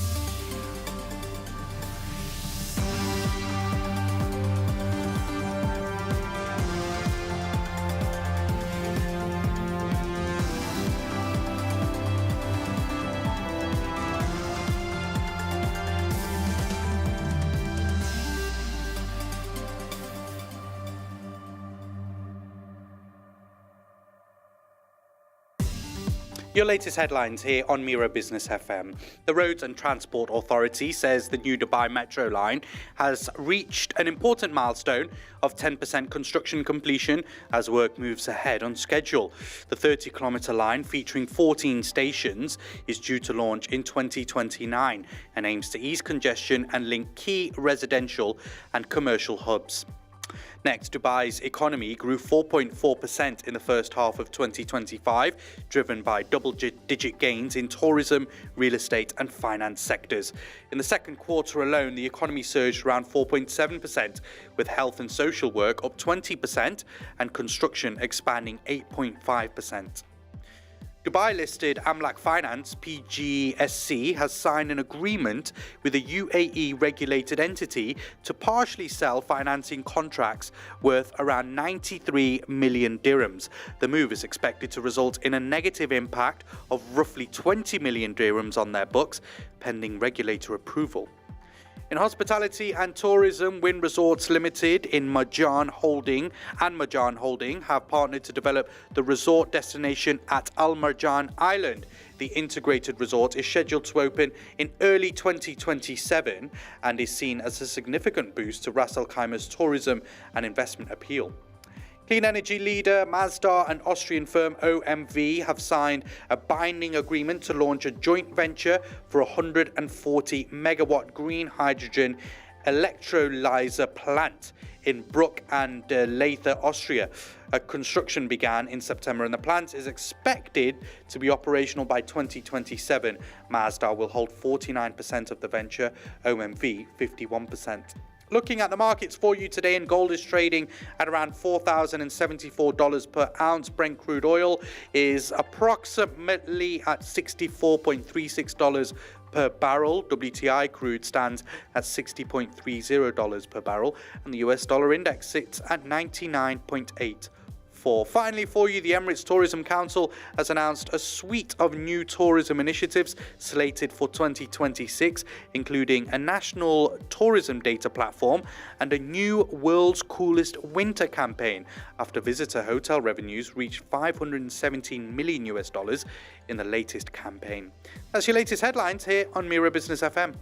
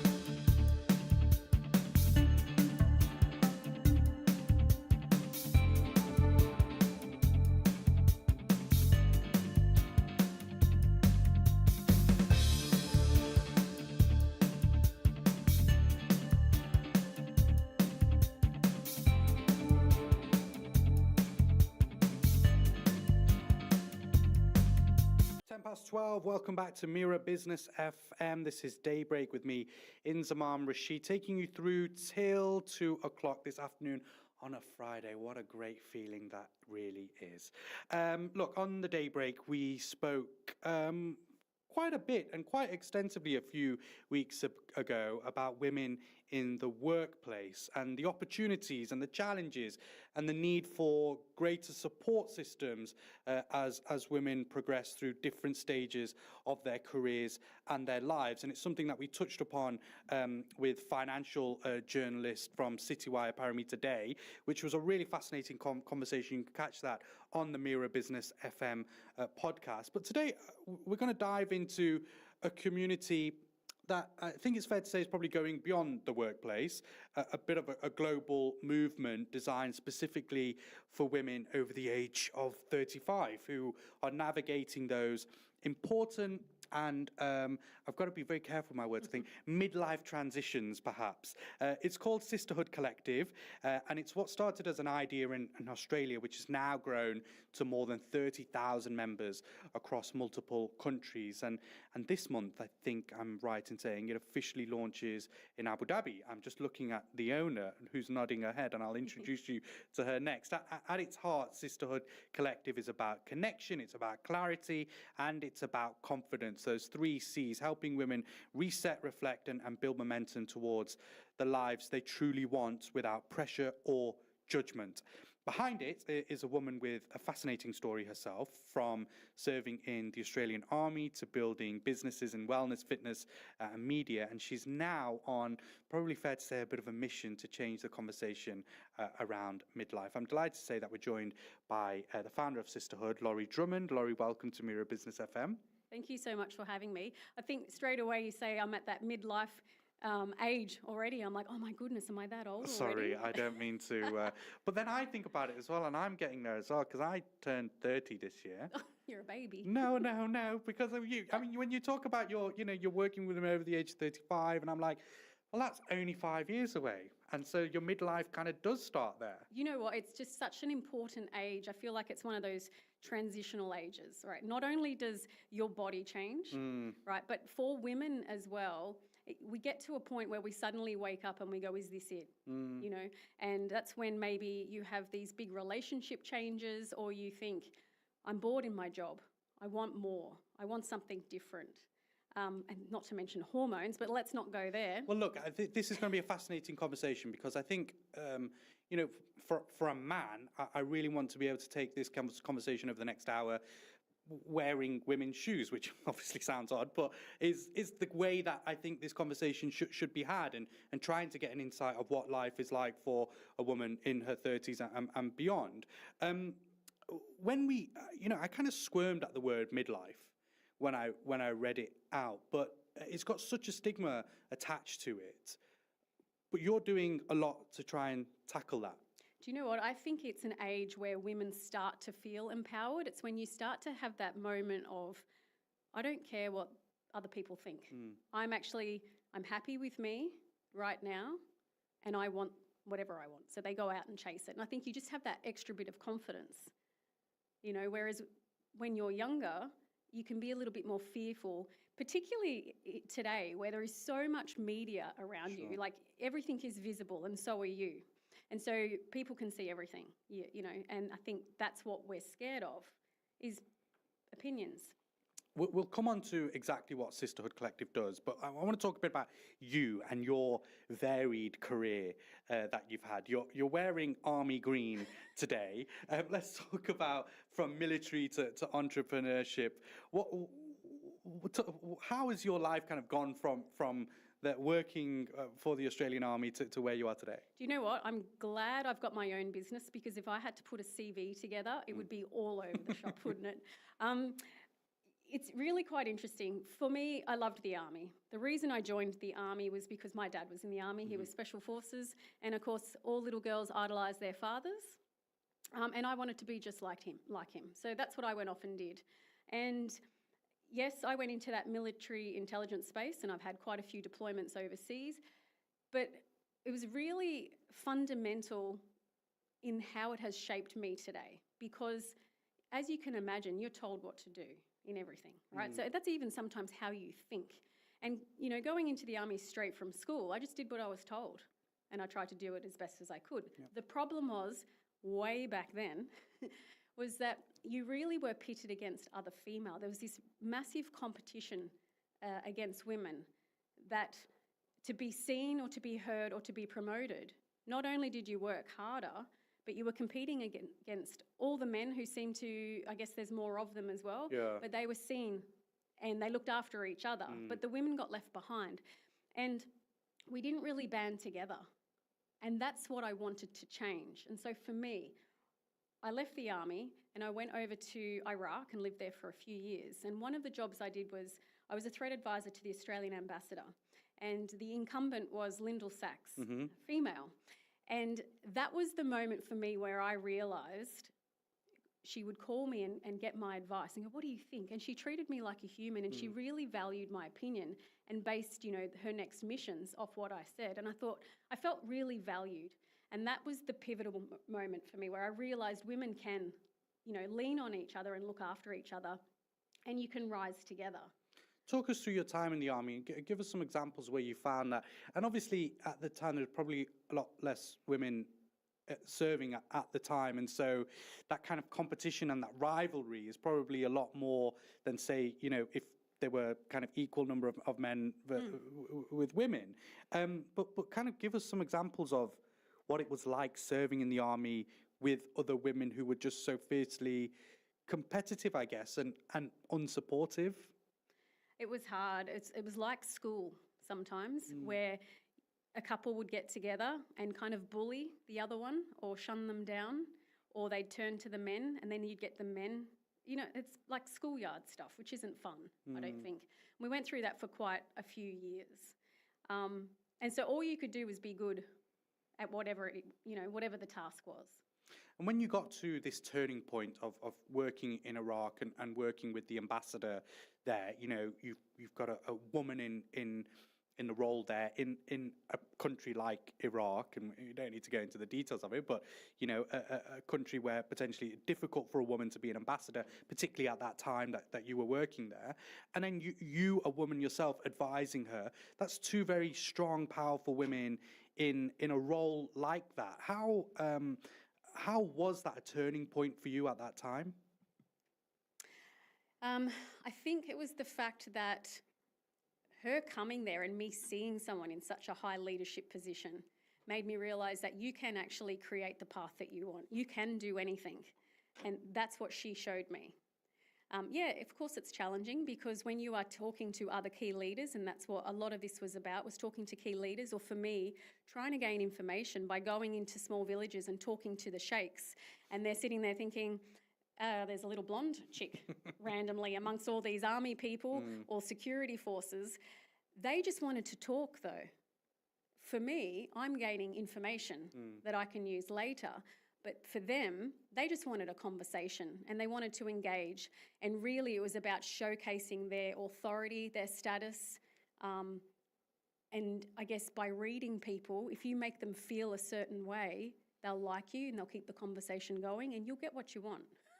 So you took, well, it's true. You took all these life experiences and you created Sisterhood Collective. How did that come about, and what was it about those experiences that you had of being in the army, working in kind of diplomacy and other roles that you've had as well, that made you then create this network? Do you know what? So COVID happened, everyone goes into lockdown, and then for many, many people, the lockdown, people got lonely and unhealthy, right?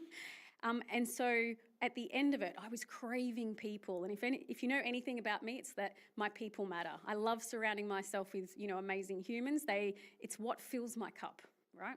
So I was like, I miss all my friends. I want to bring them together. And because, as you know, I've got such a varied history. Yeah. My friends were from probably different circles and different seasons. But as you say, we were all over the age of 35. And so I brought them all together and I thought, we'll do a nice fancy lunch.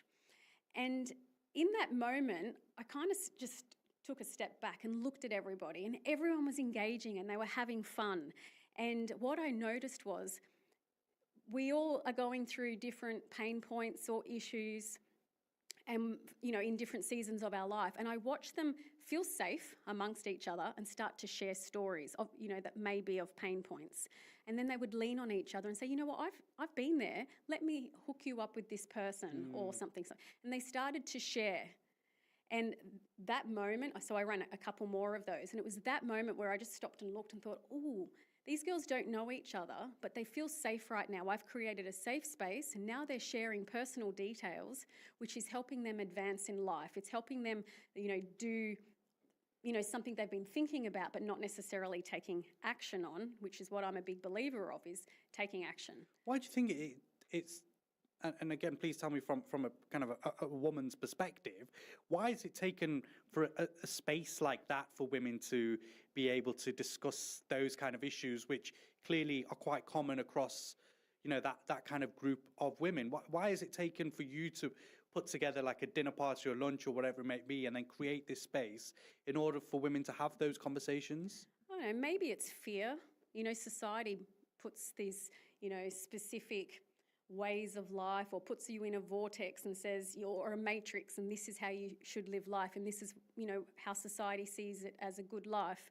And when you change the norm just a little bit, people think, oh, hang on a second, I can make a choice, I can make a change, I can intentionally choose to go against the grain. And I think because I am that person and I speak that, influences, so you might have an idea of going down one path, but then your friend's like, oh, come on, Loz, turn right, turn right. I'm like, oh, should I? And then you turn right. You're like, hang on a second, now I'm off my path. And that happens all the time, particularly with social media and any sort of leadership. And so, again, it comes back to surround yourself around people that inspire you or are maybe even heading in the same direction. So then you grew the idea that was Sisterhood Collective, and you surrounded yourself with more than 30,000 members globally. How on earth did that happen? Because I can talk. No. Well, I must say I've got Lauren with me as well. She's my absolute soul sister and best friend. She has been with me since the start when I just had this idea. I said, do you want to come along and be with me for part of this? She's like, absolutely, I love it. And, it's transformed. Again, we've pivoted. We've been influenced off the track, come back on track. And I think how I've got so much reach over time was I was a business mentor for 7 years for a company called Two Brain Business. It's a Canadian business based in the US.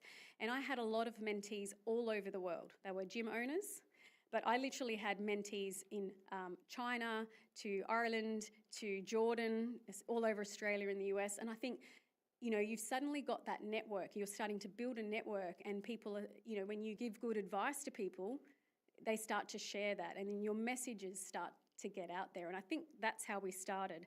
And another thing is that I'm a good traveller, well-seasoned traveller, and when I connect with someone, I do stay in touch. And of course, that's global. And so it's just, being able, and I just think if you can just touch one person, then that person, it flows. So you built up this network over time and a lot of members. What is it that then Sisterhood Collective actually does? What are you doing day to day to support these members, and what are they getting in return for being a part of the organisation? Yeah, so we have this saying, which is, Sisterhood Collective, connect, grow, thrive. And we have a lot of little, terms that we use as well, but there's a couple of tiers to the sisterhood. And the very first one is connection. And it's not just about connecting with each other. We have the live events where you can connect in person, but from an online standpoint where we've got greater reach, it's connecting with yourself first. Right. Like, you can't make any decisions. You can't run a good business. You can't be the best version of yourself until you know who you are and what you want. So I guess the question is physically what actually happens when you sign up to this group? Like, what is it that you do day in, day out to service all these people around the world? Motivate people, inspire people, and educate. So I imagine you've read a good book, or you hear a podcast and someone says something and you're like, oh, that's such a good idea, I should do that. But 95% of people don't do it. And so I like to work with the 5% of people that do want to do it. They do want to take the action. They do want to make the change to improve their life. And that's what we're doing. We are creating these little motivations. We're giving, daily tips. Really, it's about mindset. So it's trying to create this positive mindset. Yes, we all get down in the dumps sometimes, but we need to move forward, you need to be in a growth or a positive mindset. So we put stuff out there that helps you wake up in the morning and start your day off that way, because we all know that when you have a positive mindset, you are going to be more productive in the day. And so really, you know, the sisterhood's all about helping women live their best life. So we want to give the tools, the resources. So we run live webinars, and we store them as well. And also I'm a big believer of goal setting. So I run those every quarter. We do quarter sprints. And that's really doing a self-assessment. So it's understanding where you are right now, where you want to go, and then how do I get there? We'll talk a bit about your move to Abu Dhabi shortly. With something like that, how do you measure the success? How do you know that it's working? How do you know that the women around the world that have signed up are benefiting from what you're providing? I think it's the feedback loop. So it's getting women say, oh, thank you so much. Or, you know, in our free online group on Facebook, it's the Sisterhood Collective Lounge Room, we share the wins. It's all about sharing the wins. And I think so many women and people in general are so hard on themselves that sometimes even just, you know, I speak to some mums, they've just had a baby. They haven't got out of their pajamas for the day. But you know what? This week, I actually had a shower before 9 a.m. I'm like, you know what? Well, well done you. And why can't you celebrate just that thing? Because it's going to make you feel good just for that little minute. There's a book called The Power of Moments where, you know, you can just make one person, something might be special to you, but not necessarily to me. But I can see it's special to you. So why wouldn't I want to boost you in that moment and give you some, you know, cred or some celebration because it's important to you? And do you find that women who are then kind of a part of a network like this are changing that narrative that from what you had when you were in the army back in the day, where actually you are finding women are supportive of other women and you know they kind of get a reward from that in return? Yeah, I think the more stories that you share, the more you're influencing people to have the strength and the courage to take that step forward or pivot or change. I think the sisterhood's really about intentional living, and we want women to choose and to let them know you can change anything. You can rewrite your story, and you can also change any sort of narrative that you want to. Interesting. Laurie Drummond with us here. She's the founder of Sisterhood Collective on Mira Business FM. It's coming up to 12:30. We're going to get the news headlines, but Laurie, I want you to stick there because I'd really love to talk to you about why you've moved here to Abu Dhabi and what you kind of feel like the market is like out here and the kind of events that you could potentially be doing with the Sisterhood Collective out here, and also a bit about the business strategy as well, and understanding how that works in an organisation like this. News headlines coming up next here on Mira Business FM. This is Daybreak with me, Inzamam Rashid. Welcome back to Mira Business FM, Daybreak with me, Inzamam Rashid. It's just coming up to 12:34. We are with you for the next hour and 27 minutes or so. And in the studio right now with me is Laurie Drummond. She is the founder of Sisterhood Collective from Australia originally and now here in Abu Dhabi, but has driven to join us here in Dubai, of course, where we broadcasted from today. We're talking about Sisterhood Collective, your incredible initiative that you founded. How many years ago now, Laurie? 3 years ago. 3 years ago. And now you are operating from Abu Dhabi. Tell us why that is and how that's going. So the Sisterhood Collective is my baby. It's like a passion thing for me, is, you know, helping other women rise and coming together. But I also have other businesses. So I'm a co-founder of Functional Fitness, and we have a few gyms in Abu Dhabi. I also lived here previously about 10 years ago when I was headhunted to do some work in one of the sectors over here. And so I kind of was familiar with the space. But I'm also into investing in startups as well, right?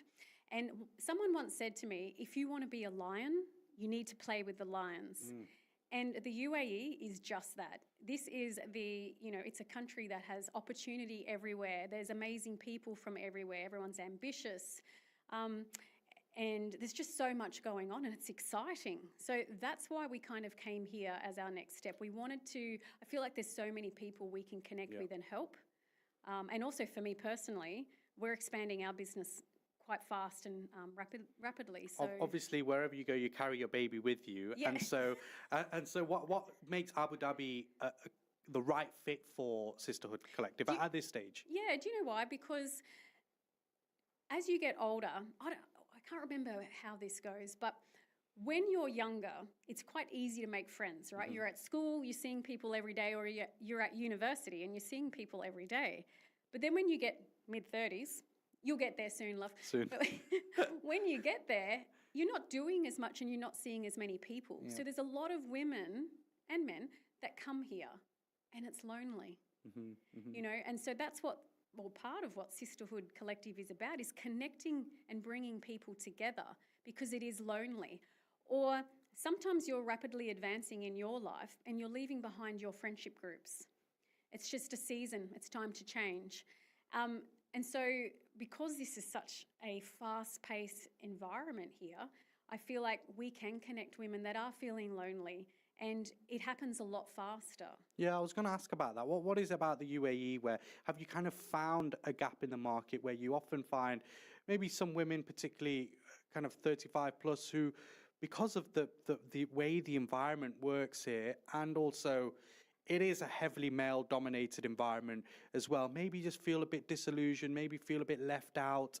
And is that a gap that you've noticed in the region? I have, and you know, there's a lot of women that have come over with their husbands. And they've left their jobs and their careers behind because there's no job necessarily for them here.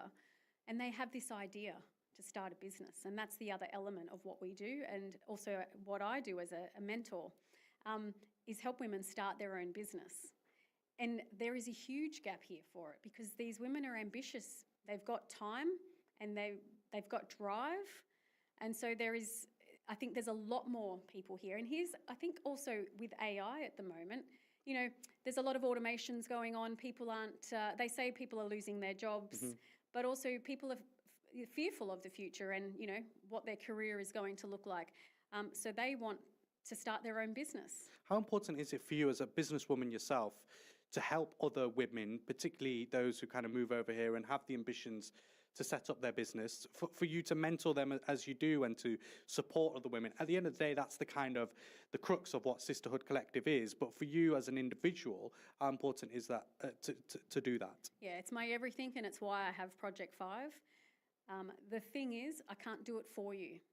I can only guide you there and give you the resources, the tools, and obviously crack the whip to make sure that you know, stay on path and you keep going.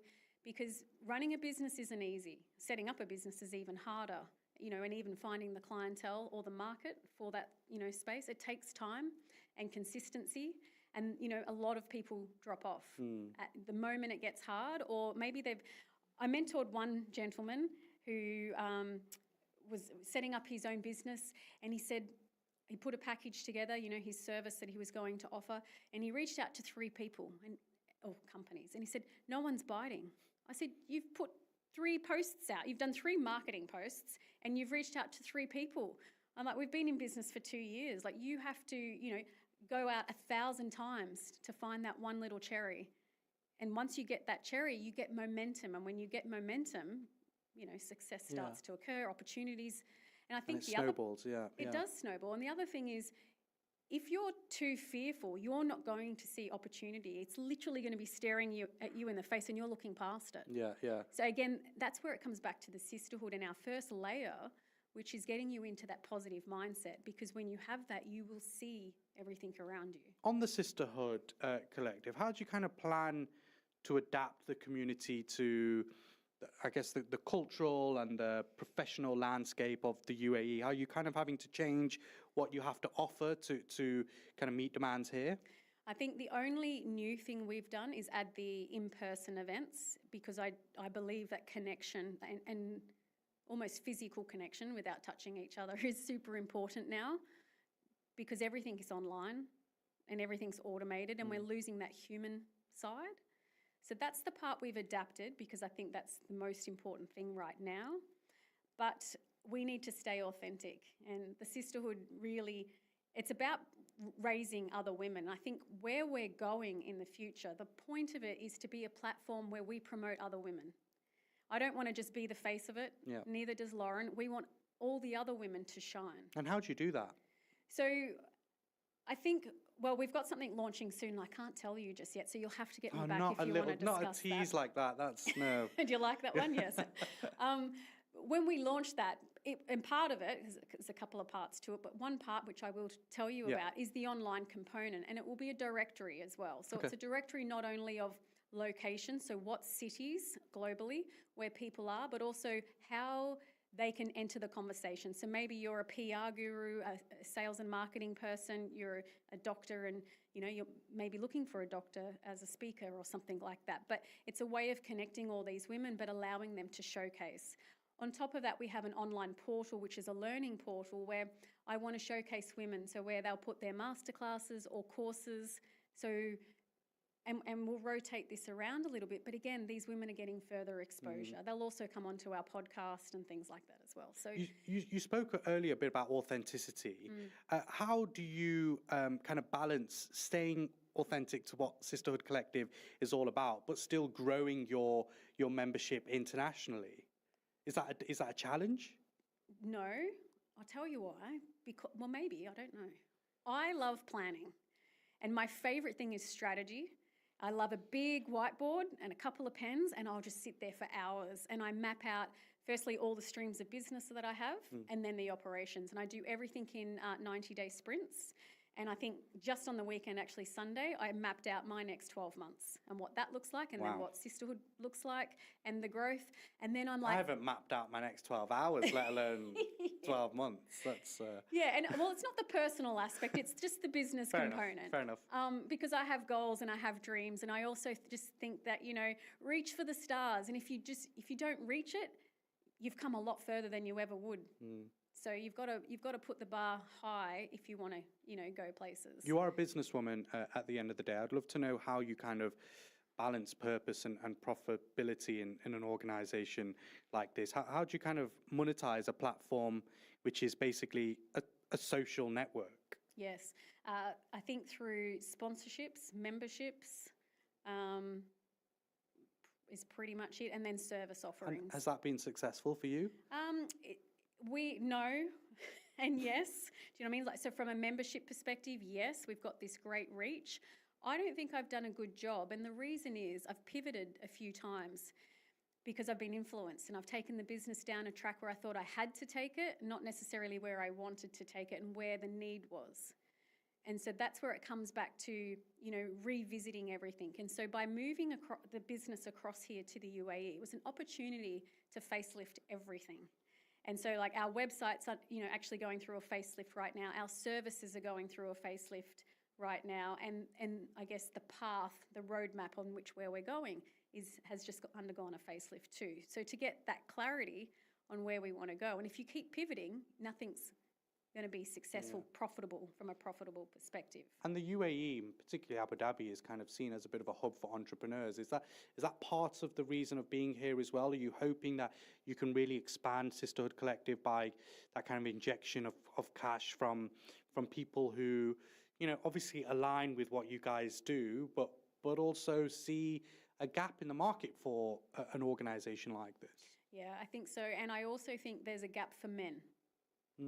And there's potential opportunities for collaborations, with not only these women entrepreneurs, but there's a massive gap in the men's space. So if anyone's interested in, kind of talking about that a little bit more as well, I think, someone needs to get a grip of all these guys that are needing, this same, very similar space. When we first started, we actually had more men followers than women. And I sat there and thought, hang on a second, we're trying to...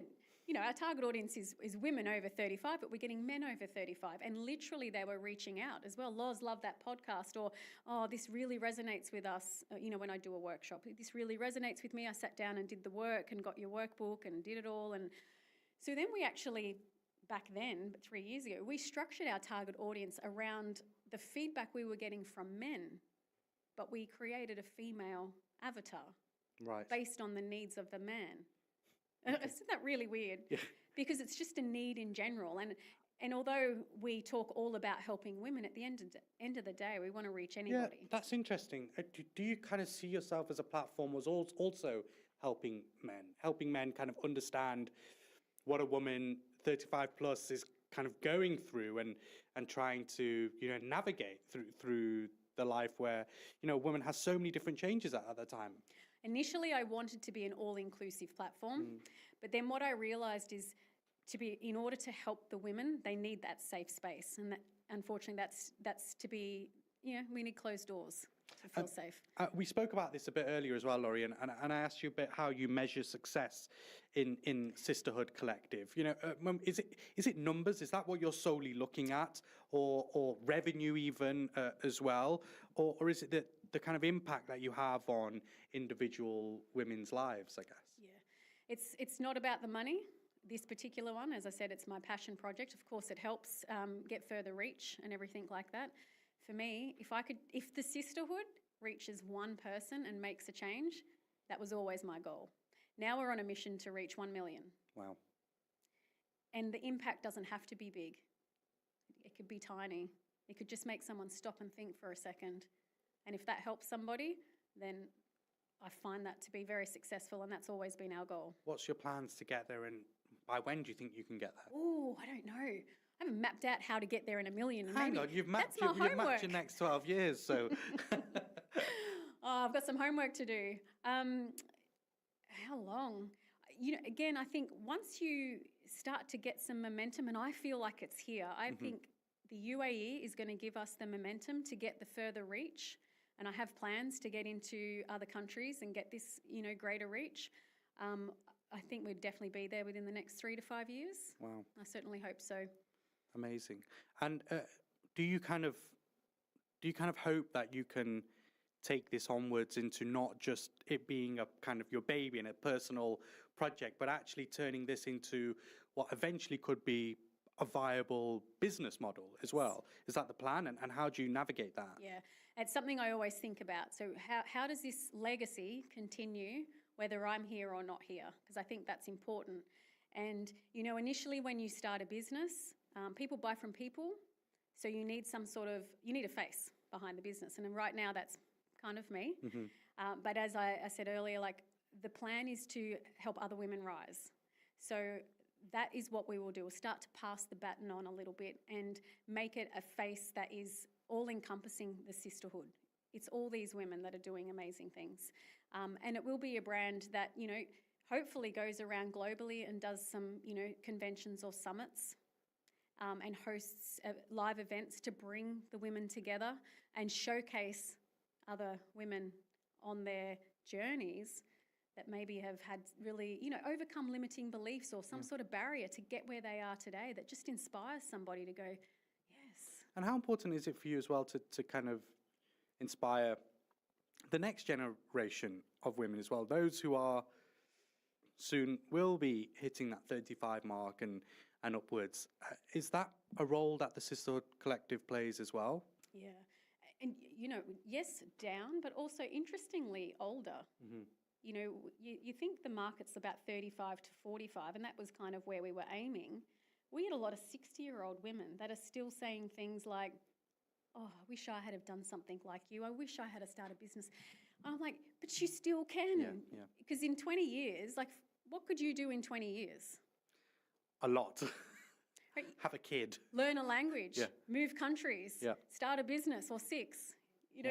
And I guess if you stop and just go, what have I done in the last 12 months? And reflect on everything that's just happened. And this is what we don't do. We don't see how far we've come and that we're capable of doing that. And that's, so for these younger, these young pups today, there's definitely space for them because they are the new generation. They bring this new energy to us, and we need to learn from them as well. Just tell us a bit about Sisterhood Collective. Where can people get all the information and find out more about? So Sisterhood Collective is all over Instagram. We have YouTube channels. We have www.sisterhoodcollective.com. We have a podcast, Lounging with Laurie. Amazing. I love that name. Yes. Are you in nice sofas on that? About to. We're Okay. about to. It's a That'll be facelift. nice. It's all about the facelift. The over 35s. Yeah, of course, of course. Look, Laurie Drummond, thank you so much for your time today on Mira Business FM, talking to us about Sisterhood Collective and your life in general and how you've got to where you are today by empowering women along the way and starting off in the Australian Army, which I love. And I love that you came in your Army greens today as well. Yeah, thank you so much. This is Mira Business FM. 12:50 is the time. We'll be back after a very short break.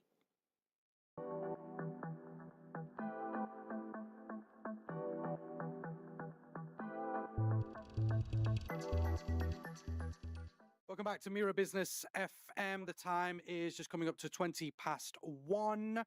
It's the 2nd of September. You are listening to Daybreak with me, Inzamam Rashid. Now, I've got to break some news that might make you put down your phone. For the very first time in the UAE, influencers, yes, those smiling faces who tell you what protein shake to buy, what lipstick to wear, and sometimes even what stock to invest in, have officially become the least trusted profession in the country. According to the latest survey by Insight Discovery, 1 in 5 UAE residents now say that influencers have the worst reputation of any profession. That's worse than telemarketers, worse than credit card companies, and yes, even worse, and I say this lightly given that we are funded by real estate developers, even worse than a real estate brokers. Imagine being less trusted than the person who cold calls you at dinner offering the deal of a lifetime. And honestly, I get it. One day, an influencer is flogging you diet tea, the next they're experts in cryptocurrency or real estate. It's like career progression at the speed of Instagram stories. But before we maybe rip into them too much, let's remember, this isn't just a list of who we roll our eyes at. It's a reflection of who we trust with our money, our decisions, and our time. To unpack these results, I'm joined by the man behind the research, the CEO of Insight Discovery, Nigel Silito. Nigel, finally, welcome to the show. It's a pleasure to have you on Mira Business FM. No, my pleasure. Thanks for having me on. No, it's great to see you as well. Nigel, this is your 7th annual survey. Influencers for the first time overtaking credit card issuers. That feels like a seismic shift.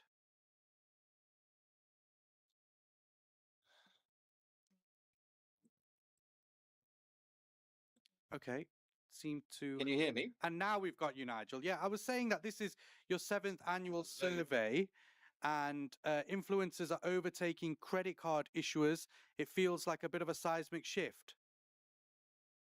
Sorry, I didn't. It's been a really bad line. There have been loads of technical issues. Can you please repeat the question? I'm sorry. Hopefully you can hear me nice and clearly now. I was saying this is your 7th annual survey. Influencers overtaking credit card issuers. Yes. It feels like a bit of a seismic shift. Yes, it is. Influencers started appearing on our list about 3 years ago, and they now occupy the top position, followed by telemarketers, credit card issuers, and then recruiters. There are many more who are mentioned as well. Just tell us a bit about how you conduct this survey, Nigel. Who was asked and how wide was the sample? How does it all work? Yeah, sure. We do PR and research, so we always want to make sure any research we do is statistically valid. So we use YouGov to help us. They have a poll, and they invite over 1,000 people living and working in the UAE to participate. And then we boost the response rates through our own efforts. And why do you think influencers, Nigel, have climbed to the top in 2025 specifically? Why this year? I think it's a global trend. I think a lot of people are fed up with behavior and antics. Also, many of them are being accused of buying followers, of course. And sometimes they are promoting products which they don't either use or believe in, but they're still promoting them because there's a commercial vested interest, which isn't always disclosed. So, look, your survey, and we'll get down into a bit more detail very shortly, but your survey has become a bit of a kind of annual naming and shaming. I think it was kind of branded as the Oscars of the least reputable job out there. How serious do businesses actually take these findings though? Have you noticed businesses kind of reaching out to you and actually taking the findings on board? Certainly this year, since I appeared on a different station this morning, I've received more requests than ever. And I don't want to kind of knock recruiters or estate agents or even credit card issuers, because I've got many friends who work within these sectors. So all we're trying to do is alert various sectors that maybe they should be trying to work harder to improve their reputation. And I think if you look at the professions which often come out worse, they're the ones which pay commissions instead of salary. So there is a very strong correlation between reputation and the way they reimburse their employees. That's interesting. Let's look at the headline though. So influencers, 1 in 5 residents saying that they have the worst reputation. What's gone wrong for the influencer industry, do you think? I think it's partly because of the rise of finfluencers, who are obviously financial influencers, and many of them who are now living in the UAE have gone out of their way to promote unregulated schemes and also cryptocurrencies, many of which have gone bust. So I think quite a few UAE residents have had their fingers burnt, not necessarily because of influencers, but because of this niche finfluencers. But the good news is that the ESCA regulator, which is one of several regulators here in the UAE, have brought in new licensing rules. So if you're a finfluencer, as of May this year, you need to have dual licensing. You need to set up a company, and you also need to get a license from the UAE Media Council. So they're making it harder. And if you are a finfluencer and you make wild claims, you can be heavily fined. So that's a step in the right direction. Yeah, that's interesting. And I guess the survey kind of then, bolsters that need for all that regulation by the authorities out here.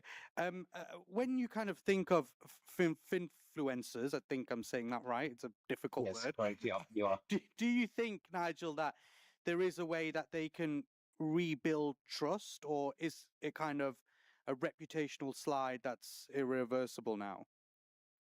No, I think with the new ESCA regulations coming in force this year, a finfluencer will be very wary about giving advice without being regulated, because not only could they be fined, they could actually go to jail. So whilst there haven't been any cases so far, I sense there might be in the next 6 months or so. So I think it's encouraging that financial services, particularly for influencers, is getting tough. And one of the reasons why financial advisors and bank advisors have improved their reputation over the last couple of years is because there's far more regulation for firms working and operating in the UAE. Absolutely. But then, given obviously you have come on today and outlined that it is finfluencers that are having the kind of impact as a result of making them the kind of least reputable people in the UAE. But it does have a huge knock-on effect to just kind of everyday influencers as well then, right? They are then kind of painted with the same brush. No, but we're not identifying just finfluencers. And when we asked this question, people came up with influencers, social media influencers. But because most of my clients are working in the financial services sector, I have this feeling that one of the reasons why influencers have such a poor reputation over here is because of finfluencers, which is this subsection. And also, if you think of the number of influencers who've come to Dubai for, let's say, a month or two, and kind of glorified it too much or done some really outrageous things to get clickbait.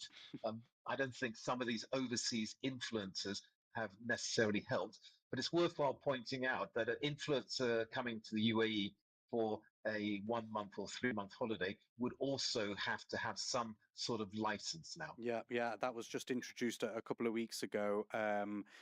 A new license for content creators arriving in the country, which of course just shows you the steps that the authorities are taking to have a bit of kind of control over what narrative, I guess, is also being being put out there in a good way to ensure that people aren't getting negative information or trying to be, I guess, journalists and giving out incorrect information. Let's move on to the next job role, which was telemarketers and call centers. They were at 19% in your survey. I don't think anyone is shocked there. Why does telemarketing remain such a universal pain point? I'm sure you also receive many cold calls every week, often the name of the company doesn't appear when it should, particularly if it's a landline. So I think it seems to be on the rise, and of course it is unauthorized. You can be fined, particularly if you're an estate agent making cold calling. But one of the people I met earlier in a radio station receives 2 calls a day from different estate agents cold calling. Wow. So it's a real problem over here. And that then links to real estate agents as well, forever in the bottom 5. Yes, of course. High fees, broken promises, still the main issue. Are there new concerns in 2025 that you found? I think with estate agents, they weren't as bad this year. They're still ranked 4th, which is pretty consistent. But because the property market here has boomed so much, and if you own a property and you're renting it out, or you've seen the value go up substantially, then to be honest, you probably have less of a grudge against real estate brokers. And then recruiters as well. They've crept up slightly in distrust from 9% to 11%. What are job seekers and recruiters telling you as well? Well, recruiters normally are the worst, so they've been consistently the worst. Last year was actually credit card issuers. So in some respects, you could say that their position has improved slightly over previous years. I think there's been more regulation for recruiters, and also this place is again booming. There are far more job adverts. So people are quite more dependent upon recruiters than ever before. And I think from the friends I have who run recruitment companies, they've had a bit of a wake-up call over the last couple of years, and they're trying to be far more transparent and also far more in communication with the candidates, which didn't always happen in the past. Yeah, I mean, it's another saturated field, and I think that's the kind of the theme that we get with a lot of these kind of roles that are in the top 5 here, Nigel, is that many of them are very saturated fields. Is that fair to say? Does that have a correlation? Yeah, definitely. And also, it's worth pointing out that it's very easy to set up, for example, a recruitment company. And of course, less so for a state agency, because obviously you need to go to RERA and do the exam. But recruitment companies, you and I could decide to launch a recruitment company tomorrow. Yeah, I don't think we'd be hiring influencers, though. That's definitely off the list. Amidst the doom and gloom, though, Nigel, there were some professions that did improve. You mentioned there, of course, recruiters. They aren't the worst this year, and they weren't last year, so that's improving. But financial advisors, both bank-based and independent, they've actually seen reputational gains. That's quite a bit of a turnaround, isn't it? Why is that?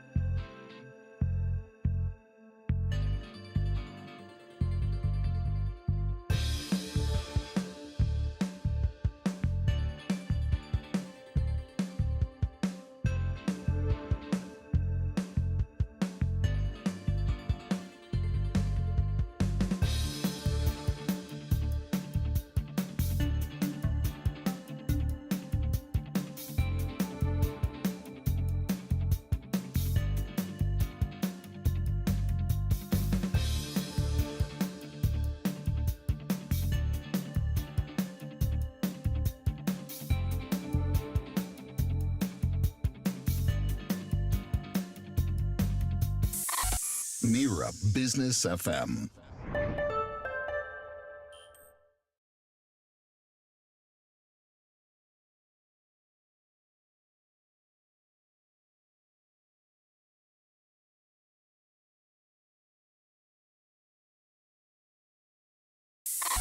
Mira Business FM.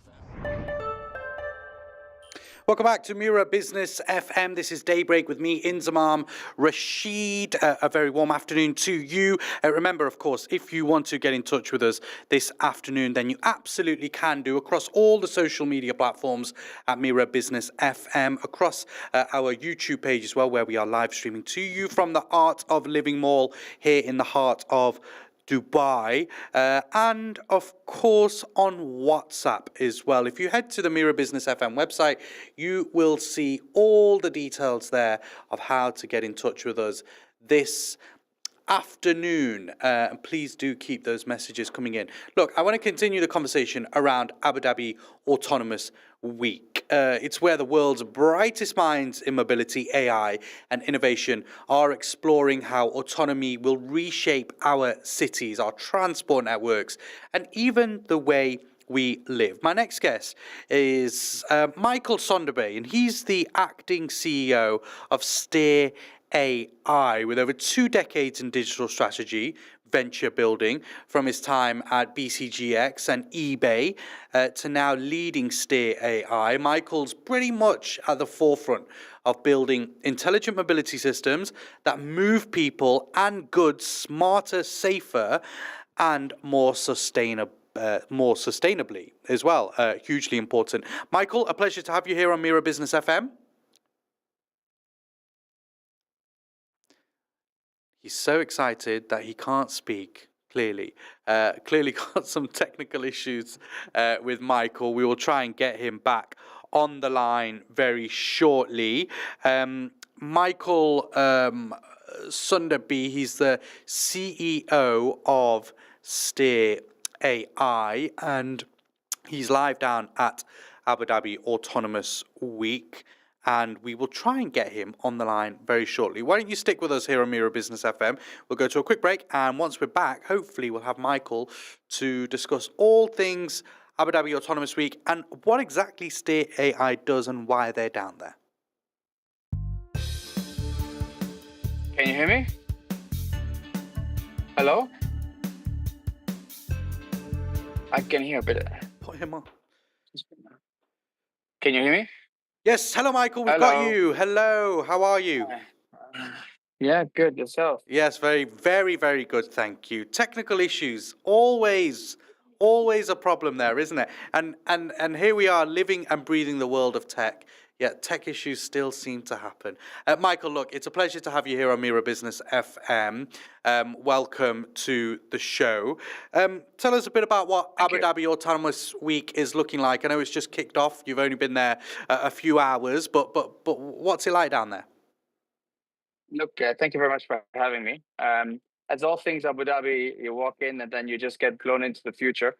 As there, I were glad to be part of it. But I mean, if you have the chance to come visit, I think anybody who loves technology should definitely come in and have a peek. Lots of exciting topics, autonomous buses, drones, autonomous vehicles of different shapes and sizes. So lots of things happening, very exciting crews and teams. And of course, also some very interesting speakers. So could definitely recommend people to come have a look. And in terms of what Steer AI are looking to do down there, Michael, what is it that Steer AI does in particular, if you don't mind kind of giving us a bit of a sense, and how is it contributing to the autonomous ecosystem being built here in the UAE? Great question. I think we like to contribute to the ecosystem in 2 ways. On one hand, we have software that we can basically add to a vehicle. So essentially, we would take any vehicle, we add a drive-by-wire harness. That means that you can now engage with the different mechanical elements via electronic impulses. And then we add our sensor set, integrate our software, and with quite a bit of testing, it basically means that we can take a vehicle and we can make it autonomous. So that, of course, creates a lot of flexibility for different clients, customers who are interested in taking this type of technology and integrating into the operations. The other side that we're also helping on is on the software side, where we have a fleet management system, Core Connect. We actually just demoed today with Noon, where we both can take our ground vehicles and we can also take drones, integrate that so we have an orchestration of all things autonomous in e-commerce, but also, of course, a lot of other industries. So those are really the two topics that we really focus on, and of course, everything built and developed here in the UAE. What are the conversations you had with Noon then, if I may ask? What can customers of Noon, many of them across the UAE, actually see a Steer AI product in action with them? Look, I mean, I think all of us who live in the UAE are spoiled for choice when it comes to delivery services. And essentially, Noon, no surprise, is trying to just up the game even further and get for Noon minutes items to customers a whole lot faster. So it's going to be a combination of drones over time, but also ground vehicles. So what we will do is we will support with the fleet management system that basically enables them to orchestrate on all those different layers. And of course, just create a lot more excitement for the customers. And at the end of the day, in e-commerce terms, it just means that you get to have more transactions, more deliveries, more business, more happy customers. How exciting of a time really is this, Michael? Because, there's a lot of people who don't necessarily know the ins and outs, all the technical details, and will just kind of see the final end product. But for you guys in the actual industry, and for those who do, see the end products, how much of an exciting time is this right now? Look, I can't emphasize enough how genuinely thrilled I am. I mean, what's happening here in the UAE at the moment is simply just an acceleration of a lot of different growth factors that we've been seeing for a number of years. And being part of that and seeing a package move without any human interface is actually just something else. And of course, as everything else here in the UAE, it's happening at a scale where, in not just the next few years, but I think in the next few months, we'll begin to see a lot more of these large-scale autonomous deployments. In fact, we already have the second largest autonomous taxi or robo-taxi deployment in the world after San Francisco. So that says a lot. I mean, size of UAE, size of USA, and we're the second largest. So a lot more to come. The UAE's got ambitions, Michael, and goals to make 25% of all journeys autonomous by 2030. From your vantage point, from your kind of experience position, how realistic is that, and what needs to happen to make that a reality?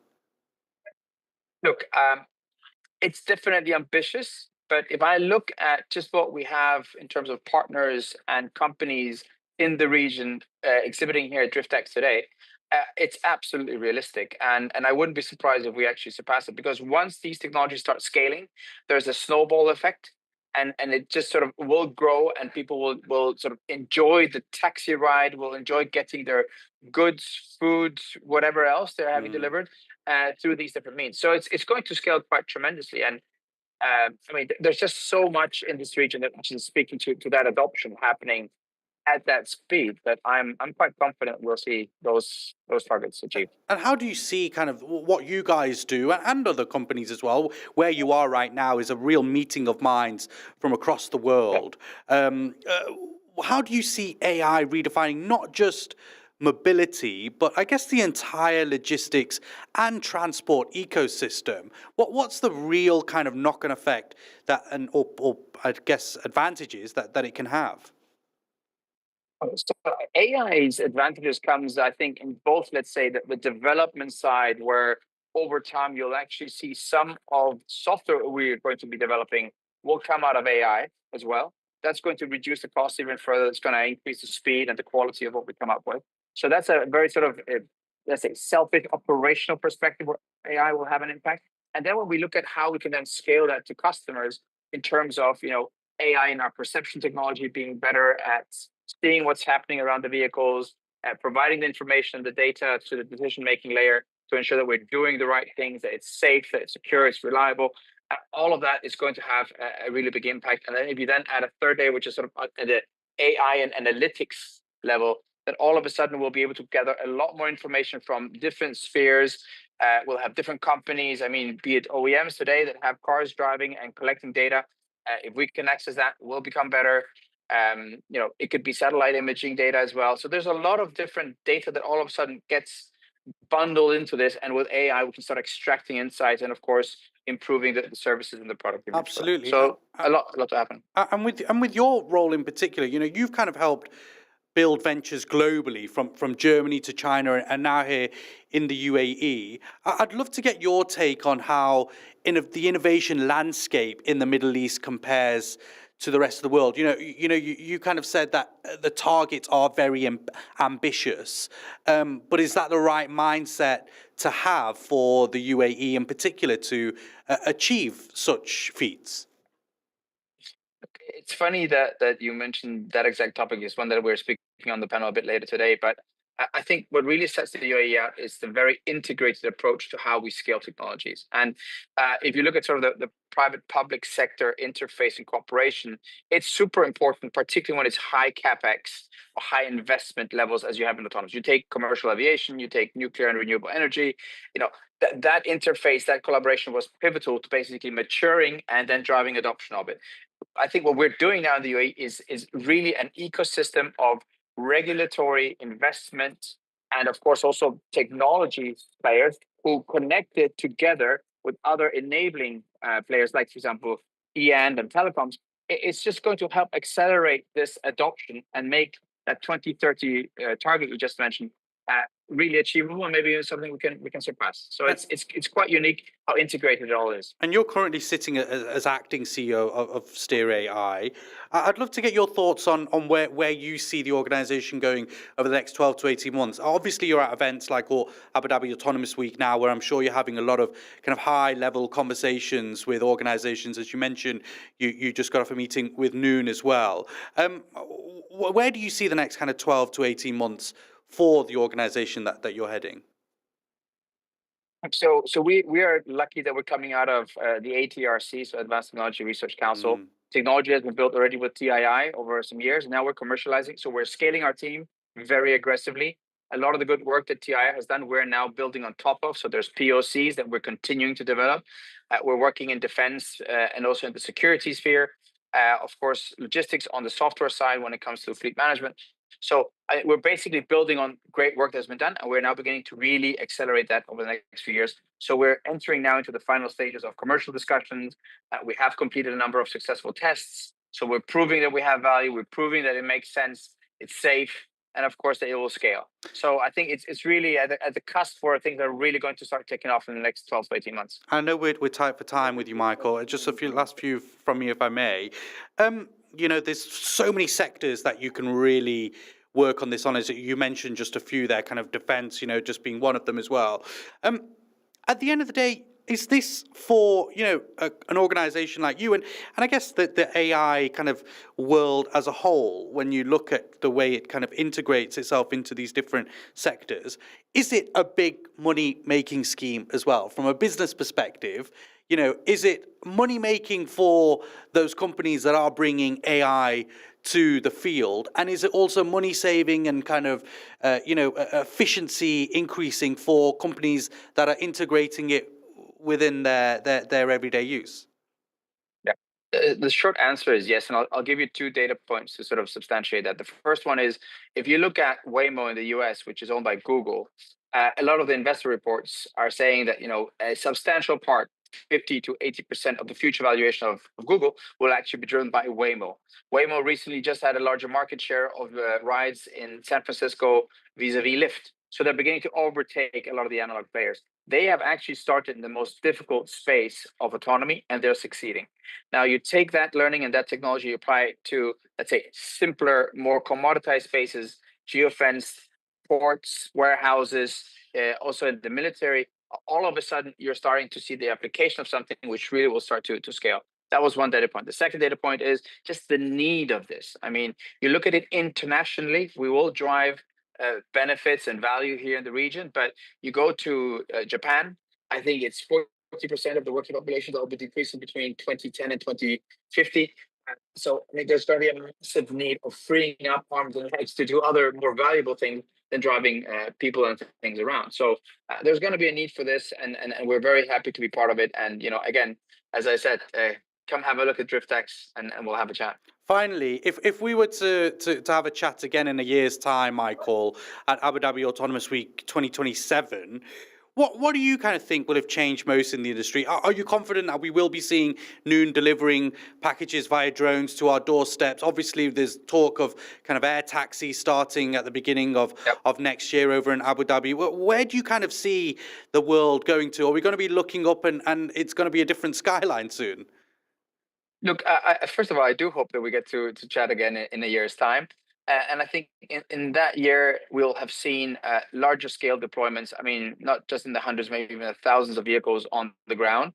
Look, drones will take a little bit longer. We will see them also catching on, but there's a regulatory element, there's a safety element, which sort of is flying over people that still needs to be resolved. I think those entities are close to doing that, but that's going to take a little bit longer. So I think you'll see a big uptake on the ground side, and I think you'll begin to see sort of the first steps of larger scale deployment on drones.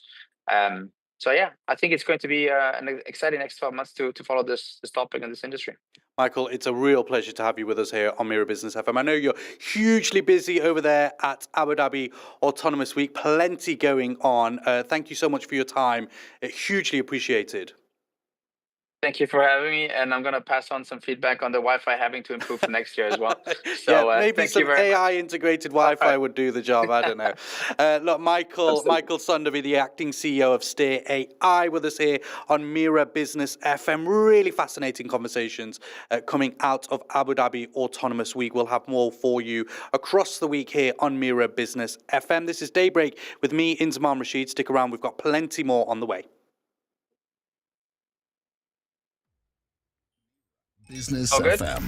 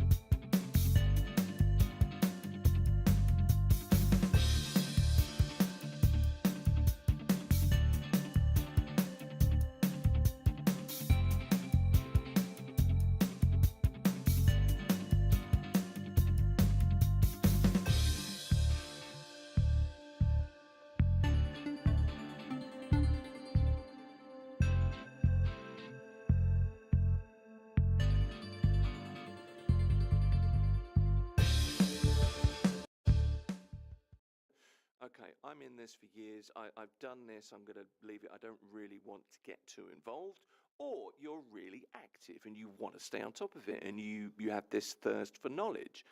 And they're both really reasonable ways of investing. Both very valid, absolutely. Yeah. Okay, so let's start with a passive investor, somebody that is living their life and they don't really want to get too involved, but they want to be safe in the knowledge that they're doing something. How would you define a passive investor, first of all? Well, a passive investment, rather than the person themselves, because I'm sure then very few people are completely passive about their investments. And indeed, even a passive investment still has an active element to it. Okay. By passive, we mean it simply follows an underlying index or asset class. Yeah. So the most popular one that's utilised is